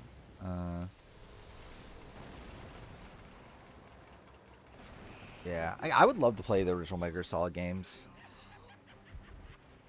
Because, like, I remember I played 2, or at least tried to play 2 when I was a kid, and, like, it's like one of these games that I would pretend I liked, but I didn't actually. Like, I didn't actually, like, really get into it. So, like, I would love to, like, actually take it seriously this time around.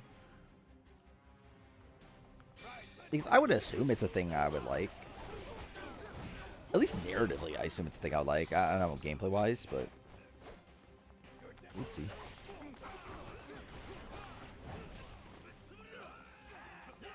I don't know which version of one I would want to play, though. Do I play the one in the PS5 collection, or do I, like, play the GameCube version that I have, or what?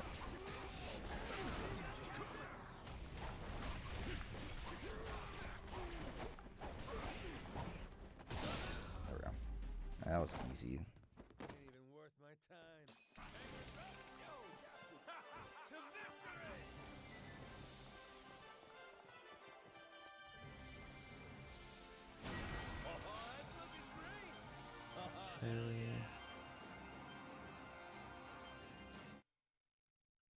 Okay. I think I'll try this one again. Just see what happens. Actually, wait, I can... Okay, maybe I'll try to upgrade some stuff, too. PS1 jank. Yeah, I feel like that's probably going to be the hardest thing about the older games. Especially Metal Gear Solid 1. Which is how outdated it probably feels nowadays. What do I want with this?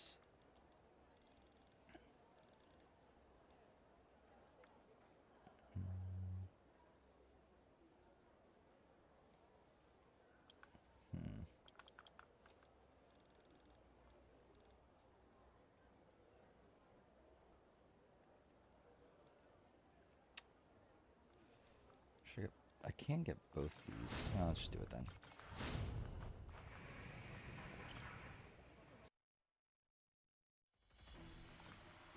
Try this again, and then if it doesn't work, it doesn't work. Didn't know PS1 game could be that cinematic. I mean, I know that like that's what Microsoft once known for, is like for being so like innovative in that way at the time.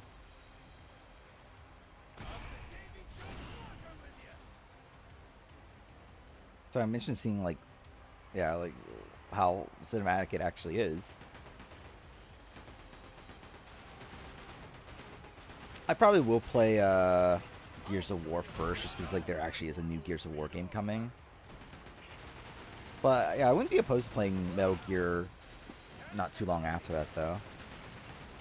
And in general, that's what I'm planning on playing when I get back into playing games. Is like, I kind of want to just like dive into my backlog instead of like trying to play all the like latest games. Like, I kind of want to just, like, actually play, like, the biggest, like, holes in my, like, what do you even call it? What do you call, like, the games that you've played before? I don't know, whatever. Like, I want to, like, actually get around to playing some of these, like, these missing games from my, my backlog. Fuck me, dude, I hit the wrong button again.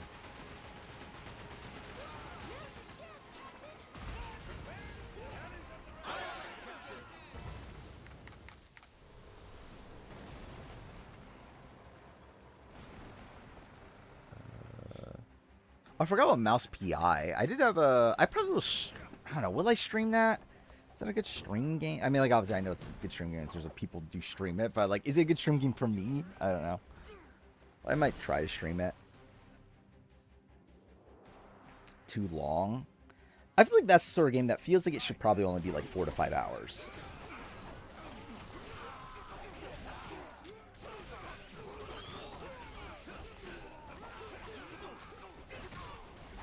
So this fight, I really should be focusing on, like, killing as many of the underlings as possible, then.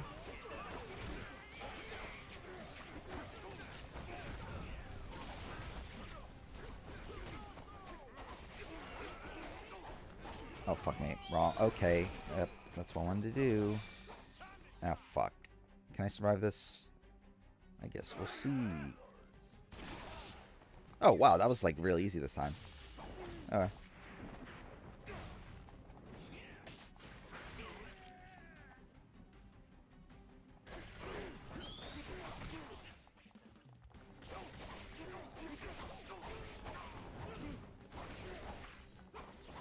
I shouldn't. I don't know why this probably wasn't worth it.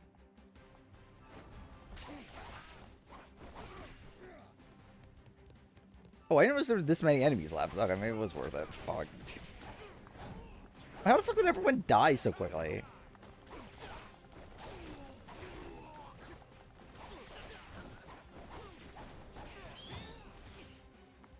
Cool. Alright, this went a lot better than last time.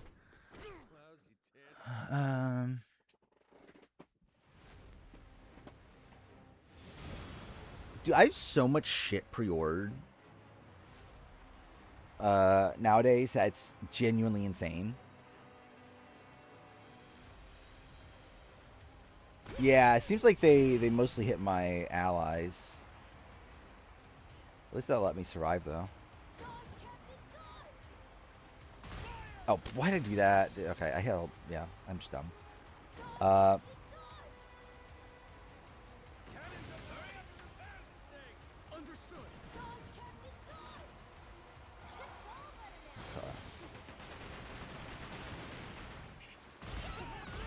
Oh, fuck me. Okay. I keep on accidentally hitting R2 for, like, no reason.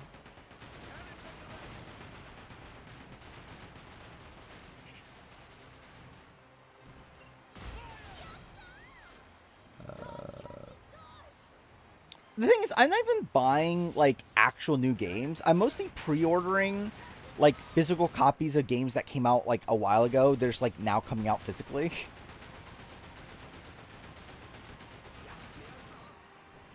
It's like I'm not even buying like Pragmata and like stuff like that. I'm like buying like a physical copy of Mouse PI and like a physical copy of like pools. It's like, I don't know, like the most random shit that I don't actually need, but I'm just like buying it because it's like it's a physical copy and it's cheap, so why not?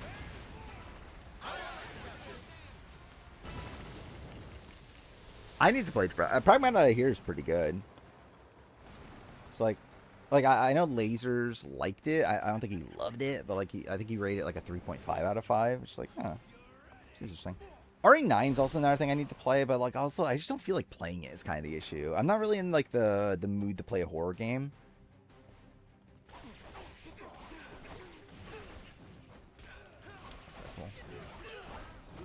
Oh wait, they don't revive?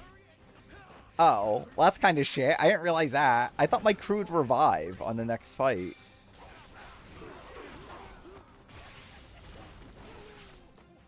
So that's kind of bad. I need to kill all these guys by myself.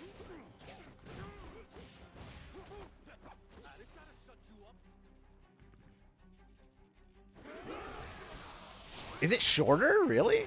Oh, what the fuck was that? Okay, well, that was bullshit.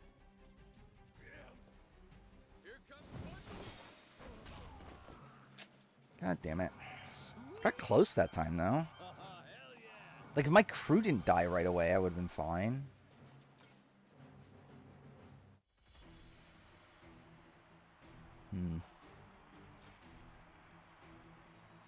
To work then. Oh. Calling that done. She's looking good. Yeah, I'm just kind of dumb. I didn't realize that was a thing.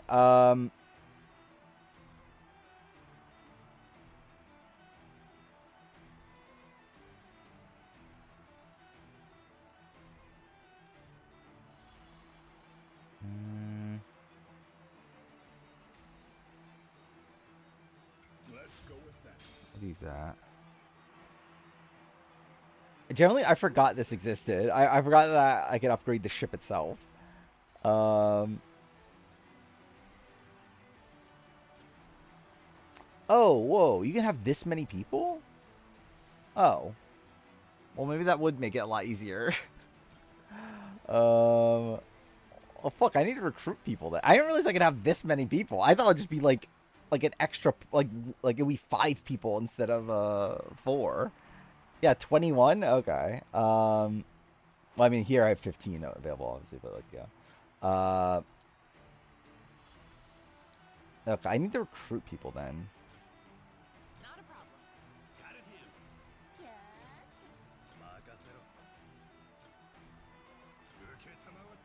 Makasero. Okay, wait, we gotta... Wait, no, I picked the wrong guy, but that's fine. Actually, you know what, actually? Maybe we should do...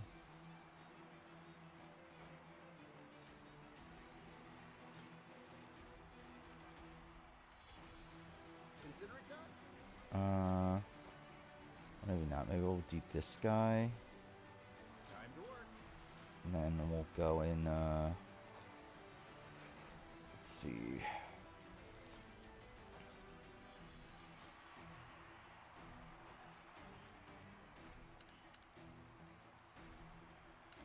Okay, let me see something.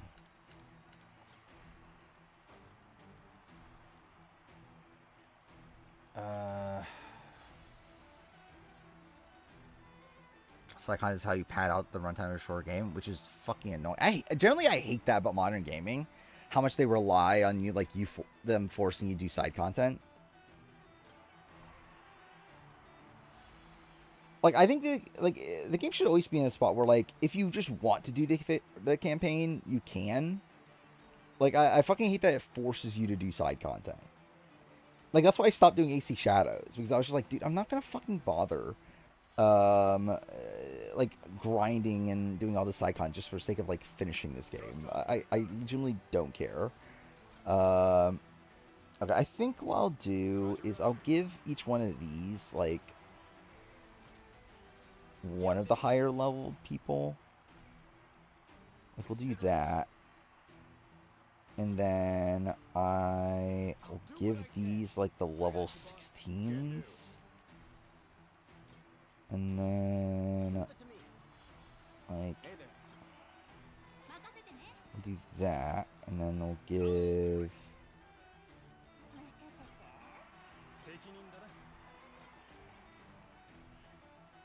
I still have a level 20.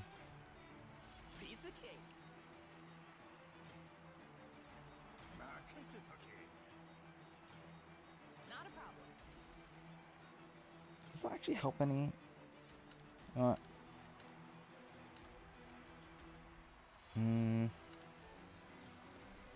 maybe I will do one each.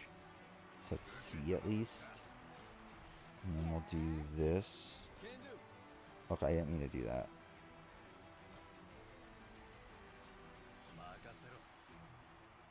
But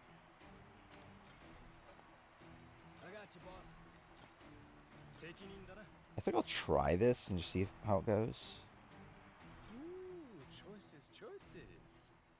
Oh, I didn't even know that. Have I ever been here? I legitimately didn't know this was a thing.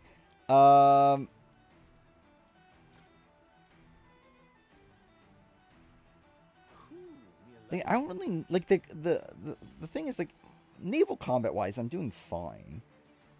It's more so like the other shit that I'm struggling with. That is fine. I've had like better weapons the entire time. I just don't have it equipped.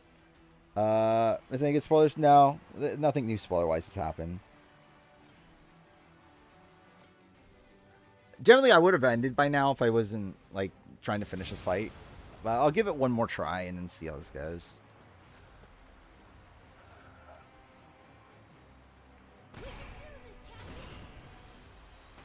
And now I'm actually playing this game seriously.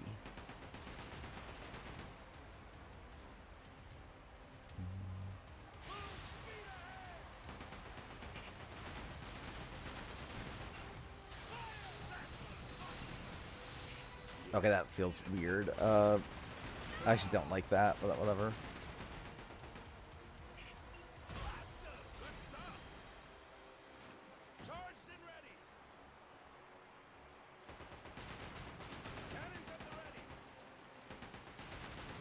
What's 3:33? Oh, it's a time? Oh, yeah. Oh, fuck me, I didn't mean to do that. Dude, I'm kind of shit at this game.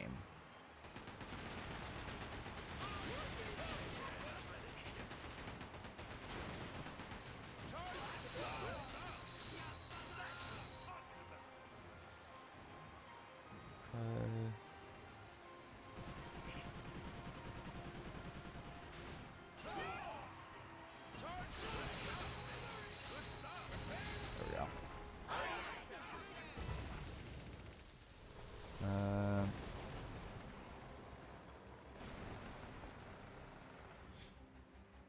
Do better, especially with main story bosses later. How much is left of the main story? Like, I've got to be, like, somewhat near the end, right? Like, because I remember, like, chapter-wise, like, each of the last few chapters were, like, 2 hours each. It's like, I've got to be, like, ow. Like, if I was able to, like, do everything first shot, I would assume I'm, like, less than 4 hours away from the end, then.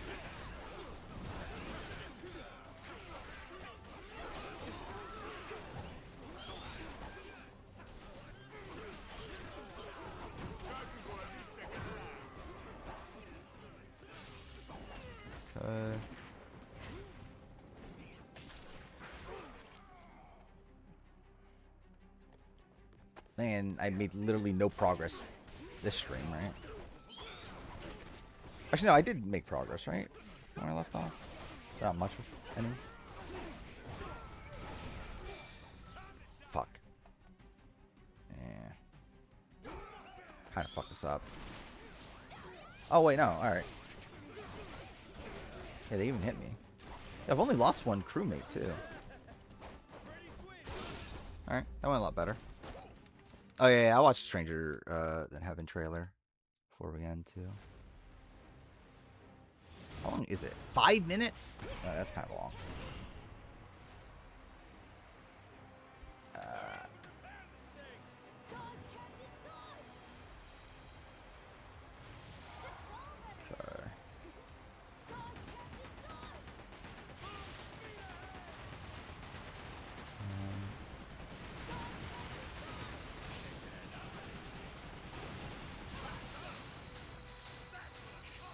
Oh, fuck me. Okay. Yeah, I don't like the laser. I feel like it takes too long to actually use.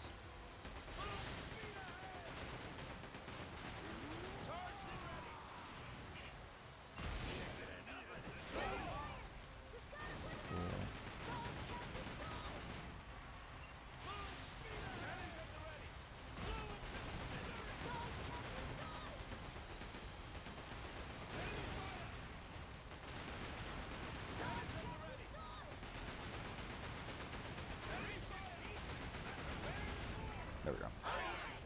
It was like the most ambitious RPG game. That's cool then.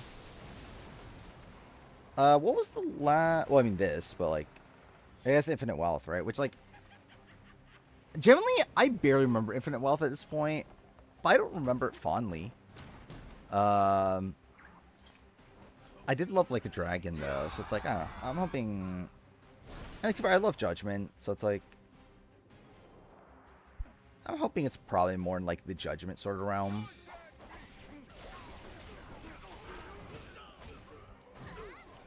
Fuck. Okay, wrong button. What the fuck? Okay, I didn't mean to do any of that.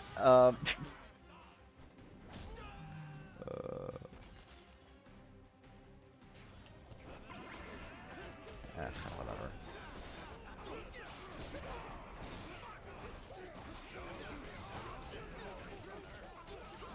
Okay, where the fuck are the enemies? Oh, wow, dude, this was way easier. Zero's their previous most ambitious? Probably. But again, I didn't love Zero when I played it, but I feel like I probably would like it more now. I just think for me, when I played Zero, I just don't think I was in the mindset of, like, what I should be expecting from Yakuza.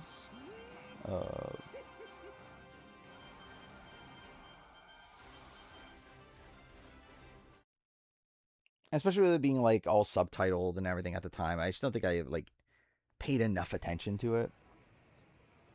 I would like to re-experience it now, though, but I just don't know if I'm going to bother actually replaying it.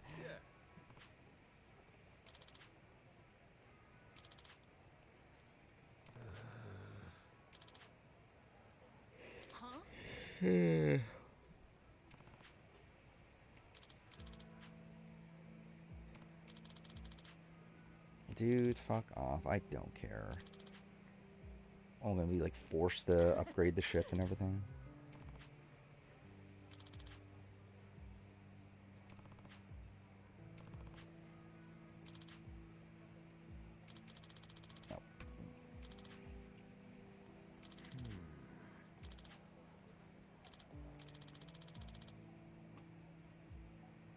Yeah, I think that is probably something I should do. I should, like, actually do the full Yakuza experience and stuff. Like, instead of, like, just trying to blow through the main story and whatnot, I should probably actually, like, do everything in a Yakuza game for once. Because obviously that is part of the appeal of the Yakuza. That is the sub-stories and all that sort of stuff.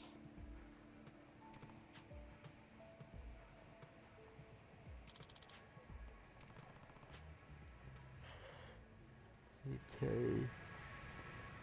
Buy the cannon. How much is the cannon? I doubt I have the money for it, right? Captain, there's something nearby. Where is this? Oh, okay, wrong way. I guess I'll see how much it is, and then we'll probably end after that. Oh, okay, cool. I always did intend on doing a redo of my Yakuza 0 video, where I actually take Yakuza 0 seriously. But am I actually ever doing that? Probably not at this rate. I still need to make my year in gaming video. I don't know when the fuck I'm doing that.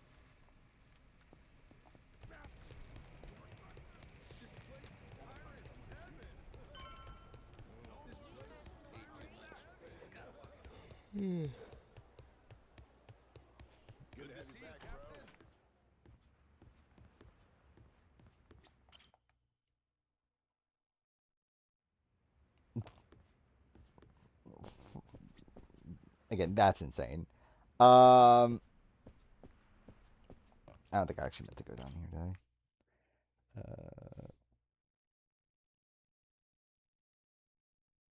Good to see you, Captain. Good to have you back, bro. Where am I meant to buy the thing at? Is it down there? It's karaoke. This is the item box. What do you upgrade shit from again? Or do I talk to him? I generally don't remember.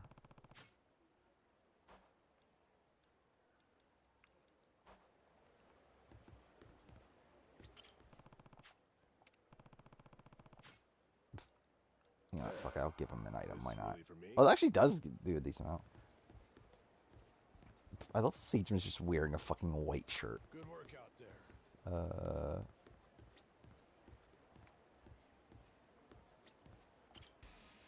Oh, do I have to go to a different place to do it? Okay. Oh, it's in Hawaii. Oh, cool. Oh, wait, do I have to go to... No, wait, let's see.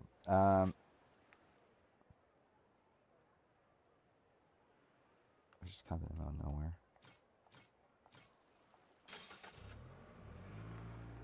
I love if he just has $8,000 in his pocket. Imagine just someone just carried around $8,000 everywhere they went.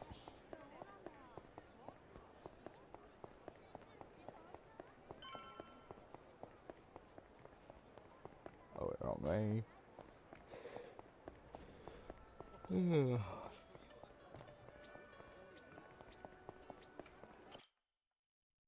I shouldn't have done this. Yeah, I regret this. Yep, this was a mistake. I should have done this. I didn't think about this all the way through. I should have known right away. Fuck, this is gonna be main story. Oh, that was no lie. Here she is. Dude, I can't wait to fight Keith for the cannon. Even for the Mortimer Armada, it is truly a magnificent piece. Wouldn't you agree? Refurbished and deadly. Cream of Yeah, especially all the fights he gets into. It's like that's a lot of money to be carrying around. He tricked us. Nay, his mate the Chandler put him up to it. That scurvy dog's an old acquaintance of the captain. You! Hell, what was your name? Words cut sharper than steel, Captain Machima. I can't believe you've forgotten me. That ship... Why does that guy kind of look like Rupert? ...is rightfully mine. Masaru and half your crew, too, matter of fact. Generally, it probably looks nothing like Rupert, but still. Jack the Collector has come to claim. Oh my god, Jack the Collector. I love Jack the Collector. Jack the Collector. Been a while.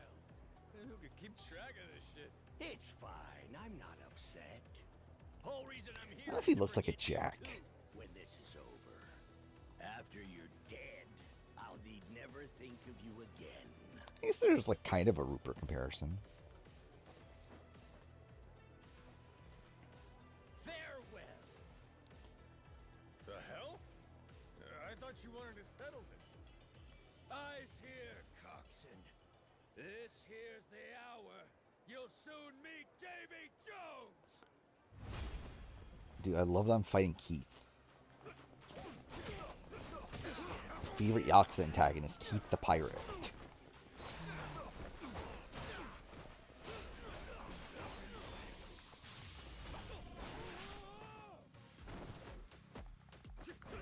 Okay, cool.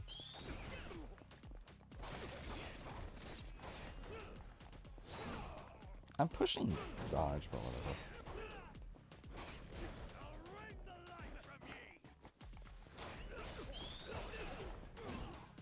Do actual pirates actually talk like this, by the way? Like, if you actually met, like, a modern pirate, would they really be talking in this, like, pirate lingo? Oh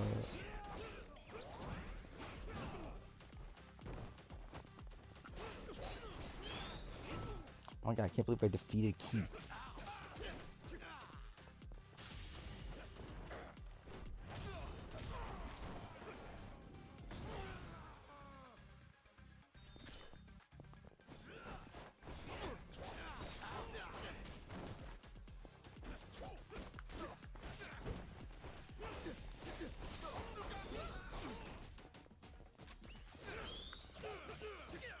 Dude, can this fight just be over with already? There we go. Hopefully this isn't a super long fucking cutscene. I guess we'll see.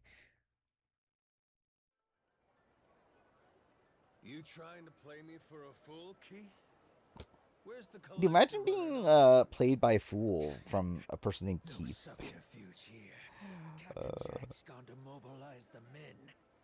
Imagine if there was like a fucking survivor mastermind named. Imagine like Russell Hance's name was Keith. Imagine being outplayed by Keith.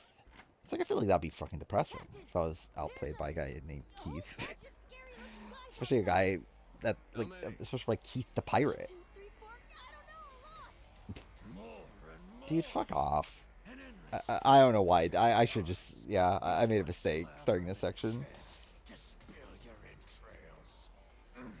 What an honor it is to watch you die. Guess we'll see.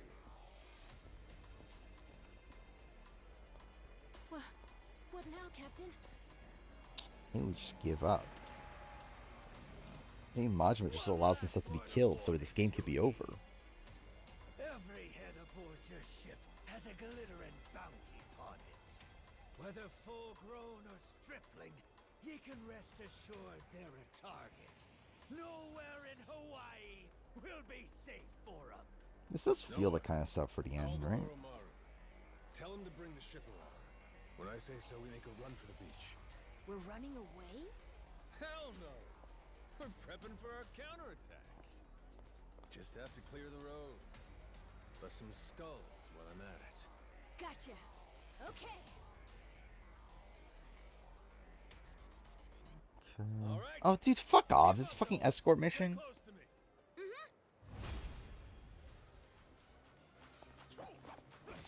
I think I'm escorting Noah. It's my favorite thing. That's the thing, right?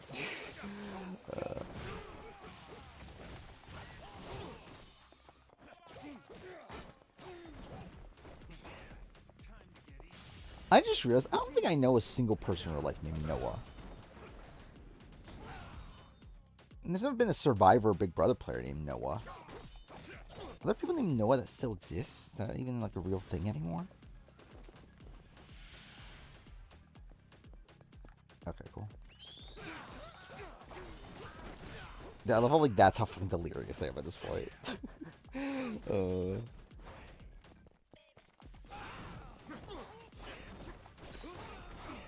Generally, is there anyone on any reality show I watch named Noah? I generally cannot even think of one.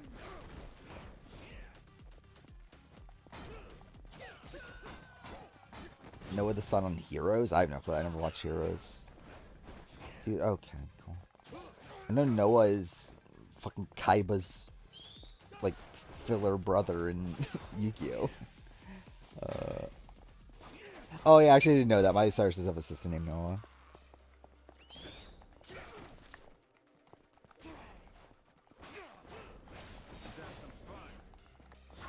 Now, as I know about Noah's Ark, that's a thing that maybe exists, probably not. Also know Noah, the Noah in One Piece, that's a thing. Speaking of One Piece, I just got back the Whole Cake Island. Cool. Fuck, what was that attack? Dude, fuck off. More fighting. Oh, I forgot about Noah Molnir. Yeah, that is a person that exists. Generally, I don't even know the last time I thought about A&W. I think I'm fucked this fight, aren't I? Oh no, I can heal. Okay.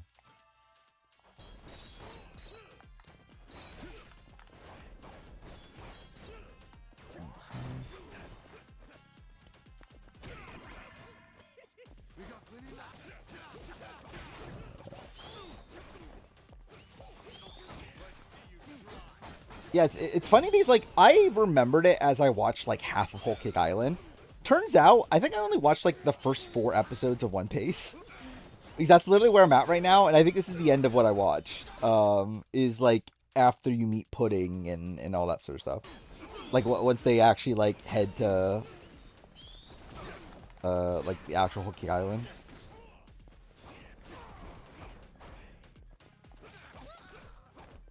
Or like, I think I assumed I watched like half of it, but I didn't like, I literally just watched like the very beginning of it. Okay, cool.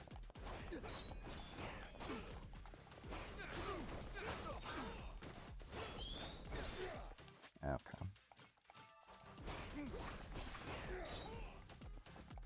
Fucking Debbie told Megan Martin comes back. Isn't I think Megan Martin actually is coming back this season, isn't she? Wasn't that a thing? It's Mother's back. It's real. Maybe. Generally, like, I could just be making that up, but I feel like I heard that. Megan Martin's coming back.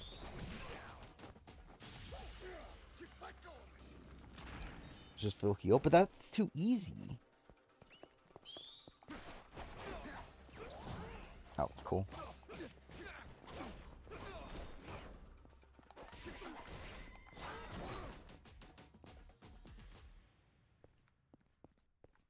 Cool. Can I save? Nope, can't. Fuck off.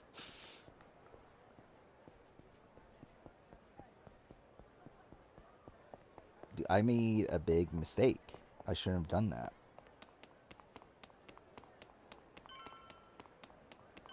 I love like I instantly knew it was a mistake too.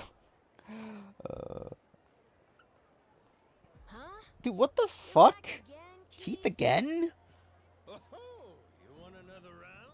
I can't believe we have to fight Keith the Pirate again.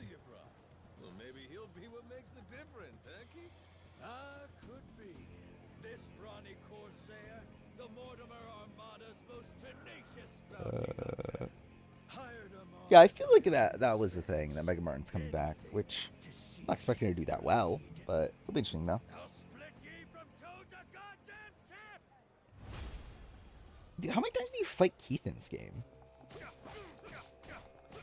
Yeah, Megan Martin's also the name of the VA of Nominee. Dude, I haven't thought about Kingdom Hearts in so fucking long at this point. Can't wait to get back into Kingdom Hearts in like 2 years or 3 years or whatever the fuck Kingdom Hearts 4 ever comes out.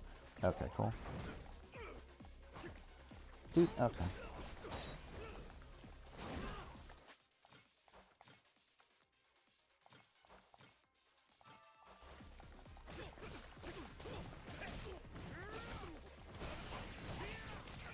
Cool.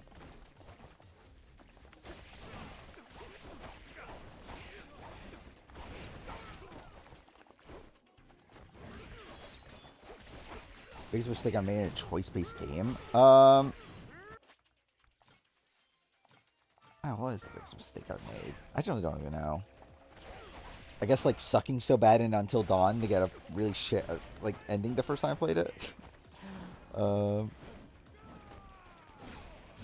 Okay, that was just me being dumb.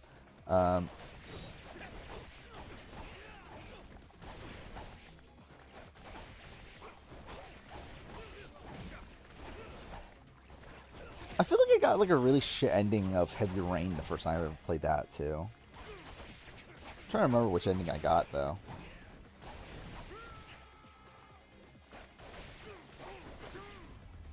There we go.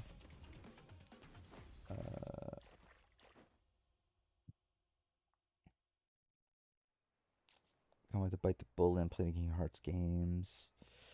Is intimidating. I mean, like, it's easy. They made it a tad easier to get into it, though, because they have all the collections. But even then, there's, like, a billion fucking collections even then. But, like, there's, what, 1.5 plus 2.5? Kind of looks like a pirate ship.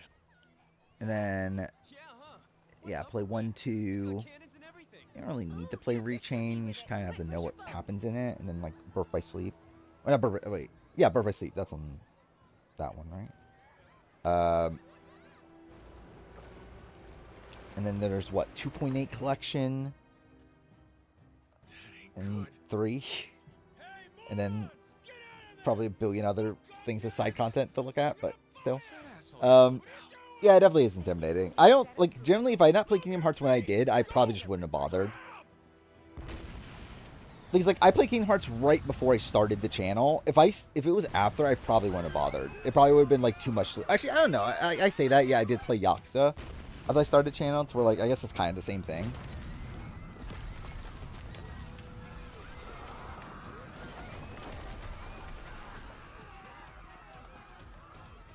But definitely, like, nowadays, I feel like it would be tough to start Kingdom Hearts. Dude, I really made a mistake. Like, how the fuck is the section still going on?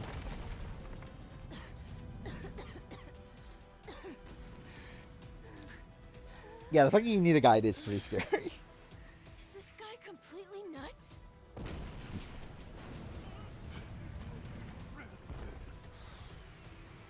Watch out!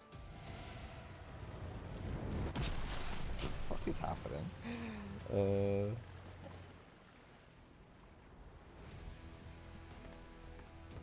Boss!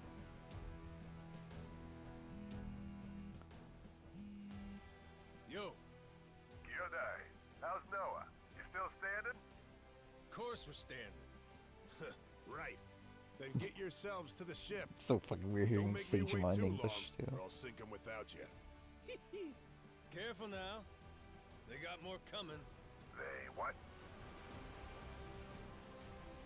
They're coming like Joe?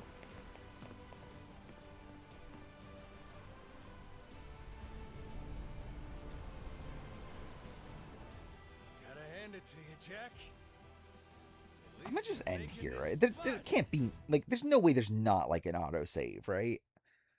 Like, I was trying to get to a save point, but also, like, who fucking cares at this point? It probably is fine. Why there not be an autosave?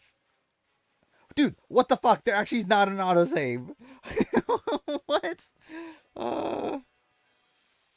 Autosave was 15 minutes ago? What the fuck do you mean? Okay. Fuck me, dude.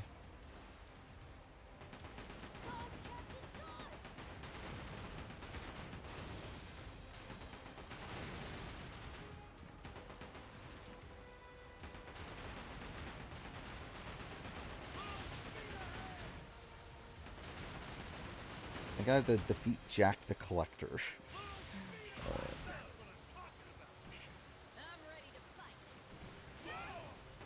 I'm still debating if I should, I don't know why, like, Jack the Collector made me think of the MCU, but, I'm still debating if I should get back into the MCU or not to watch, Avengers.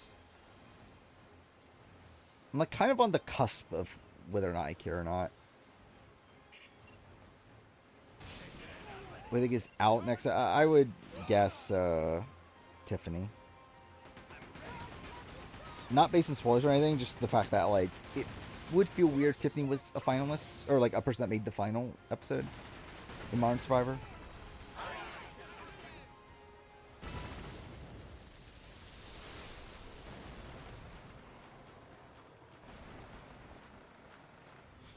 Yeah, obviously Kingdom Hearts 1's a good place to start. I think in retrospect, like, it might be, I don't know, it would be interesting to replay Kingdom Hearts 1, because I feel like, based on, like, how I currently view games, I think I would like Kingdom Hearts 1 more than I did at the time.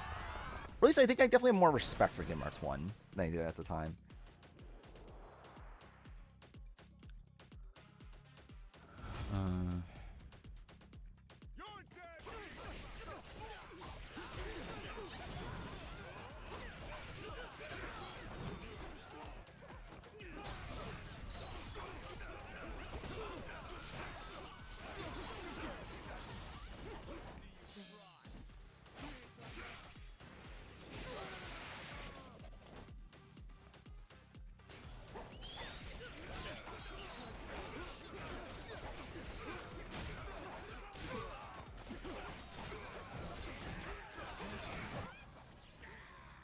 Heart attack. I love heart attacks.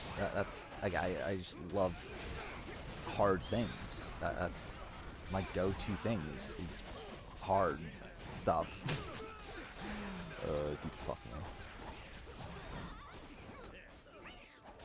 I do love that clip though of Rob saying "so fucking hard."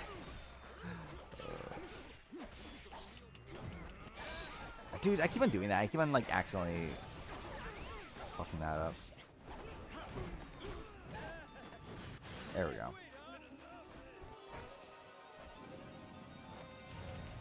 Longest one? Not that long. Like, if I were to guess, like, 10 to 15 hours?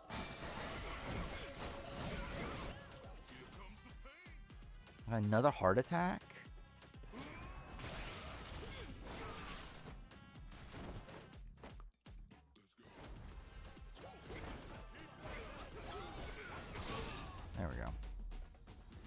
It's so stupid that one of my crewmates is literally just this girl in a bikini. Oh, that's looking great. Okay.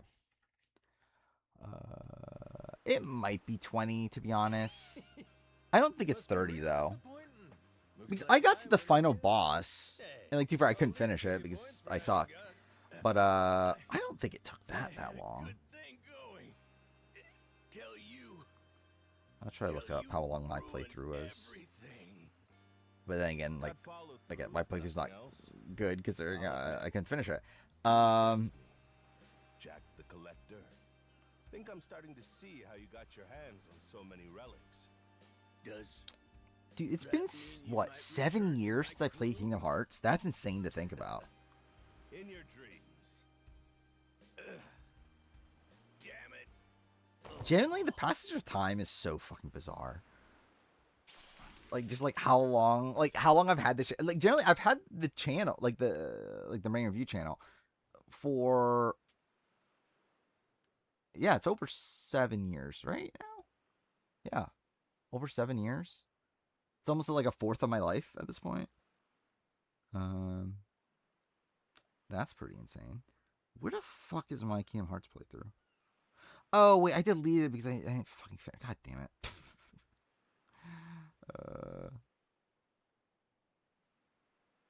Wait, did I delete it?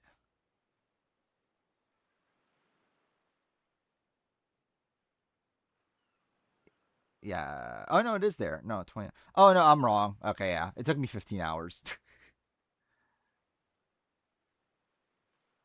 Wait, no, more than 15 hours. Yeah, okay. It took me probably somewhere 16 to 17 hours to get to the point where I couldn't finish it because I need to grind more. So, so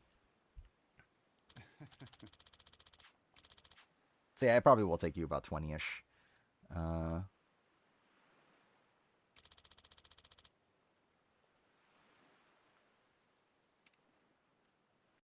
Okay, can I save now, please? Thank you. Fuck this game. Dude, I ended up playing an hour and a half tonight. It's fucking 4 a.m. Okay, whatever. Yeah, alright. I'll watch the fucking not Strangers of Paradise. Dude, I still give I got Strangers of Paradise in the removal video. That's so fucking stupid. The Stranger in Heaven trailer. What I do today, I did go have lunch with my parents. That's the thing. Also spent. Oh yeah. Also, generally, like I've been fairly busy since last stream.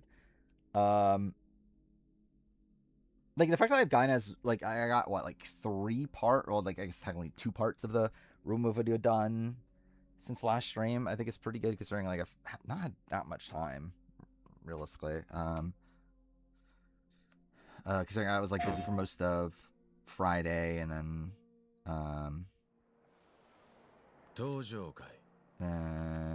today I was busy before work.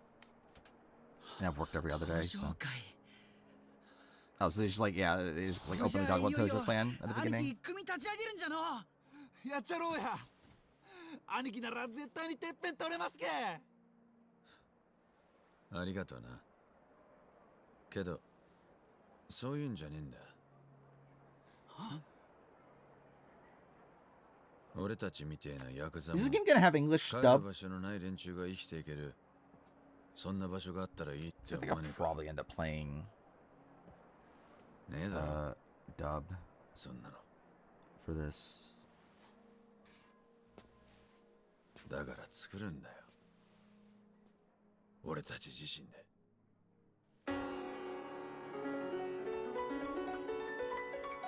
This is probably gonna get. I don't know. Will it get claimed? It probably will, right?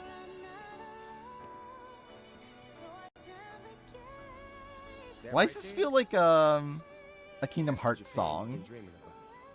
Oh, okay. Does this answer my question?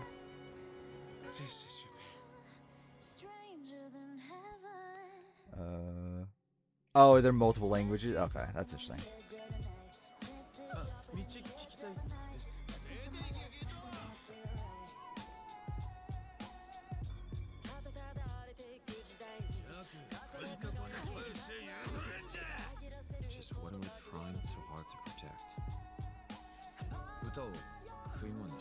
much time does it? Like, how much time does this game cover?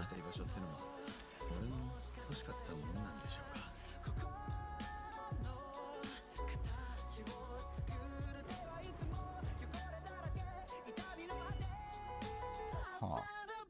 What's your story? Just a poem for So is this like the full? Some things never change.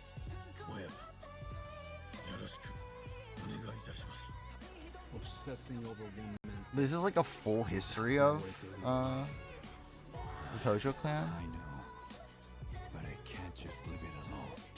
If I don't settle this, my life can't ever begin.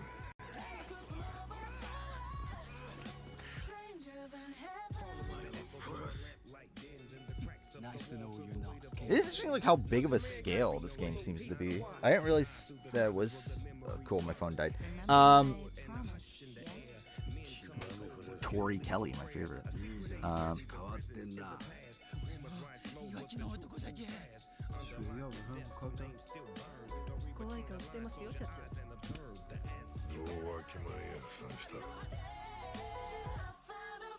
I definitely know who that voice actor is. Oh, is this? You know, we could always just make our own country. It's the only choice we got. Our only way forward is to make a place for ourselves.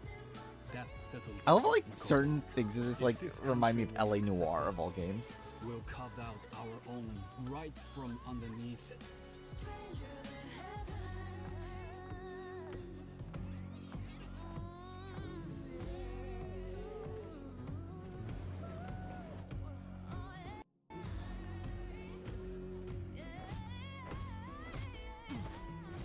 I can't tell, like, actually, what quality am I watching this trailer at?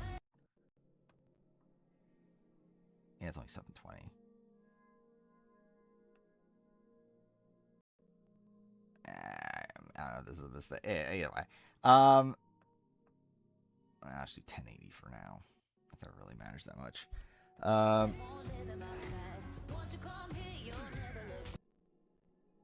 Cool, okay. I guess my computer's too shit so we can fucking watch a video in 1080. Okay, that's actually really funny. Okay, cool. Sure, I'll do 720 then.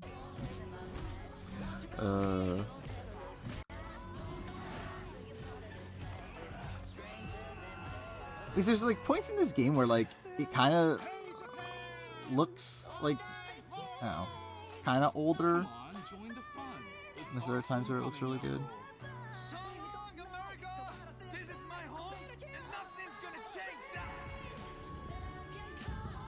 Dude, this game seems to be on like an insane scale.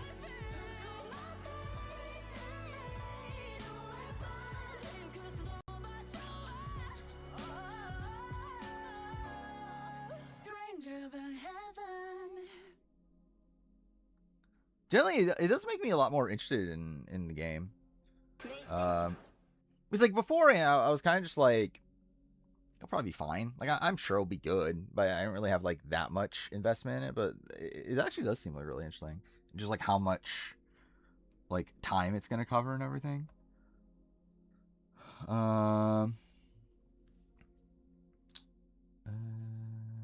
Still haven't finished Mass Effect Andromeda, the greatest Mass Effect game. I can't believe it. I should play LA Noire on stream. Actually, I don't know. Would it be a good stream game? I do want to replay LA Noire genuinely. I don't know if it would be good for stream just because like I wouldn't be able to pay attention to it. But like, to be fair, I've played it like a billion times before. I don't know if I need to be paying attention to it. I kind of do just want to replay it. But yeah. Well, in here it's 4:10. I didn't want to stream this long to begin with. So yeah, next stream is after the penultimate episode of Survivor 50. That'll be fun. Hopefully, it'll be fun if Aubrey goes home, especially. Do you imagine like Aubrey goes home, but then like Jonathan wins the season? Like that would actually be really funny. If like just all the spoilers are wrong and like in the worst possible way.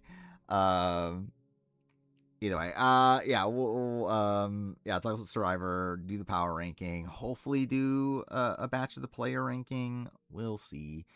And yeah, but hopefully by then I'll have the room video completed for members.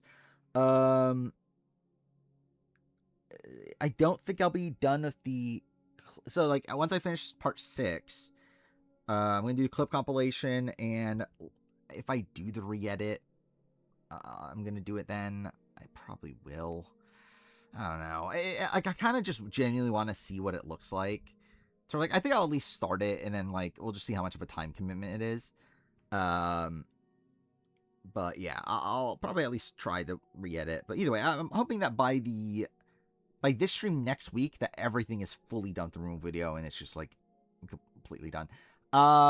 So like it's coming out bi-weekly for the most part. Like part 2 is coming out on Tuesday. Then so like scheduled for like Tuesday is part 2. Thursday will be the power ranking clip from the stream. Saturday would be part 3. Next Tuesday would be part 4, and then after that's a little bit of a break because I'm gonna do the player ranking for 50 coming out immediately after the season's done. And then I that's also the thing. I want part 5 to come out on the anniversary of the cast reveal, which is the 28th. So it actually will be like a 9-day gap between parts 4 and 5, which is kind of annoying. But then part 6 will be on the 30th, so like 2 days later. So like everything will be out by the 30th. Like all the parts will be out by 30th, I should say. So yeah, that's kind of the plan with that. It will pretty much be the entire month's worth of videos at this point, outside of the 50 player ranking. So yeah. Jonathan, Tiffany, Devin's Final 3. I mean, like, Devins probably wins that, right? So, like, that's not the worst outcome in the world. If Jonathan wins that, I'm like, okay, what the fuck are we doing? To be fair, I would probably vote for John. Like, I think Jonathan probably played the best game of the 3. Maybe him or Tiffany. It wouldn't be Devins, but, like, also, like, at least from a narrative perspective, Devins isn't the worst outcome. Yeah, it was supposed to come out. Generally, the video was initially meant to come out in July of last year. Then it got delayed to, like, October. Then it got delayed to December. Then it got delayed to like February and then March, and then now it's in May. So that's kind of how it went. Yeah, Linear. I'll be back on Wednesday. So yeah, see you guys next time.